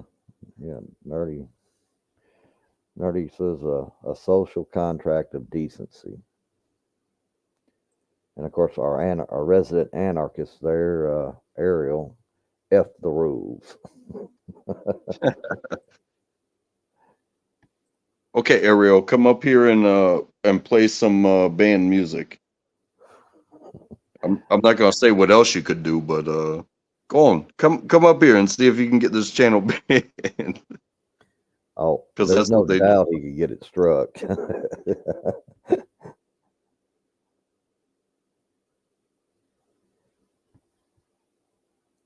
Yeah, I'm being ultra cautious. I'm not even going to go with the music route myself, just because of all the stuff's going on in the background with YouTube right now. Yeah, I pretty much only listen to music in the car, and I never change my radio station. So it's classic rock, no matter when I turn my car on. There you go. Nothing wrong with that. You know what? You never get anything new. I'll tell you that much. Well, you'll get some new stuff every now and then because, you know, what aged out into classic rock is, they'll start playing that. Yeah. But you're right. Most of the time, you do hear the same music over and over, and as long as they change it up and aren't wearing it out, it's nice. It's kind of funny that you said that because it's like classic rock when I was a kid was like the Beatles, the Stones, maybe Leonard Skinner. I don't know if that's country or rock, but Southern when I rock. was growing, like that was the thing. So now I've got my radio. I'm tuned in. I like the morning show, so I listen to that. But then when I listen to it any other time other than the morning show, it's classic rock.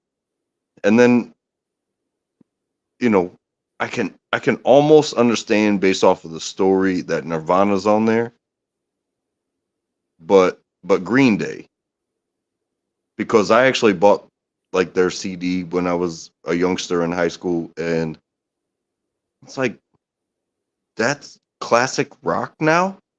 Yeah. Eh, They forget want to make music. sure you know how old you are. How old am I? That's what started being the problem. It's like, how old am I? Yep. They want to make sure you know exactly how old you are. Yeah. Because that was our I guess our graduation theme song was Green Day, I Hope You Have the Time of Your Life. Ah, okay. Yeah. Or had the time of your life. Which is kind of telling now because it's like school was so much easier than real life. Yeah.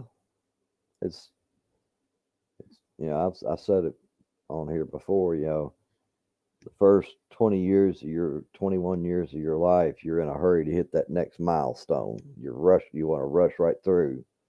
And then the rest of your life, you're going, man, I wish I could go back to when life was so much easier. Yeah. Didn't know how good I had it then. Because once you reach that adult stage, you go into the denial stage that, oh, I can still be young and do these things. Until you try But them. you slowly start to realize that the end game, it doesn't matter what you do with your life. Once you realize that the end game is the permanent night, Right. it's like, oh, now I'm gonna start living different. Oh wait, I wish I'd have known I was gonna end that way when I was that young. So that maybe I've been a little more precautious.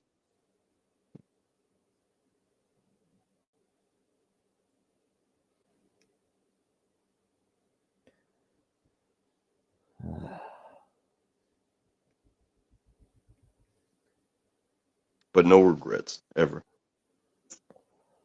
I'm not going to say I don't have any regrets, but I wouldn't say it's not something I dwell on. It's not. It's something I did. It's something that made me who I am. It was a part of my life. But at the same time, I'm not going to sit and dwell on it and let it bring me down. Lesson learned. Yeah, 100%. I always tell myself I wish I had played sports when I was school aged. I was invited to play sports, but I had a bit of a social anxiety. Didn't didn't want to be around people. Like I'd rather climb a tree, ride my bike into the middle of nowhere, stuff like that. But at the same time, I kind of wound up joining the team anyway. When I felt like, hey, my way's not working. I need a job. Oh, wait. Yeah. Mr. Green's got a job. Yep. Joined that team, didn't you?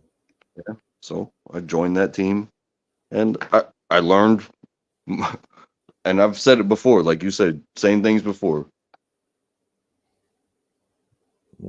It's a lesson learned. Fuck the job. I learned how to be a teammate, so I can do anything. I'm not going to be the person in charge, but I'm going to be the person in charge of supporting this person no matter what they need. Because they have a specialty. You know, I look at my wife that way. When she was pregnant, when she said she needed something or she felt a kind of way, I'm not the one doing what you're doing. I'm the teammate. And those things happen. And that's an easy story to tell, but any job I've ever been on, like I know what I know, but the people that know more, that just want me to watch their back while they do something that they've never done before, yeah, I can do that. Oh, absolutely. Oh, okay. Yeah, there's a reason people move up to leadership positions, and there's more to it than just because they want to. You know what I mean? It's the skill sets they have, or it's the people they know. One of the two.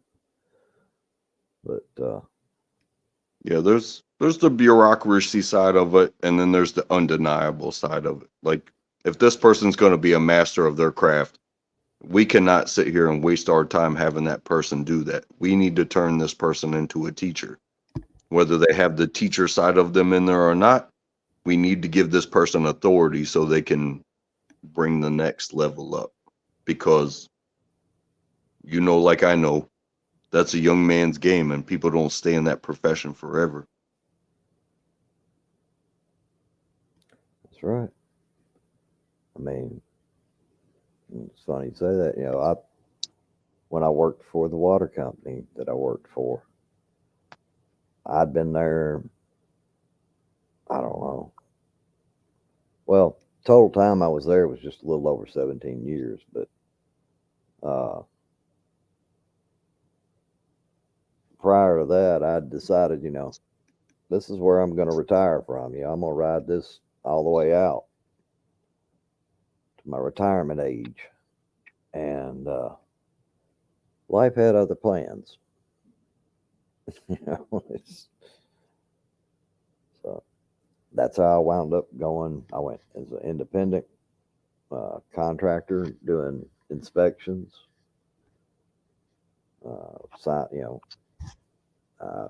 Worked for an engineering firm doing that. Then, of course, the projects kind of slowed down and dried up on that side, in that department of their work at the time. They said, well, hey, we like your work. We like the way you work. Would you consider going into our transportation division? We'll put you on the payroll. Benefits, vacation, hey, yeah. Okay. So I rode that out, finished up that project. Well, let's transfer you to our water wastewater division. Okay. Getting back into my specialty, But I worked for that for a while till the old injury came back to haunt me with a vengeance, and that's what finally, ultimately took me out of the game. But, you know, I have no But regrets about any of that. you put a lot into it as well. Yeah. So hopefully you're doing okay. Even with, life as it is, I'm I, I'll say I have accepted it. Well, just, I can't say I'm happy with my current situation, but I'm not I'm not walking around depressed, and you know what I mean. You just accept it as, okay, this is part of my life now. This is the way it's yeah. going to be, and I'm still going to make the best of it as I can. Well, you're still here talking to me, so that's a good thing. Yeah.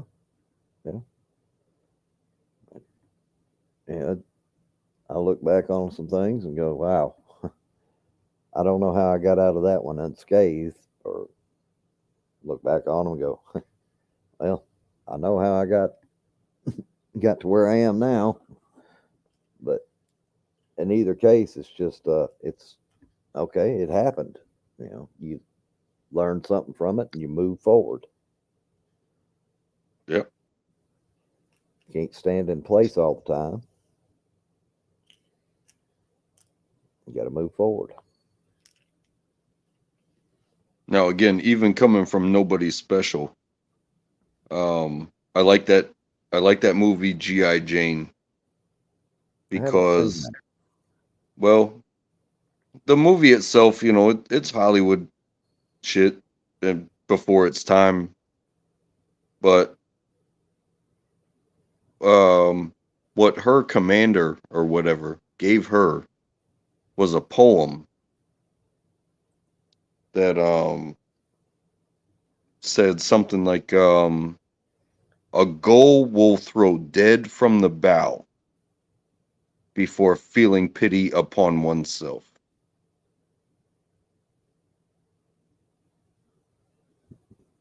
And it said, hey, things didn't go the way that I worked for, things didn't go the way I had planned, things didn't go good at all. But if I got a head on my shoulders, I still have a chance. I'm not going to sit here and whine and cry about it. I'm going to put that next foot forward. Even if everybody's failing around you, even if you're failing. Do you have a head on your shoulders? Don't look back. There you go. Looking back is for memories, not for life, not for state or Yeah, a they're weight just of lessons. life. They're just lessons. Whether it was a plus or a minus, it's just a lesson. Yep. And thank you, Nerdy. I appreciate the people that'll bear with me and listen to me ramble. Oh, I don't know if you realized that you bounced in and out real quick for a second there earlier. You're showing your white album right now.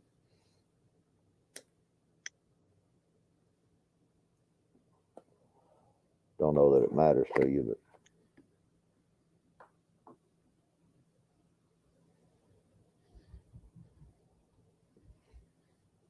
it was a real quick bounce. Never really even missed what you were saying. It just followed right along with it. So you were just in and out that quick. Yeah, that's that signal stuff because I went to check the chat because you had mentioned the appreciation in the chat. So I clicked on chat to look at it, and that's when you said what you said. So it's like if I touch a button, like I'm gonna hit settings.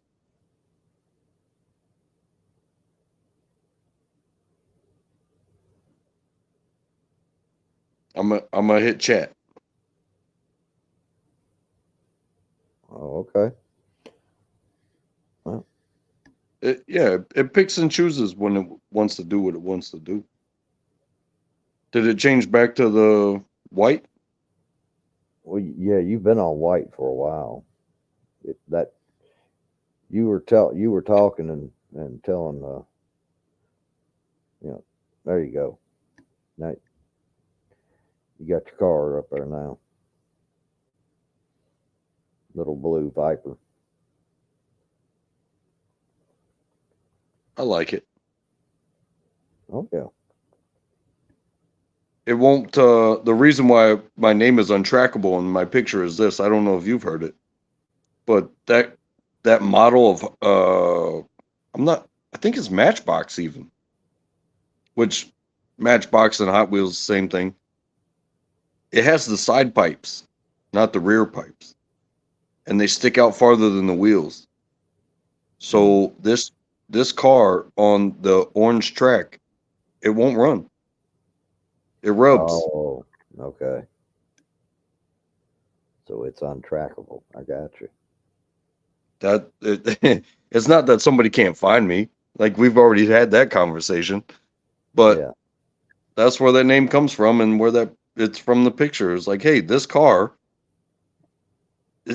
they made it, they labeled it, did all these things to it, and it won't run on the things that you bought it to set up for. That's that's actually I like the way you did that. 'Cause that's pretty creative to come up with it for a screen name from from that experience.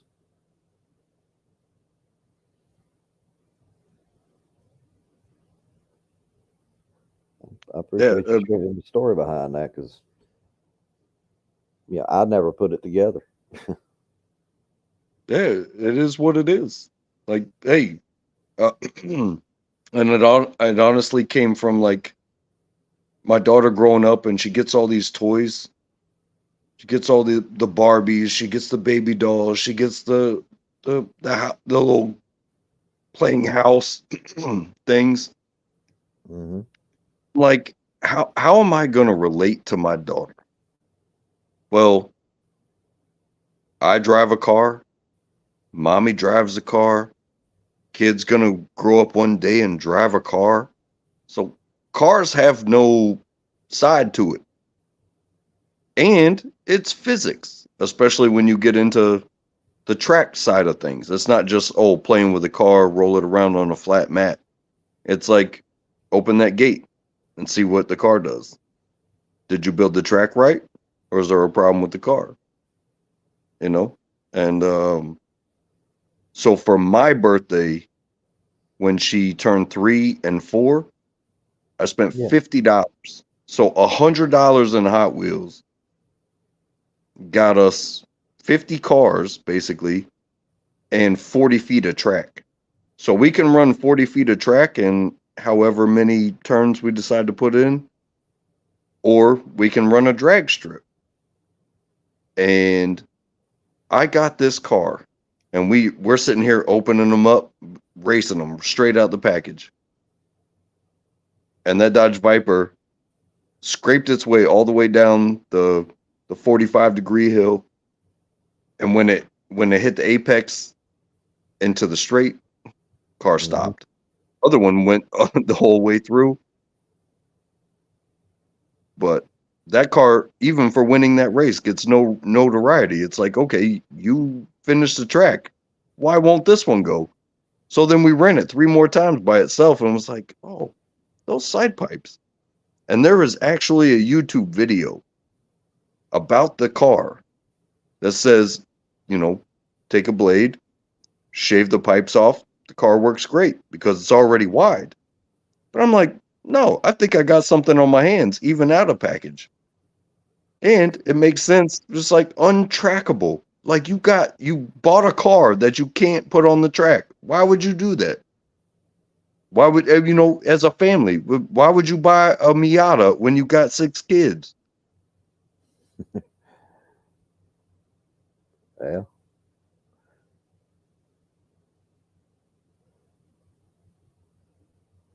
Yeah. I just thought I don't have a rebuttal for that.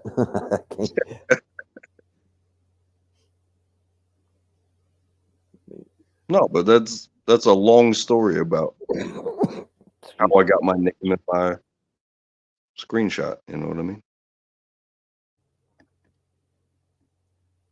Well, knowing the story behind it, I like it even better.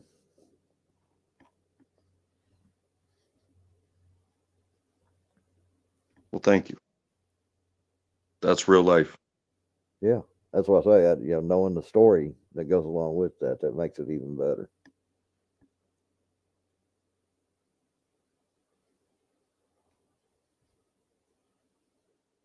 Some people would, you playing with Matchbox cars. No, it's not that.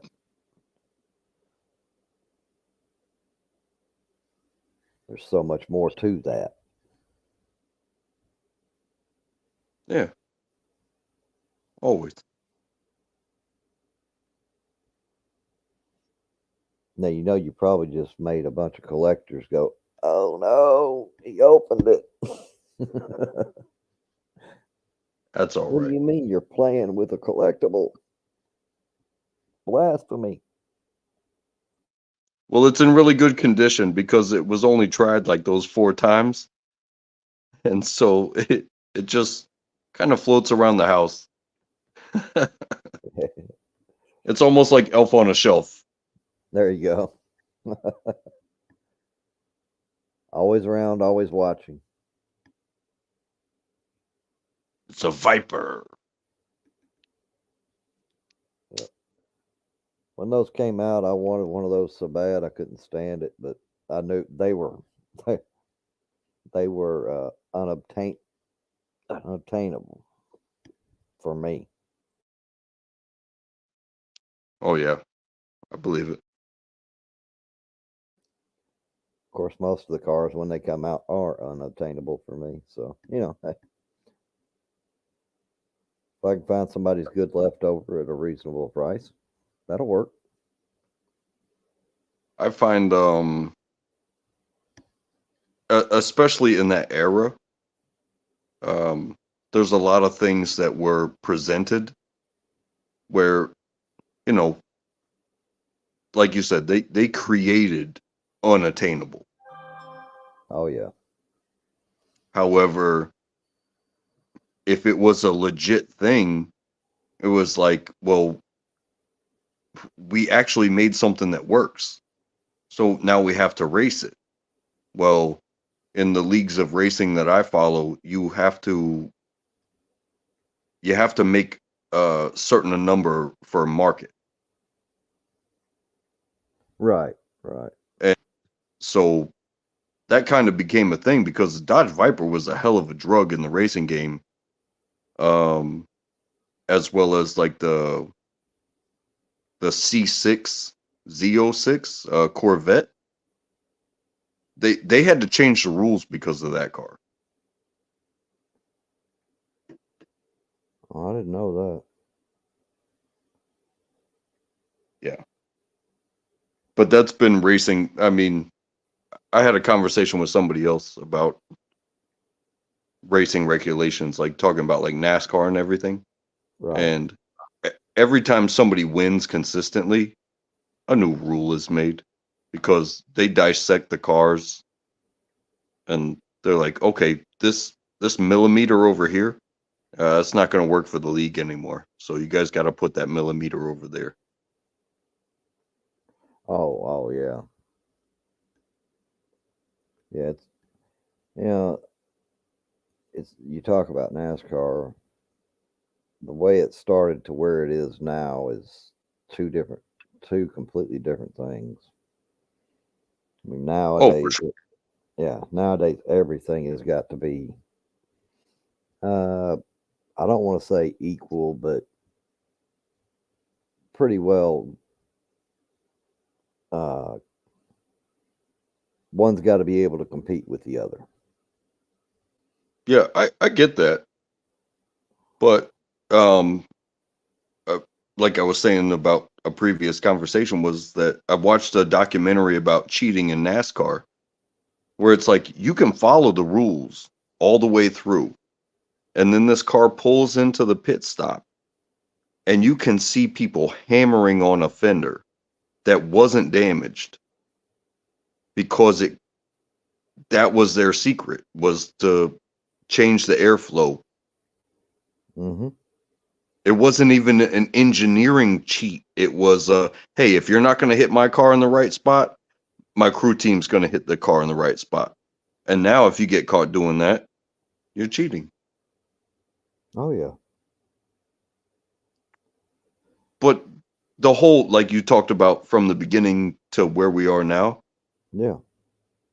the whole thing came from, if you ain't cheating, you ain't trying. Well, in the very beginning, it was, you know, something they would recruit the old shine runners, the old moonshine runners. Because they knew how to make their cars faster than the cops. Because the cops are getting their cars from the same place. They still do that shit today. Would you ever see a Charger that's not a cop car? Chances are it's got a good chance of being faster than the cop car. Oh yeah. Well, Because that's what we use.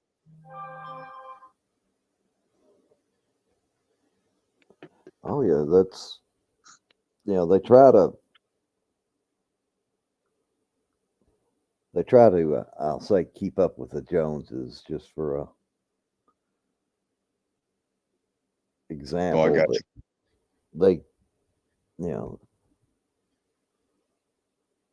the cop cars, they have certain advantages over other cars, but it's not always the speed that they can get.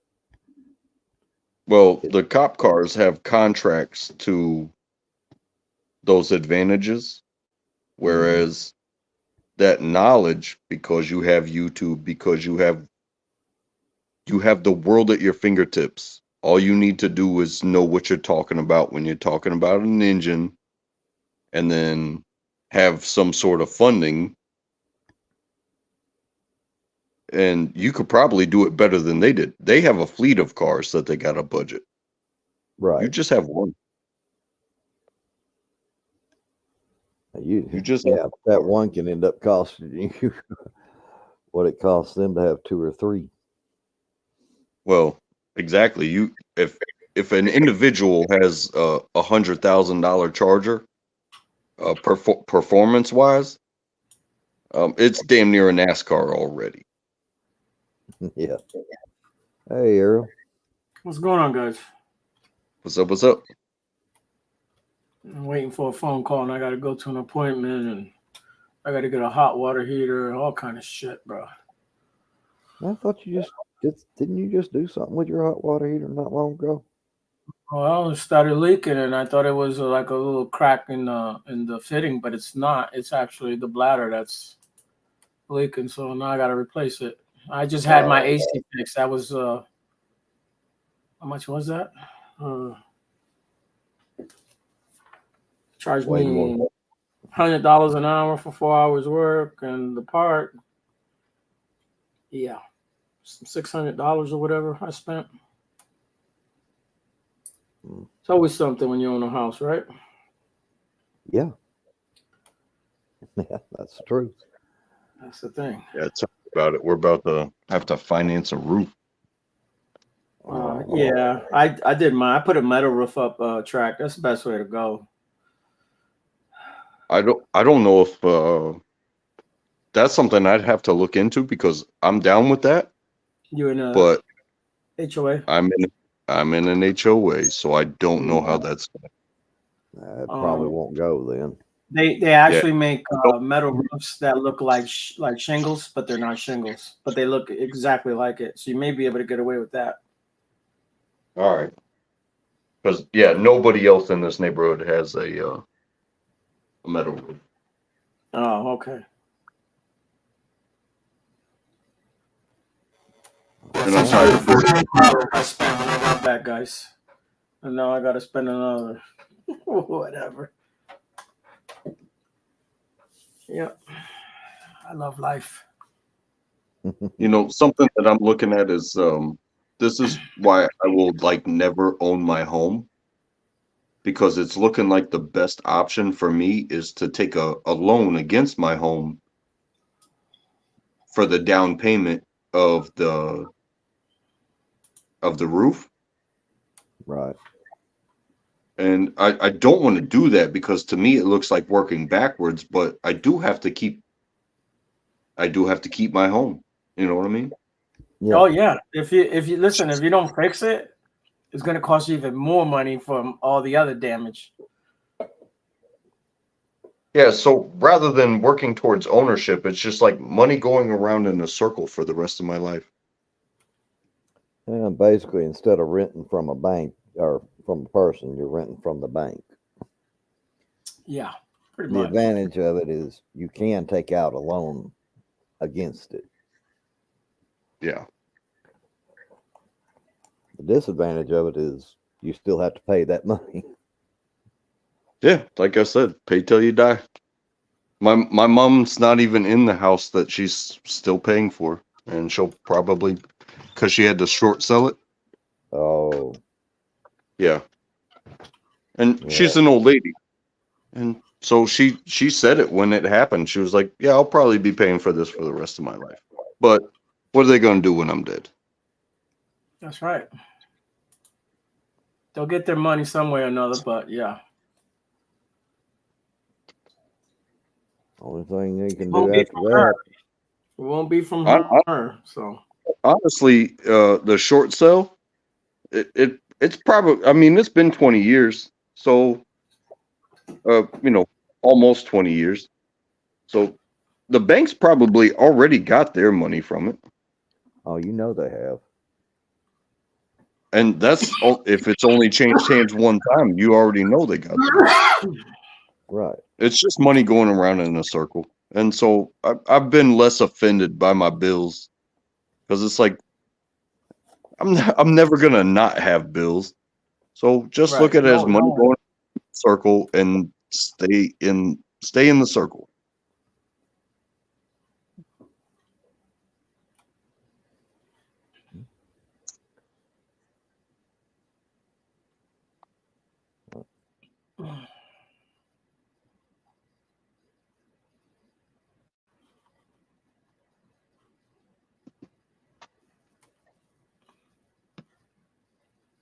Yeah, if it ain't the house, it's the car. If it ain't the car, it's something else, man.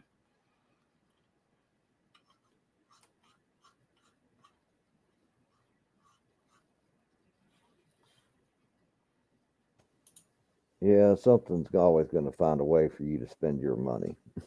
Yeah. Whether you want to spend it or not, you have to, but yeah.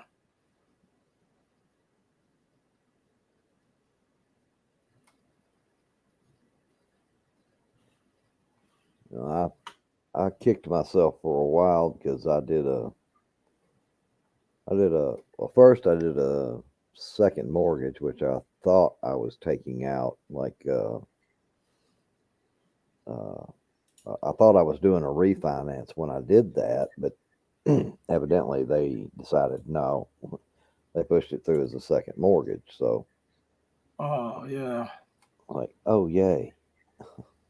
Yeah, that's Of a course, good I found that out after everything went through, and I've already used the money that I was trying to get. right. Well, then later on, we did do a refinance on the house, and got rolled the second mortgage and everything all into the house. So when I bought that house, what was it? The house should have been paid off. Let's see, in 4 years from now. Yeah, from now. Yeah. Yeah, that's not going to happen. But the upswing of it is outside of cost of living and, of course, taxes and that kind of stuff. That house is the only debt that I have. Okay. That's good. Because, and I'm not saying this to brag or anything, don't take it that way. We took No, it. But it makes sense. Like if you just have your services and that one debt, Yeah. and maybe you have a controlled income, that's really good. Everything stays consistent. Right. You know, I mean, we do have this other place down here that I'm at now, but a sad set of circumstances led to me having the ability to pay this place off down here so that everything down here is free and clear. So I'm still sitting with the house, my main house, primary residence. That is still the only debt I have. Right. Yeah, regardless of how it comes to you, like when you're looking at the money side of things, like regardless of how it drops, I have one debt against my name. Right. I mean, now we Yeah. have, we've got a couple credit cards, but they're not. We don't use them. They're emergency funds. So there's Well, no again, balances on those. if you have debt for the next, 30 years of your life, that's the only debt, like using a credit card and being like, okay, we'll pay this off at the end of the month. So that's a 30-day debt versus a 30-year debt. It's like, yeah, I'm probably gonna never reach the end of the debt on that house, whatever. But we use our credit cards. Maybe you build points or whatever. How the system works. It's like, yeah, we'll pay that as soon as the check rolls through, and it'll be zero rather than using cash. Yep. And that's how we use it. It's if we have to use it, we'll use it and we'll pay it off. Yeah. So there's never any revolving debt on that. The only debt we have is quite literally in that house. I gotcha. We used that. We paid off up to the point where we did refinance everything. Yeah, we had credit card debt and we had we owed money on this and that, but when we refinanced, we paid off every debt we had, with the exception of this place down here was on a lease to own. We were doing a lease to own to somebody. Okay. And what kills me is they got within 3 years of having this place completely paid off, and it would have been theirs free and clear. And they just up and walked away from it. Like, well, okay.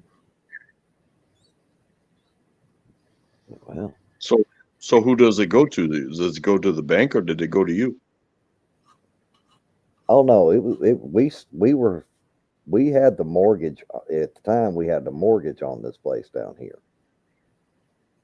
when everything happened. We were doing a lease to own to them. When it was paid off, it would have been sold to them for $1 or what, they were getting the what do they call it,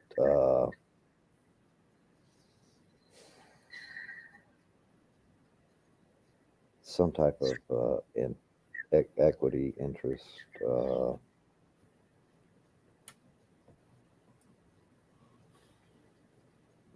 I can't think of the right term for it now. But they were, the house would have been theirs. All that happened was they were making the mortgage payment for us. And when they left, like I said, there's also my father passed away, and when he passed away, I got a small sum of money. Well,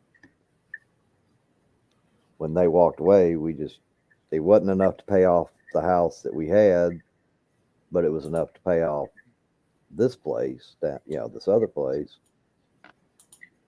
and leave us with a little bit of money in the bank, nothing big, just a little bit of a cushion, if you will. And so we paid off this place. We got it, we got the deed and all that. It's all free and clear.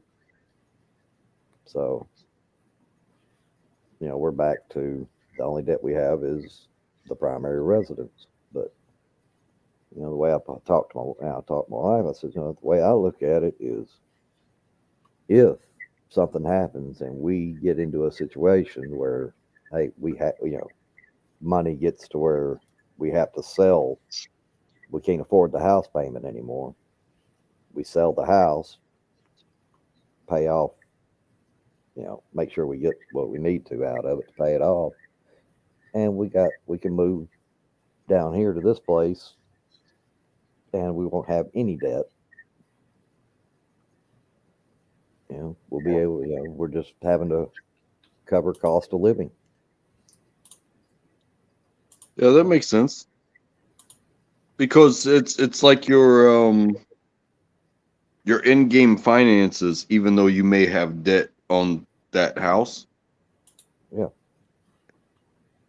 From what you said, it's like, yeah, we're in debt to that house. However, market value, right, things like that, we'll profit off of it.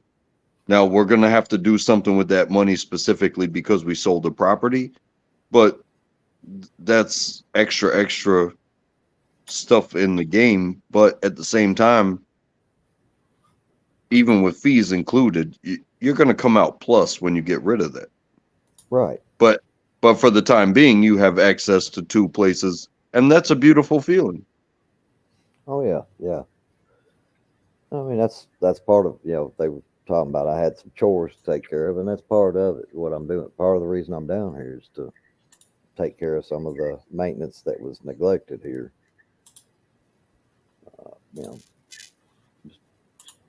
And we're not in a rush. We don't have to have it 100% right now. No, I got you. Obviously, it's in good enough shape I can live in it right now. So, nothing major about it that would cause me to have to say, okay, well, if we're going to move in and we're going to do this, then we've got to get this done. Have you thought about it for like a Airbnb, like being a tenant? Well, after the experience we had with kind of the lease to own thing and landlording and all that, we decided we're not really into the landlord type thing. It's just not for us. Yeah, it shouldn't for everybody. So we decided we weren't going to go that route with it. We just listed as a second home, and we're going. Because I can tell you like this, like a friend of mine that was a block away that I didn't know until later in life. Her parents raised her in this house, but then they got a house basically in the same neighborhood, but on the nicer side of things. They remodeled everything. They retired. They had a beautiful spot. But their original house, they took everything out and they left their daughter with her stuff, anything she wanted. But then she would rent the rooms out. And they were like, that's what's going to finish paying off this house, because their retirement, they basically just bought a house. But they were like, hey, we can eliminate the bill if we create our daughter as a moderator, but we're going to be the tenants. So our daughter's going to be the one that tells us what really needs to be done, regardless of what's going on in the house. And I tell you what, that was a party house like nobody's business. But the water worked, the toilets worked. She had a fire pit. But if something was broke, guess what? If you live in this house, it's coming out of your ass. There you Because go. if you don't want your rent to go up, you best know how to fix a freaking toilet. Yep. Well, that's one of the issues we found here is the person that was doing the lease to own was not doing maintenance on the house, and I've got to redo the flooring and stuff in one of the bathrooms here because they allowed a leak to continue. Yeah. And it's rotten, water damage and rotted the floor in the in that bathroom.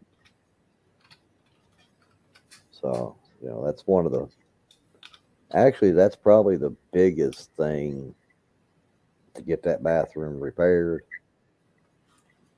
redo the flooring in it.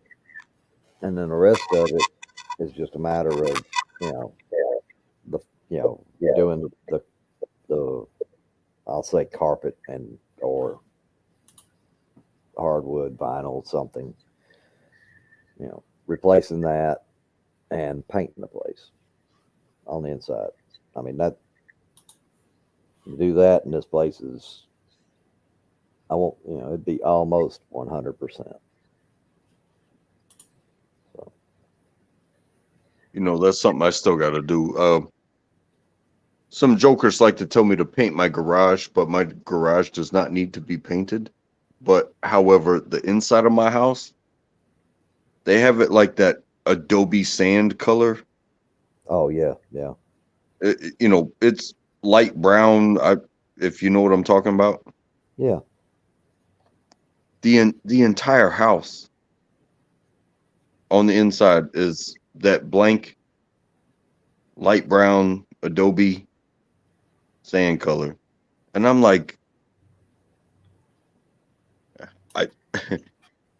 it's just paint, but like, I don't care what colors my wife comes up with. Can we get this off of our walls? Can we cover this up? I don't care what I have to do. The entire house. It's not an Adobe house on the outside. It's not an Adobe house on the inside. We're not even in Adobe country. Can we do something with these walls? So as soon as she picks a color, bro, I'm going to town. There you go. Well, it's funny you say that. I've been trying to get my wife to kind of settle in on some colors, and every time I bring it up, she just gets overwhelmed with it. She doesn't, too many options and doesn't know exactly what she would like. It's like, just pick some colors you like, and we'll make it happen. I can understand that because I'm the same way on tattoos. The reason why I don't get a tattoo is because I can't make up my freaking mind of what I'm willing to deal with for a long period of time. Yeah. Yeah. So when it comes to painting walls,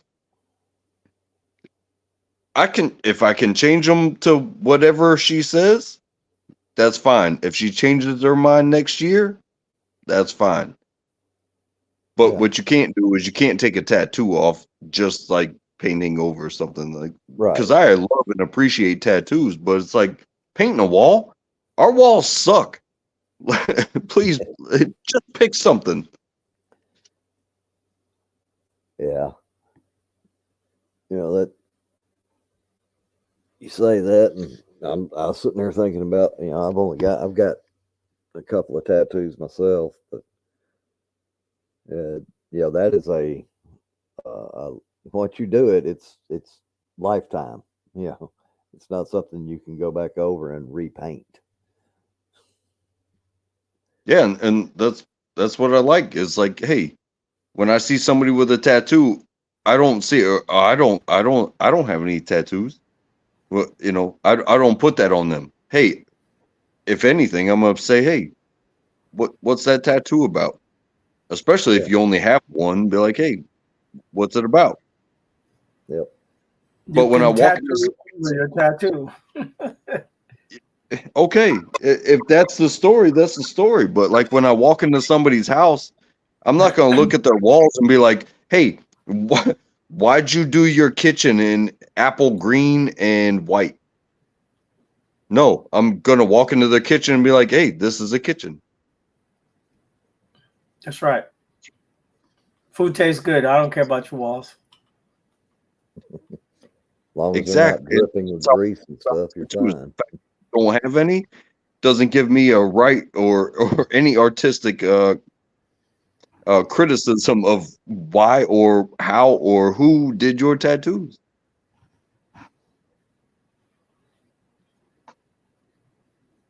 Yeah. Yeah.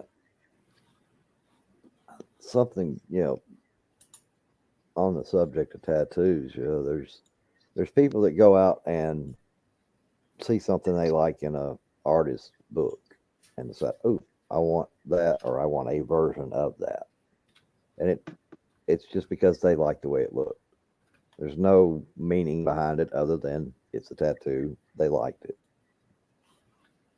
And there's others that go, okay, well, I want this because it represents something, want something special to me, and I want this with it because that represents something special to me.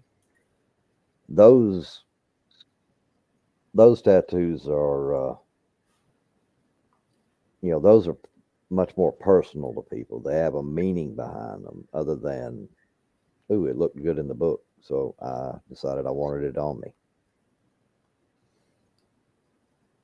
Right. Yeah, my brother, he's regardless of what I think about him, he's a really good artist. Always has been. Piano player. He's on that side of the stuff. And when him and his buddy graduated from high school, his buddy wanted a dragon tattoo. So my brother does this artwork, and they take it, and these kids are 18 years old, so they're old enough to speak for themselves. My brother designed a tattoo. This tattoo got put on this kid, and then dad found out that his son got a tattoo, and next thing you know, there's family drama. There's you don't live here anymore because you got a tattoo, and that shit's sad as hell to me because, like I said, I appreciate the artwork.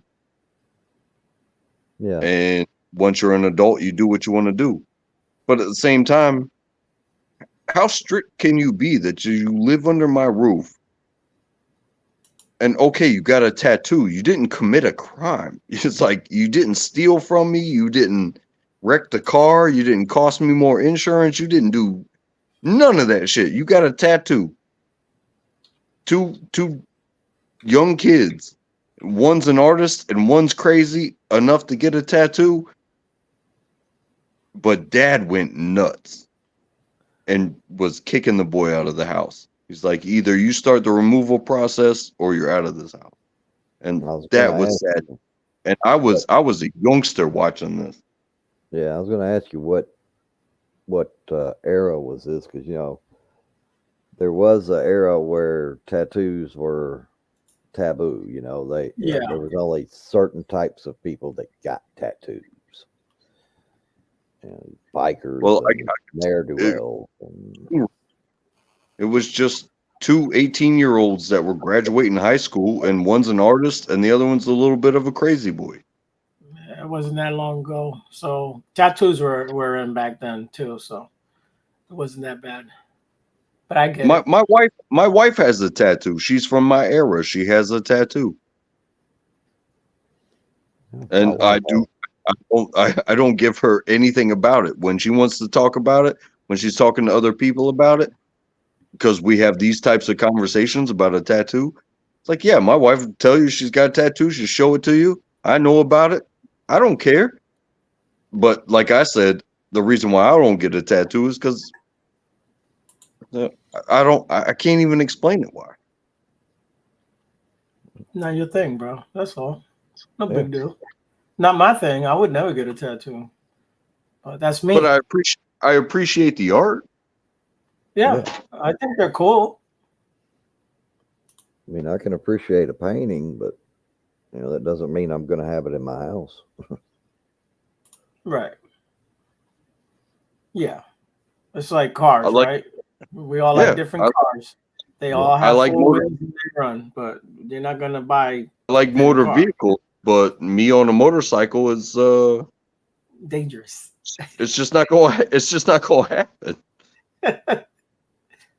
I'll take a four-wheeler. I'll take a four-wheeler, but the two-wheel motorcycles, they absolutely make me think of my own demise. So, well, I've ridden I've ridden motorcycles. I've ridden four-wheelers, three-wheelers. Pretty much, dirt bikes. To the cruisers. I've ridden a bunch of different style bikes. And for me, I'd rather be on the two wheels than if you're going to go out and let's just say you're going out and you're going to rip it up and have some fun. I'd rather be on two wheels doing that because I've seen way too many of the four wheelers. People get too confident and end up rolling them, and people get badly injured. Yeah, and you can't wedge the tree in a four-wheeler. Yeah, I've seen a lot of people get killed or hurt badly. Yeah, that is true. Yeah, I mean, there's no doubt that stuff is, it can be dangerous. It's all in the operator of that. You gotta know your limits. You gotta know the limits of the machine. And there's times where you can cut them loose, and there's times where you definitely don't cut them loose. You ride with more caution.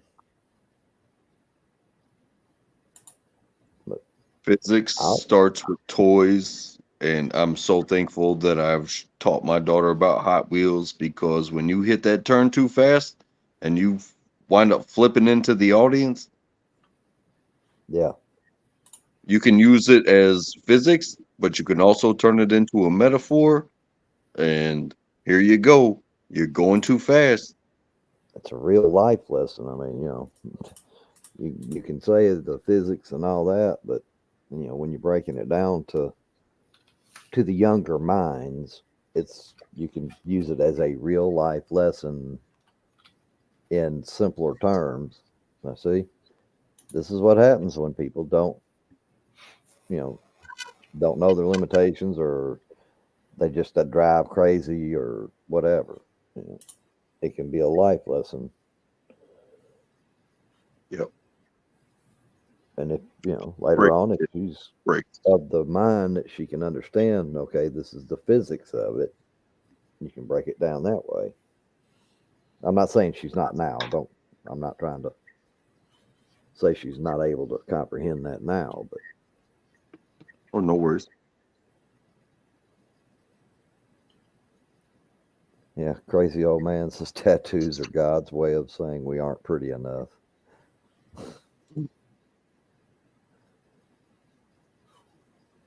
Does that make me a narcissist? No, no, not at all. Well, if I'm not pretty enough, if I'm not pretty enough and I get a tattoo, it's like trying hard. But if I'm pretty enough and I don't get a tattoo, it's like, oh no, I know I'm good. Yeah. Good luck with that one. I never consider it anything other than what it is, It's a piece of art. It has some meaning to me, and I know what the meaning is. You know, Good. at least I know what it means to me. Now, somebody else may look at it and get something completely different, but I know what they mean to me and why I have them.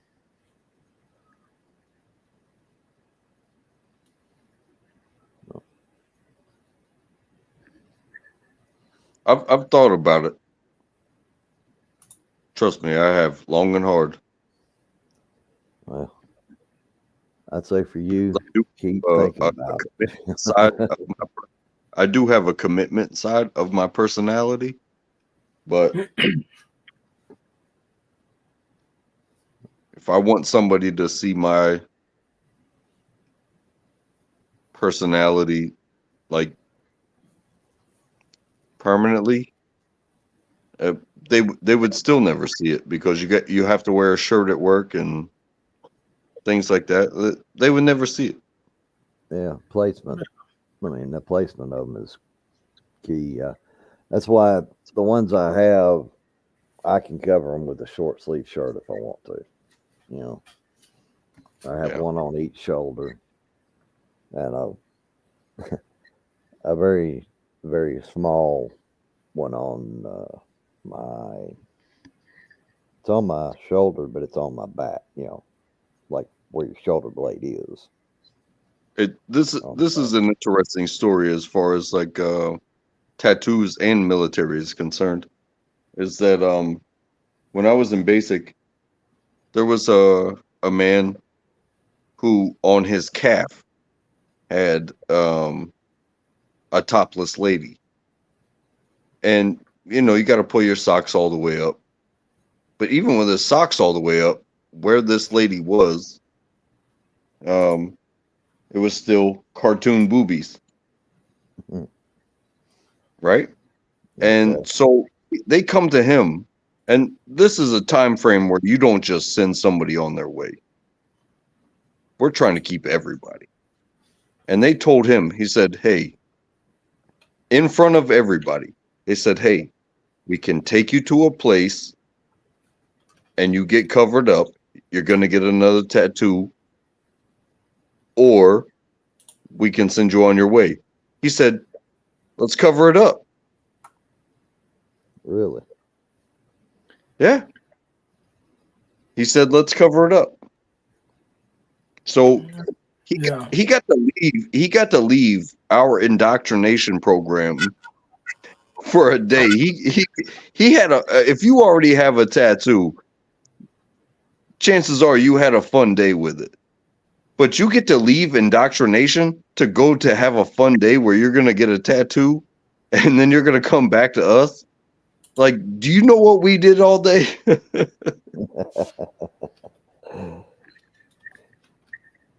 But then on the converse side of that, I ran into a staff sergeant. You know, I see everybody that comes through the dining facility. I ran into a staff sergeant. He had the movie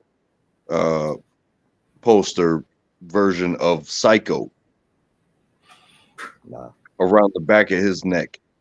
And it was above any collar you could have ever collared somebody with. So it's like beyond the wrist because of the uniform, or above the socks when you're talking about PTs, or this, that, or the other. This dude had a tattoo that was taller than any collar. And I saw Psycho every single day that I worked in that dining facility. Hey guys, I gotta run and track. Your boob is out. So you was talking about boobies. Oh yeah, your white album's showing again. I didn't even pay attention. There you go. We're trying to keep this family friendly over here. Yeah, All right, guys. I'll just get tatted over. Take care. All right, I'll holler at you guys later. Take it easy, Ariel. Yep. See ya.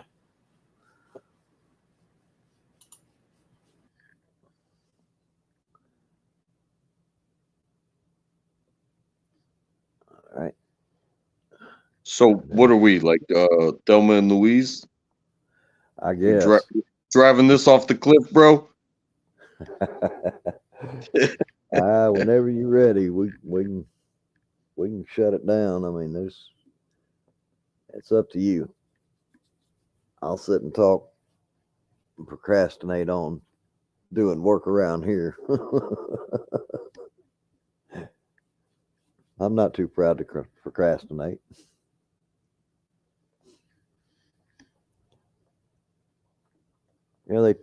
It's funny, the weather said that I was supposed to be getting strong thunderstorms and all that, and it's been cloudy all day, but I looked at it a little while ago and it told me it was that the thunderstorms were going on right then.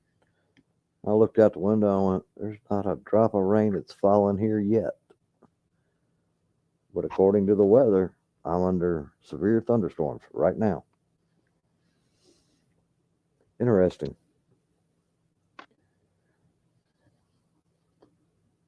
Yeah, I'll say when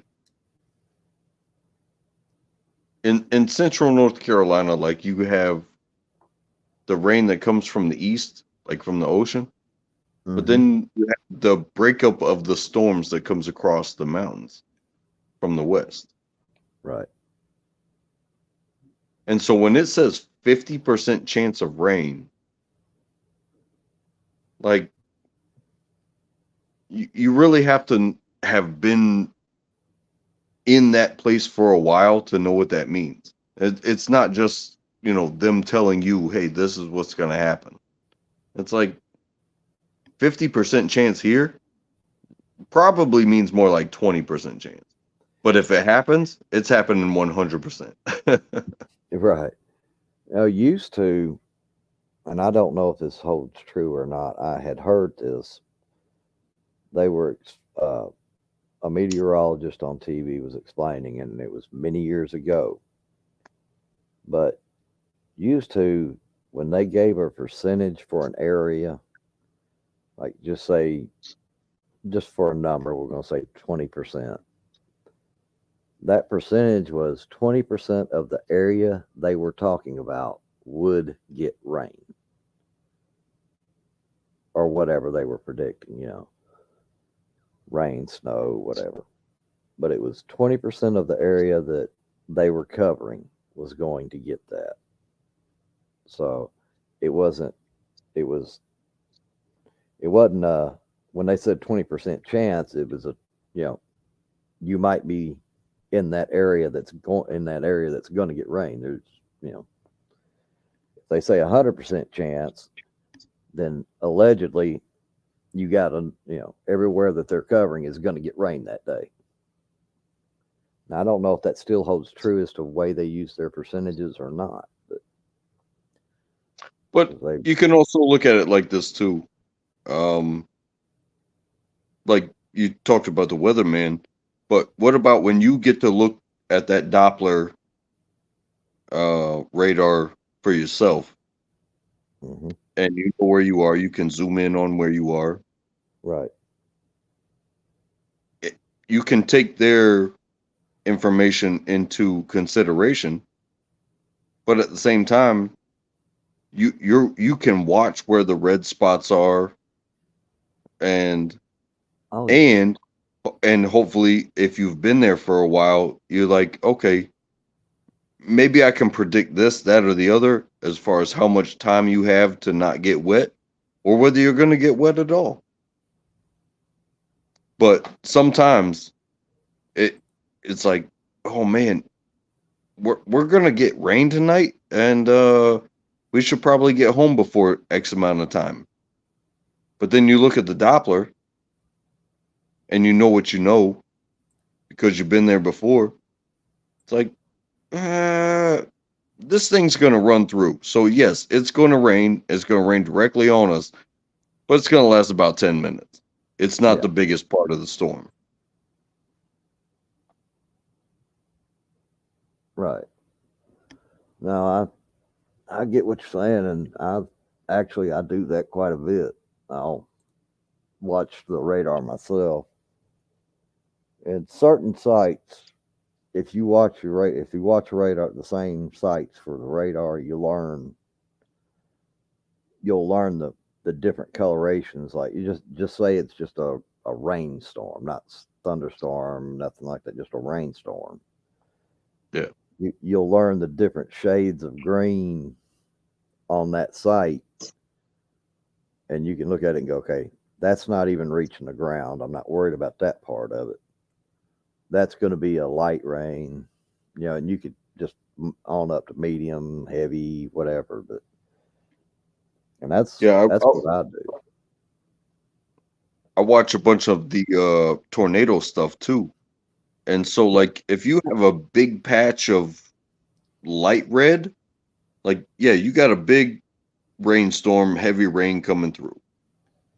But when you're talking about the Midwest, when you have that tight spot and it is the reddest of red, that's where the tornadoes are.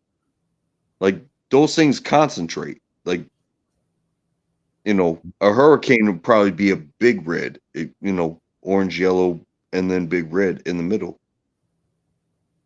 But when you're looking inland on those radars, tornadoes, it's not a big red. Yeah, there's the greens around because it's just rain, rain, rain, rain, rain. But when you get into that deep red and it's a tight circle, it's like, hey, that's where the tornadoes are. Yeah, I've learned because I do watch the radar quite a bit.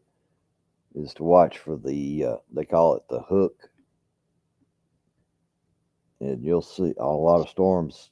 You'll see like where you're talking about. There's some red. It may not be in the dead center, but you'll see some red. But there'll be a red little tail, almost like a little tail hook, and they say that's where you're getting the winds competing against each other, blowing different directions. You see that hook? That's the spot to watch because that's where the wind shear is going on, and that's what causes those tornadoes to spin up. There's a channel on YouTube. I don't know. You may already know about it, but it's Ryan Hall Y'all, and he when there's severe storms around, him and a couple other guys, they're meteorologists, and then he has actual storm chasers out in the field. And I'll tell you what, if they call a tornado, they're generally right on the money with it. And because he can change, he has what is it? He used Radar Omega. It's a paid app. You can get it on your phone, but you got to pay for it. But you can change what you're looking at. You can change it from wind, the wind shears to the rain, precipitation, other things. And they watch that. That's the radar they watch most of the time. Is in. And then, of course, like I said, he's got additional. I say weathermen. They're pretty young guys. Most the other guys are, but like one of them will be watching the wind shears. One of them will be watching the precip, then tracking, and he's the face of the show. And he switches back and forth between all that stuff and watches it. He has had his storm chasers. I mean, he's got one that's really good at predicting it. That he pulled up and parked and was waiting for a tornado, and he looked at that radar and decided, better move. So all he did was he drove up just 500 yards or so, turned his car around, and there was a old abandoned gas station there, and he parked in that parking lot, and that tornado came down and crossed right where he was parking. And then, then he goes on. After it went Like through, right he in went front of- on and kept chasing. like just blasted in front of him. Yeah. Yeah. I mean, it I went mean, I right believe across the road where he was sitting. when you think about the pinpoint of a tornado, like I've been watching them, I've been taught about them, since grade school, Mm-hmm. and I've seen some videos recently from a dash cam. This car was parked, and it just had a dash cam running. And there's a warehouse, like a sheet metal building, corrugated metal building. And that tornado came through, and every car in the parking lot is shaking. That building was not there. Oh yeah. All the cars stayed put, but this came right across and just this building is no longer there. Yep. Yeah. So it's power of a tornado. And I say this because I grew up in hurricane country, and I spent some time down on the coast, tying down things. A hurricane is a hurricane. If you live by the coast, it's gonna flood your stuff. Everybody else, they're gonna lose power because trees went down or whatever. But you get hit by a tornado on your house. It doesn't even matter if you're in the security of the basement. That tornado will destroy everything. Yeah. Yeah, It's just to have the widespread. It just has the path of the tornado. Mm-hmm. Oh, they're scary. I'm gonna tell you that. I've had two pass within, I'm gonna say a mile just to be generous, but two of them passed within. One of them was much closer. One was within like a block, but two passed within a mile of me. One time I was at work. It was actually our lunchtime. I was sitting in a company truck, eating my lunch, and this tornado passed within 1 mile of me, and even that at that distance, I was watching trees and stuff just because of the downdrafts and stuff that are associated with them. I was watching it bend these huge trees over like, they were just wet wood, just a wet toothpick or something. They bent them over and they just flopping back and forth. And all I could think is, oh my God, please don't let that tree snap and fall on me. 'Cause at the time there was nowhere for me to take cover. I was just out in the field in the company truck, But the other one that's really scared me. It was so weird because it went. I was inside a Kroger, and it went right. The Kroger had roads that went all the way around it. And it hit the block right behind the Kroger while we were inside Kroger. It tore up the houses, and you could see just the clear path of destruction it left in its wake throughout that entire neighborhood. And as far as you could see from that point, you could just see nothing but destruction. That one scared me. Well, they both scared me, but that one in particular, the closer you are to them, the scarier they get. I was used to always seeing the damage and all that on TV, but when you get out there and you find out, oh, this thing just went by me. It was at the back of the building I was in. It just puts a whole different level of, oh, crap into you. If it had touched down just the other side of the road over there, it would have hit the building I was in.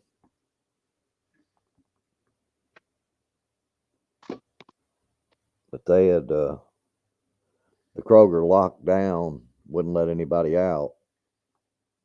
Of course, they obviously lost power and stuff, but they locked down and wouldn't let anybody out because it was the safest place for anybody to be at that time.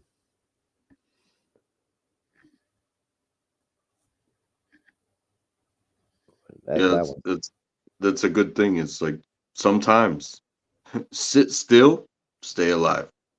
Yeah. Well, I mean, and a lot of the people that were in there, the power went out, and a lot of, if you were in the back end of the store or whatever, it was crap. I guess the lightning struck a transformer or something. Maybe they'll be up pretty quick. But you didn't, inside the store, if you were in the store, you did not know that happened until you went outside.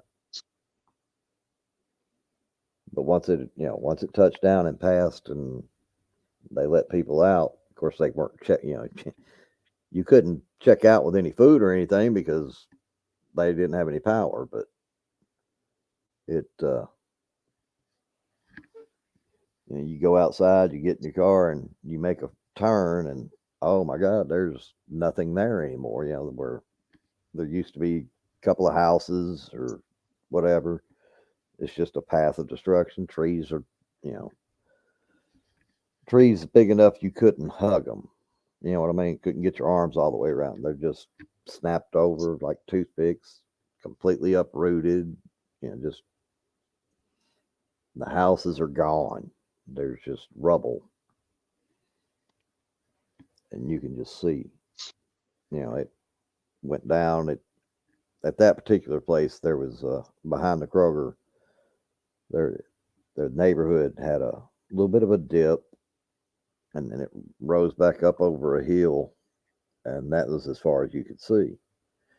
Well, you could see every bit of the path of the tornado from there because you just see the path of destruction like you were talking about. Just all the houses that had been destroyed and trees and all that up to the next rise behind it. It's that idea that if it is this close to me, the last thing I can do is just hunker down. I don't know if you say a prayer or if you kiss your ass goodbye, if you just hold hands with somebody that's close to you. It's like, hey, it's that close. Yeah. Running could take you into that distinct path that is yet to be defined. And it's going to go where it wants to go. So that whole because trust me, I've read the book about in case of a nuclear attack, dig a hole like this. Yeah. Yeah, exactly. You're digging your own grave. And it's going to take you longer than it takes to die from radiation to even get that deep. Yeah. So when it comes to these natural things, oh, good luck. That's all I can say. Because that's why they say, hunker down. It's like, good luck. Yeah, because what are you going to do? Yeah. You might be fortunate enough to run the right direction, but you might not. You might run the wrong way. There is no firearm. There is no amount of training that will take you away from the affliction of Mother Nature on top of your head right now. No. It doesn't matter if it's a wave. It doesn't matter if it's a mountain. It doesn't matter if it's a twisty. It doesn't matter if it's an animal. Good luck. If you don't have anything, you are gone. Yep. Yep. That's it. And with Memorial Day coming up, it's those who are left behind that can kind of put a bug in somebody's ear, like, hey, stop messing with that. It's not going to turn out okay. Yeah. Problem is getting people to listen. And you can tell them a lot of things, but they don't. Doesn't mean they're going to listen to what you say. That is true.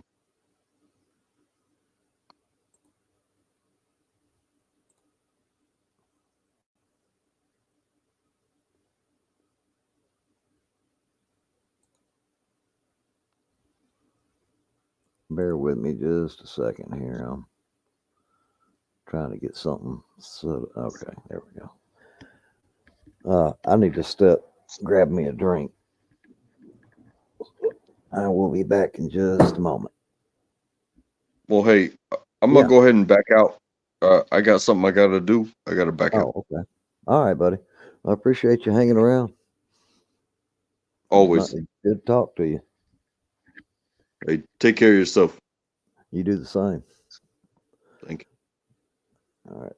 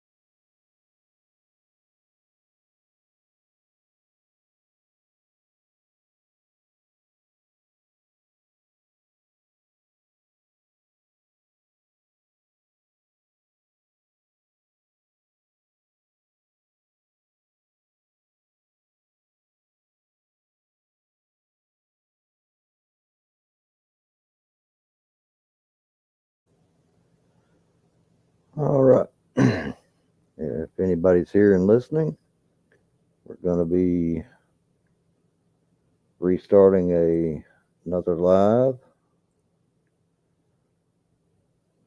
And if nobody jumps into that live, we're going to go ahead and put up a playlist and leave the chat open for people to use. I placed a link in the bottom there. So if you want to go join the other live stream, this one will be shutting down shortly. Yeah, I appreciate everybody's hanging around with me. See you on the next one. And let's say 5, 4, 3, 2, 1. Goodbye.